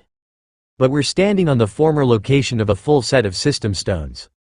If I'm not mistaken, we've become a recurrent foil to his plans. We keep ending up at the best possible locations for advancements and system benefits, but those are also the locations that the undead army is trying to find so that they can destroy them, Carl mused. So, we just keep getting attacked everywhere that we go? Carl shrugged and rolled over to kiss her forehead. That's not really up to us, is it? If we keep ending up in the locations where system relics are, it's likely that we will keep getting attacked. But there are only so many of them to be found, so it might be months or longer before we run into another one. And by then, Lord Bomgon might have come up with a better idea. If it becomes a real issue, we can start exploring a different region for excessive numbers of monsters. The undead army is focusing on just this one region, so if we switch nations, there is a very low chance that we will keep having trouble with them. Dana was skeptical of that plan. She knew that no matter where they went, strange and unexpected outcomes would follow them, and the Lord of Bomgon might not be the biggest troublemaker that they attracted into their tangled web of fate. I will talk to the others about what they would like to do. There has to be some sort of solution that doesn't lead to the undead army sending stronger and stronger opponents at us until we're all dead, she quietly informed him. It will all work out in the end, you'll see, Carl agreed. Carl and Dana simply lay beside each other in the grass for a while, enjoying the afternoon sun, until a disturbance in the distance caught Carl's attention. Something is coming, and it's not the orcs coming back, he whispered, not wanting to alert whatever was coming their way if it hadn't already noticed them. His aura was strong, and he wasn't trying to hide it, so if it was wild monsters, they should have realized that there was a totem-ranked threat in the grass here. Leaving his aura fully exposed was practically setting a warning flag on his location to chase wild beasts away. The group wasn't slowing, and they had adjusted their course to approach Carl directly. Definitely not an accident, and possibly from a monster spawn. So, Carl got up out of the grass and watched the group of Naga as they approached. They slowed down 100 meters away, as if confused, and began casting some sort of spell. Not an attack, Carl decided. They were looking for something. Is there something I can help with? Carl called, loud enough to be heard by sensitive ears. A totem from the group slid over and nodded politely to Carl. We detected a queen nearby. A strong overlord, nearly a totem. The goddess demands that she be brought to the temple before her advancement. It is unconscionable for a queen about to ascend not to introduce herself. The Naga warrior insisted. Carl smiled and Dana chuckled. Remy would definitely introduce herself. She loved making new friends, and then using them as experiment volunteers. She is in a separate space right now, that is why you haven't detected her properly. Let her finish her alchemy project, and she will come out to properly greet her kinsman, Carl explained. The young queen is a skilled alchemist? The totem asked hopefully. A master runic alchemist, Carl agreed. Dana poked him in the side. If these Naga insisted that Remy stay with them, there would be real problems for the group. The Naga didn't react, other than to coil his lower body into what looked like a comfortable resting position. Clearly, he had nothing more to say, and no intention of moving until he had met Remy. Carl opened the tiny world's entrance, and Dana retreated to join the others and pass a more detailed version of the situation than the system chat had been able to convey. But Remy was already finished her potions, as she had just been making healing potions to trade with the next location they visited. The orcs didn't buy them, but everyone else should, and she might be able to get more species of plants for her recipes. Remy slid out to greet the Naga chieftain, and the whole delegation bowed down, laying flat on the grass. "Your Majesty, it is a pleasure to meet you. The goddess requests your presence at her temple," the chieftain insisted. "These are my people, we will all have to travel together. How far is it to the temple?" Remy asked. 500 kilometers, not more than 10 days travel. Remy chuckled. It was so strange to hear someone describe travel in days when they had Hawk, Thor and Carl. "I think that we can make it there faster than that. If you join me in the carriage, the rest of your team can rest in the separate space, and we can make it much faster," she insisted. The Naga looked vaguely insulted. "Your Majesty, it is an important part of the ritual to travel to the temple under your own power. We can let your people come to the city, but they cannot enter the temple with you once we arrive," he explained. Remy shrugged. "We will sort that out once we are there.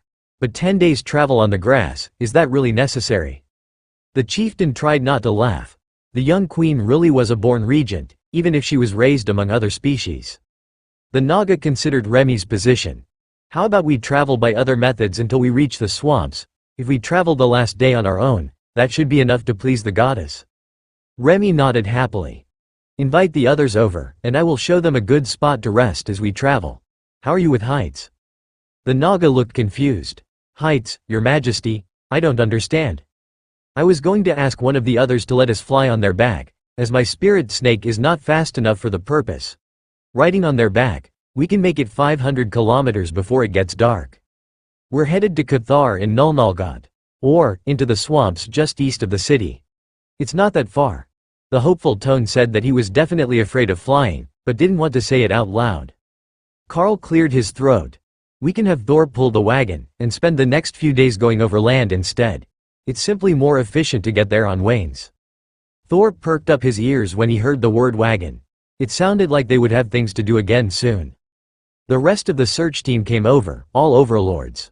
They showed signs of recent battle, with damaged and stained gear, but their wounds were all healed.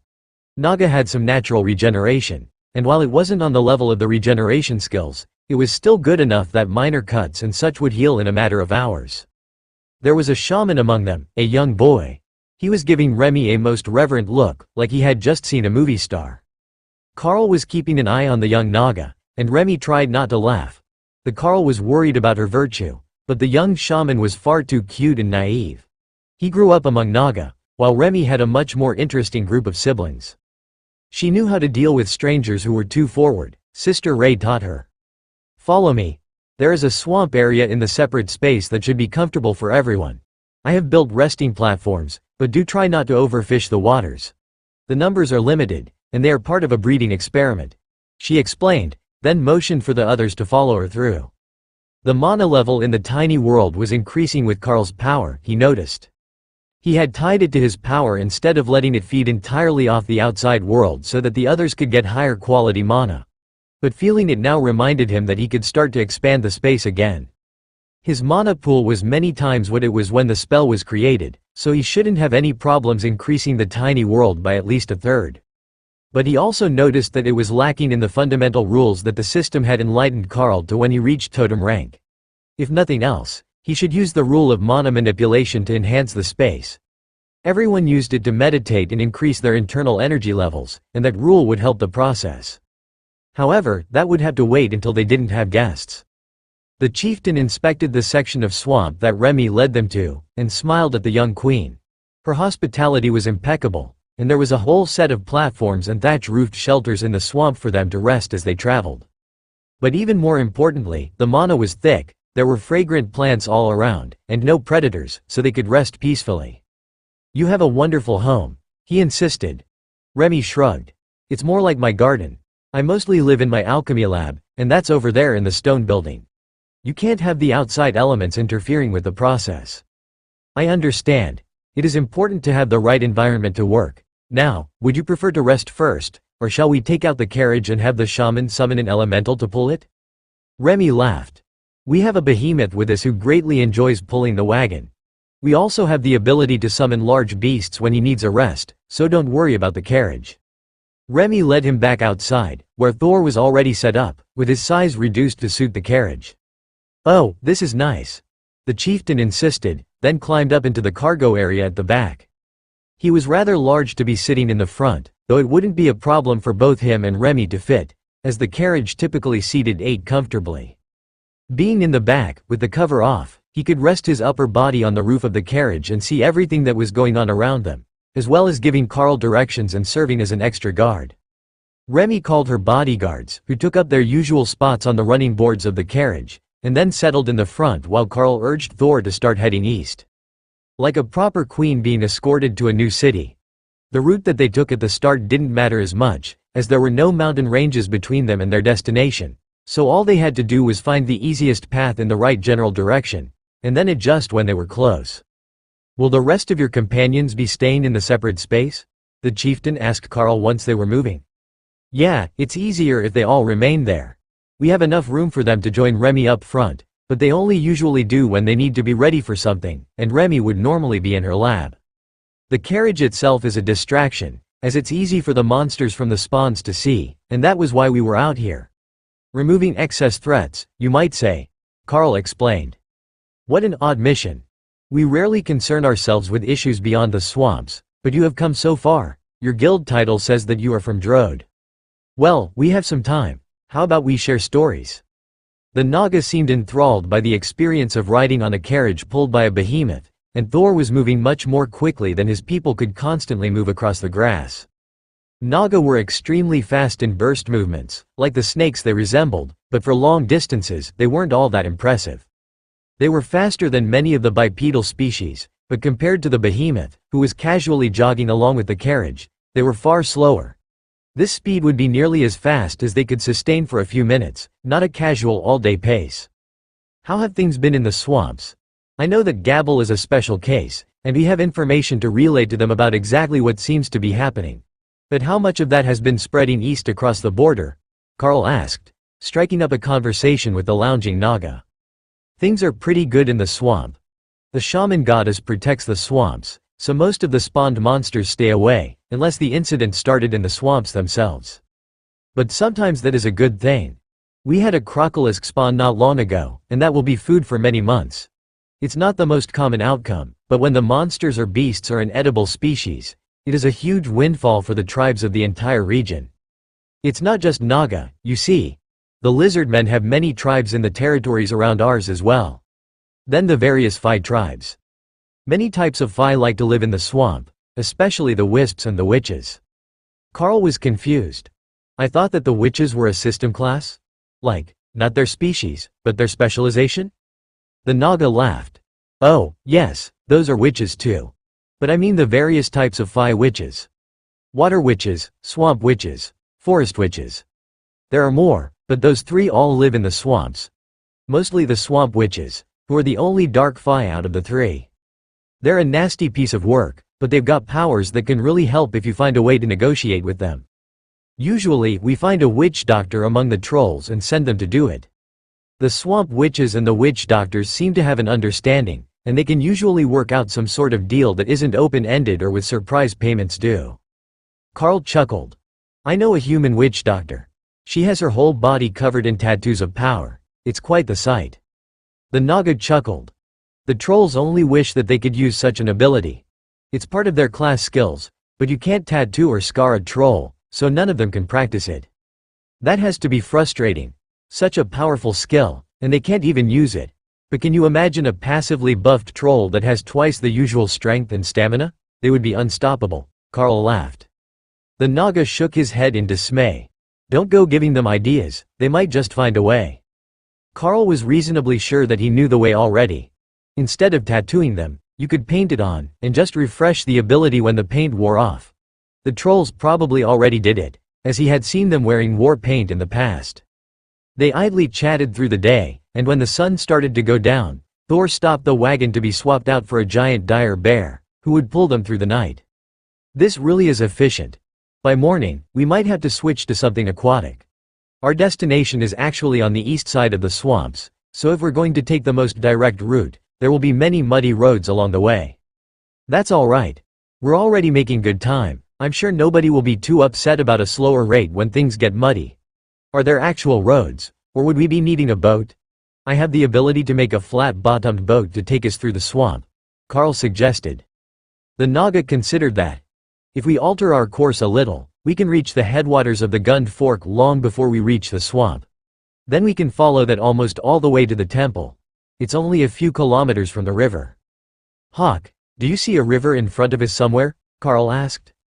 Northeast. The road doesn't go anywhere near it, but it should be easy to get to. I can turn the carriage northeast toward the river now, Carl offered. Northeast? No, it should be east, past the road, closer to the village of Nararam. Carl shrugged. He didn't know any of the river names. Oh, I see it. That's still 100 kilometers away. You will be there tonight sometime. My scout says that he found the one you mean. It's 100 kilometers away. Your group must have been searching for some time, Carl explained. The Naga nodded. We were sent out over a month ago, expecting trouble in locating anything within the wilds of Gabel. Carl sighed. That's quite the adventure. I can only imagine how many times you had to double back, searching for a target that kept moving. We've been all over the place in the last month or two. The Naga laughed. Fortunately, we have the seers linked to us, so they can give updates. They tell us where we're most likely to find what we're looking for, and we adjust our position. But until we met Queen Remy, we didn't know exactly what we would find. Carl nodded in understanding. Remy is an interesting one, and it would be hard to expect someone just like her, even if you knew that it would be a Naga queen her age. She's gone through a few major changes as she advanced as well. Some of that is the new skills that I have taught her using the talents of my class. Most of it is her own hard work and dedication to studying. The Naga looked impressed. She is remarkably studious for a young queen. It is somewhat more common for them to live a few decades as a spoiled debutante after they rise from the rank of princess. But then, even the princesses are notoriously spoiled, as they are expected to become the next leaders of their tribes, even if they can't advance and become true queens. Though our people have advanced past the state where we were unable to deny the will of our leadership caste, they innately hold a huge amount of power and respect among the Naga, simply for what they are. Leadiness is literally ingrained in their genetics. The bears carried them through the night as Hawk rested, and by the time that the sun came up, they were at the lone road that ran north up the eastern side of Gabel. Nararam should be just south down this road. Do you want to go through the city, then to the river, or continue east and pick up the river in the wilderness? Carl asked once the Naga woke up. You're still awake? The Naga asked, surprised to see Carl. Sort of. I prefer to meditate, so I don't have to leave my spot. The golems give me enough input to keep us out of trouble. That's why I used my own golem, Carl explained. The Naga nodded. That's a good idea. Not many have the skills to do that, but your class is a unique one. Carl shrugged. I'm technically in my third class now. I started as a beastmaster and then advanced. Each has been better than the one before, so no complaints. Oh, what sort of class comes two advancements after a rare class? Remy laughed from inside the carriage. This should be entertaining. It's still a Beastmaster base, but Beastmaster Champion. It helps advance both me and my beasts, but primarily the changes were that it designated me as the avatar of the World Dragon, and granted a new transformation and some related abilities. Carl explained. The Nagas stared at him in silence, unsure how to answer that.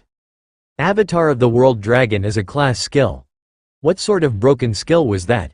And what sort of related skill would even come with a power like that? So, you can transform into a dragonkin? He tried. Carl shook his head. A totem-ranked world dragon. The Naga slowly blinked, first one set of eyelids, then the other. Well, that's unexpected. So, your skills are all focused around being a dragon? No, my skills are all focused around improving both myself and the beast team. New skills, higher combat power, even the option to add more group members.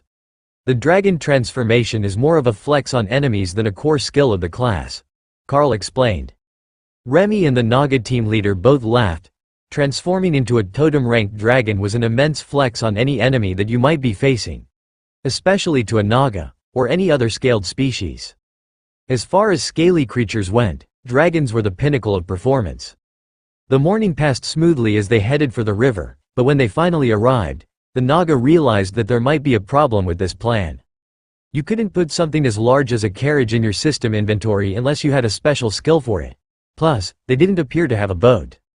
The first problem was solved when Carl helped Remy down from the carriage by letting her transform into a reduced form of her spirit snake form and drape herself over his shoulders. Then Thor took his carriage back into his space, and Tien created a large metal flat-bottomed sailboat.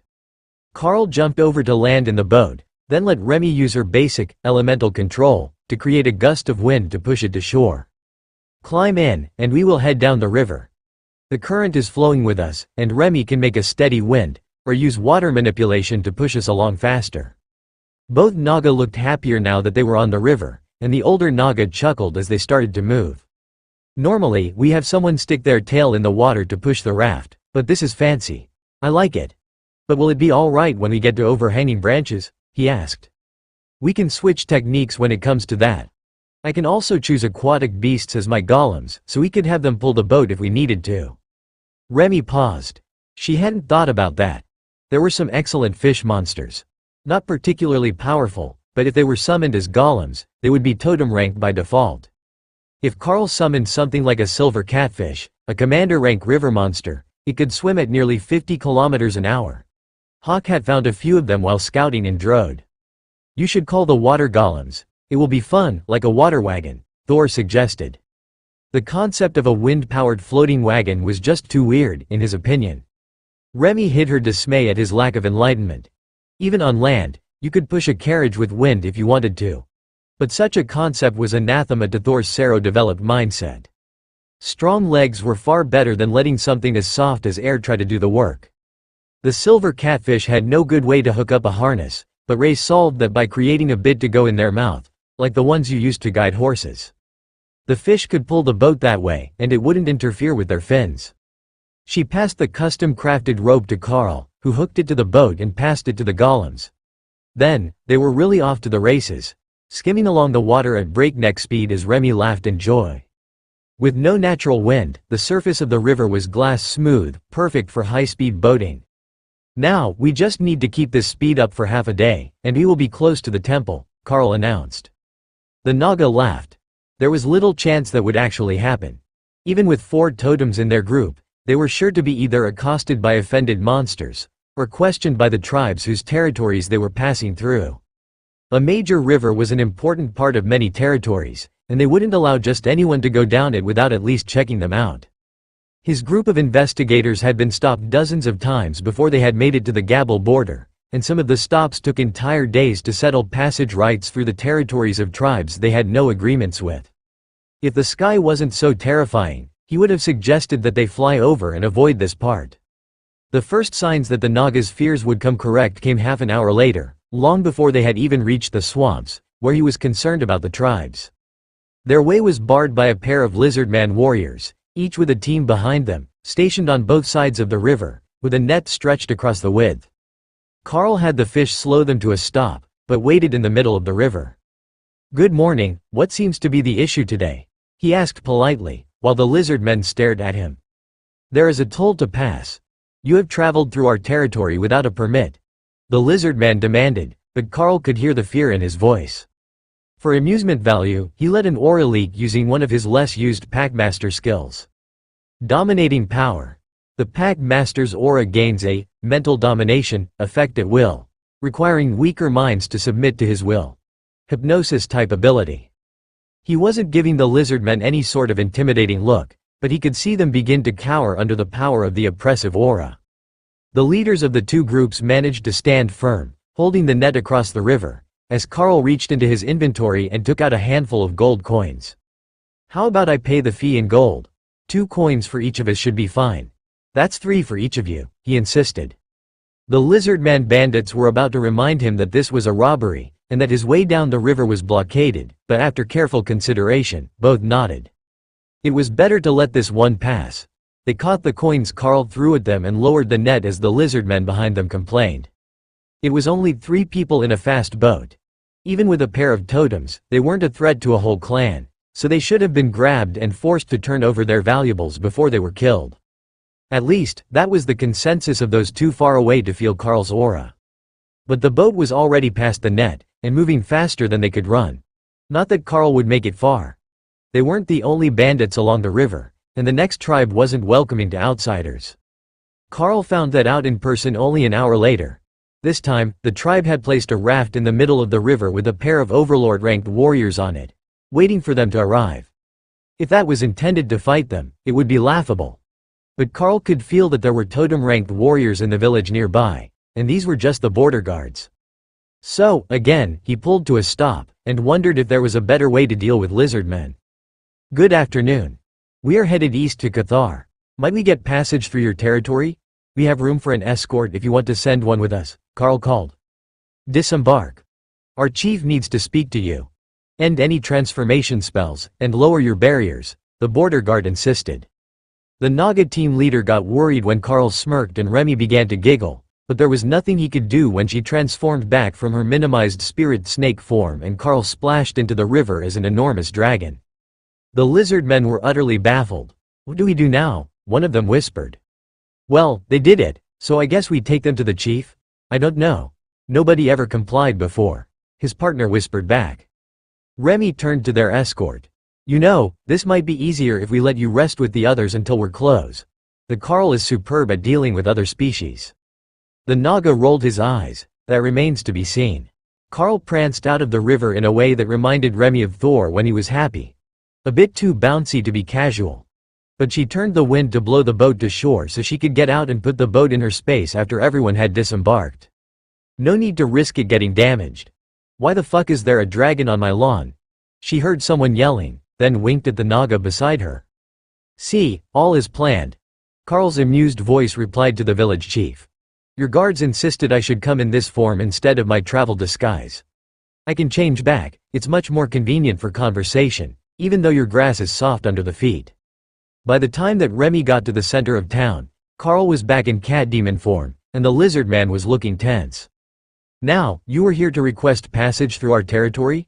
the chieftain asked. Carl nodded. "Yes, we are going east down the river, and my friend is afraid of heights. So, we decided to go down the river." The lizard men weren't sure what to make of that, but the embarrassed look that the Naga was giving made it clear who Carl was talking about. The lizard men of the tribe began to gather, in case this stranger was a threat. They had their pride, and just letting strangers show up and move through their territory without so much as a formal request to the chief made them territorial. Carl couldn't have made an advance request, as he had no idea their territory existed, but telling them that would only make things worse. The lizard man chief didn't know how to respond. They couldn't stand the Naga, but that was a world dragon. Lizard men worshipped the dragons nearly as much as the drakes, though they didn't claim to be descended from dragons themselves. "I will grant you permission to pass through the territory one time. Your boat is fast, so I request that you are gone by evening," the chief decided. That was enough to keep his people happy. Make the intruders leave by the end of the day, and don't let them linger and hunt the tribe's resources. Once they were out of sight of the village, and Carl had ensured that there was nobody trying to follow them, he turned to the Naga. "I will transform and bring Remy with me to the city of Cathar. This is becoming too much of a nuisance, and if we don't change methods, we're guaranteed to get into an unnecessary fight," Carl insisted. The Naga sighed, then nodded. "I won't argue.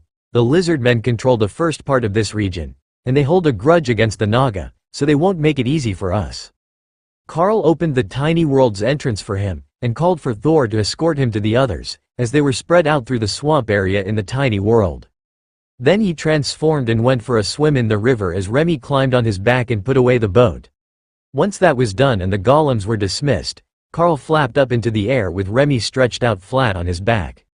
Water control let her create a loop to hold herself in place, though the world dragon form had ridges on its back that would make for a fairly sturdy grip, even without eternal lightning over them both, keeping the wind off her. Carl didn't go as high as Hawk usually did, as the air got cold up there, and Remy wasn't a fire element creature. But flying lower gave them an excellent view of the territories that they passed over, and let Carl memorize a few new spots to add to his list of possible portal destinations. Every few minutes, he could see that someone had noticed them and pointed up at where he was flying overhead. But Carl was moving so fast that none of them put in the effort to try to intercept him. It simply wasn't worth it. This is so much better. Wandering around the swamp on a boat was not only slow, but there were annoying people everywhere. Flying over populated areas is better. Look, they're even waving hello at us. Remy narrated as they flew. I think that they're actually trying to cast a spell to knock us out of the sky, but they don't have the range to make it this high. Carl laughed. They were definitely using magic, he could feel it, even from this distance. Should we go tell them to behave? Remy asked. She could probably hit them with a potion from here. But she left all the randomly exploding ones in the tiny world, not in her own space, where she could more conveniently grab them. What Carl could not have known was that the mere presence of an avatar of the world dragon was enough to influence the system, and that they were not casting hostile spells at him, they were casting celebratory blessings on the children who had just awakened their classes. Some of the waving was hostile or annoyed, but only when they hadn't linked his presence to what was happening in the villages. Carl followed the river to the border, then circled for a moment when he saw the ruins of an ancient wall. It would have once been a mighty defensive fortification between Gabel and Nulnalgod, but now, it had gone thousands of years without maintenance, and most of it had collapsed or had been deconstructed to reuse the stones for housing. That was what Mira had feared would happen to the temple when she was gone, but there was no sign of the temple at all when the change happened. Not even a foundation was left, and none of the houses nearby were ancient or made of stone. Then, Carl continued east down the river for a few hundred kilometers until the road crossed at a grand stone bridge, and headed east to a city of around 60,000 people. That had to be Cathar, as it was the only large city in the region, according to the map that he had. The rest were all small villages and tribal camps of the Naga, trolls and lizard men. So, Carl descended from the sky to land near the west gate and let Remy down. She chose to remain in spirit snake form so that she could float near his shoulder instead of landing in the muddy street. You know, for a Naga, you really are a clean freak, Carl joked as he transformed back. Remy wiggled in what he thought was a shrug. Swamp water is like a herbal bath, but I can smell the nastiness in that mud. Dirt roads are just gross. So, Carl walked up to the city walls with Remy floating near his shoulder. They were met by a large mountain troll, close to 4 meters tall and broad-shouldered, with thick gray skin and curious green eyes that sparkled like gemstones. State your name and business, the troll announced in a bored voice that contradicted his clear interest in the answer. I am Carl and this is Remy. We are stopping here on our way to the Naga Shaman Temple. The guard nodded. Do you have an invitation to the temple? They don't accept random visitors. Carl smiled. They sent a request for us, yes. The guard smiled, showing obsidian black teeth. 1 silver coin each to enter the city. If you wish to enter the auction, seats are for sale on your left, and items can be evaluated at the building on the right. Oh, in that case, I might enter an item for the auction.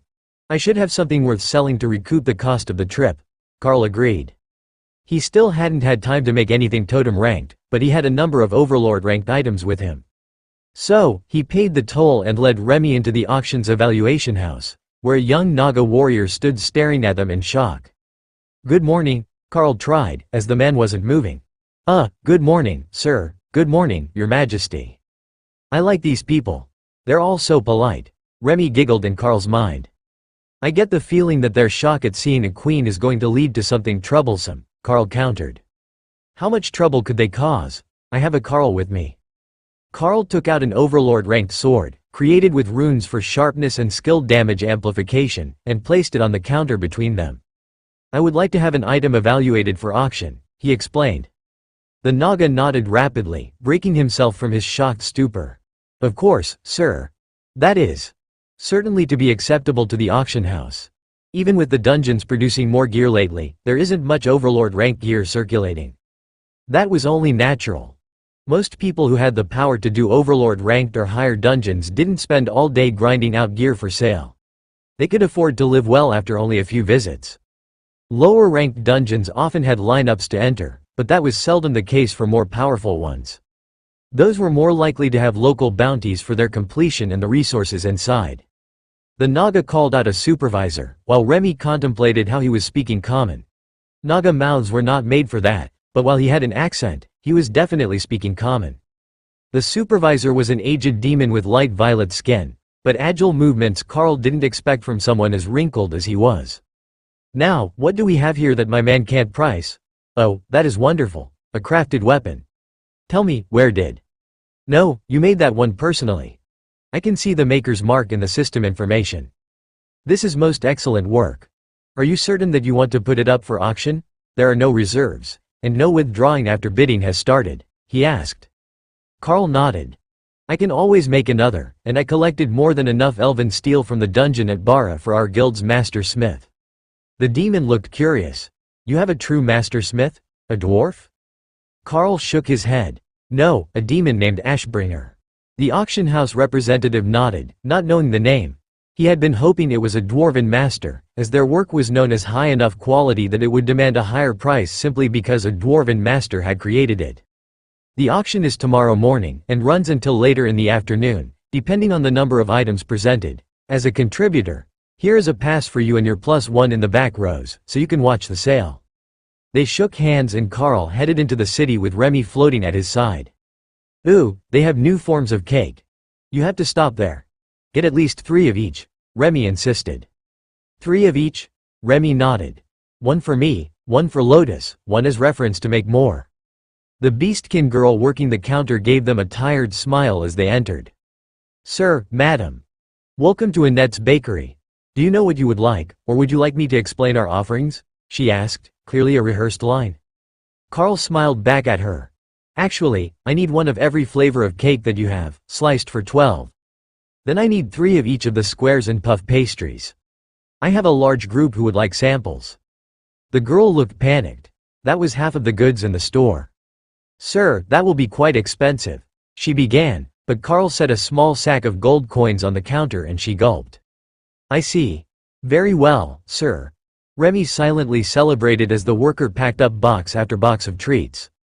Lotus had gotten new food-related skills when she changed classes, and one of them was to recreate simple baked goods that she was familiar with. It wasn't perfect, so she still had to make most things from scratch, but she could just conjure the puff pastries and then make the fillings, which was so much faster when they needed sweets. Puff pastries were the peak treat in Remy's mind, as they were bite-sized, no matter what form she was in. She could just pop them in her mouth intact, and that was much better than having to cut bits off to eat. In fact, in this greatly reduced spirit snake form, they would completely fill her mouth. It was just a shame she couldn't make herself even smaller. The baker came out as the girl was packing up the last of the food, which Remy quickly moved to her space for safekeeping. Damn it. The woman muttered, looking at all the sparse shelves. Sorry, if we had known that we needed so much, we would have sent word ahead of time, but we just entered the city, Carl apologized. That's all right, sir. I have extra help coming in tonight anyhow, as the auction day tends to be one of our busiest. Carl and Remy left the shop and headed into the street, looking for a spot to stay the night. Well, somewhere to safely pretend they were staying for the night, as there was no need to bring everyone out of the tiny world into separate rooms. There weren't many inns in the city, and it looked like most of the merchants were staying in their carriages, parked in the street. Even the beasts pulling them remained in place, and were mostly still hooked to the carriages, with feed bags in front of them. We might have miscalculated. Perhaps we should have brought out the carriage and had everyone exit from there. Carl muttered, then spotted a sign with a picture of an ale mug on what looked like a 3-story inn. Never mind, we should be in luck. He stepped inside the dingy tavern, and the heads of 24 beastkin briefly turned toward his feline form, then turned back to their drinks. Carl nodded to the waitress, who gestured to a table. What can I get you, handsome? Carl smiled at her and the catgirl purred. I was hoping you have a room for rent for the night. I have a few friends waiting to be called through a portal, and we need a spot to stay until the auction is over tomorrow. The waitress nodded. Indeed, we do have rooms for beastkin and dwarves. It was clear that she meant to only for beastkin and dwarves, and not because of size issues. Carl frowned. If you count dragon priestesses as beastkin, then we're in luck. The waitress smirked. I will pay you to stay here if you have one who can create rice. The blight beetles got almost the whole crop this year. Carl winked at her, then reached into the tiny world and grabbed Lotus, opening the space just enough to pull her out. Hey, I was. Bunny. The locals began to laugh as one unfortunate man panicked. But Carl kept a hold on the excited priestess, who thought that she was being given a present. "You're not here for bunny ears. I called you to help this lovely lady with her kitchen inventory issues. Take Remy with you as well, she has treats for you to try." The waitress took the odd pair into the back of the tavern, where the smell of stew and fresh baked bread wafted through as the door was opened. "You're going to have to plead for mercy when the old woman comes out here," the fox-kin man beside Carl whispered. "Probably. High Priestess Lotus is a bit intense, especially in a confined space." The beastkin snorted in amusement. "The matron of the inn is from a family of mice." Carl wasn't sure where that stood in relation to the fluffiness of bunnies, but he suspected that the old woman would not be happy with his volunteer helpers.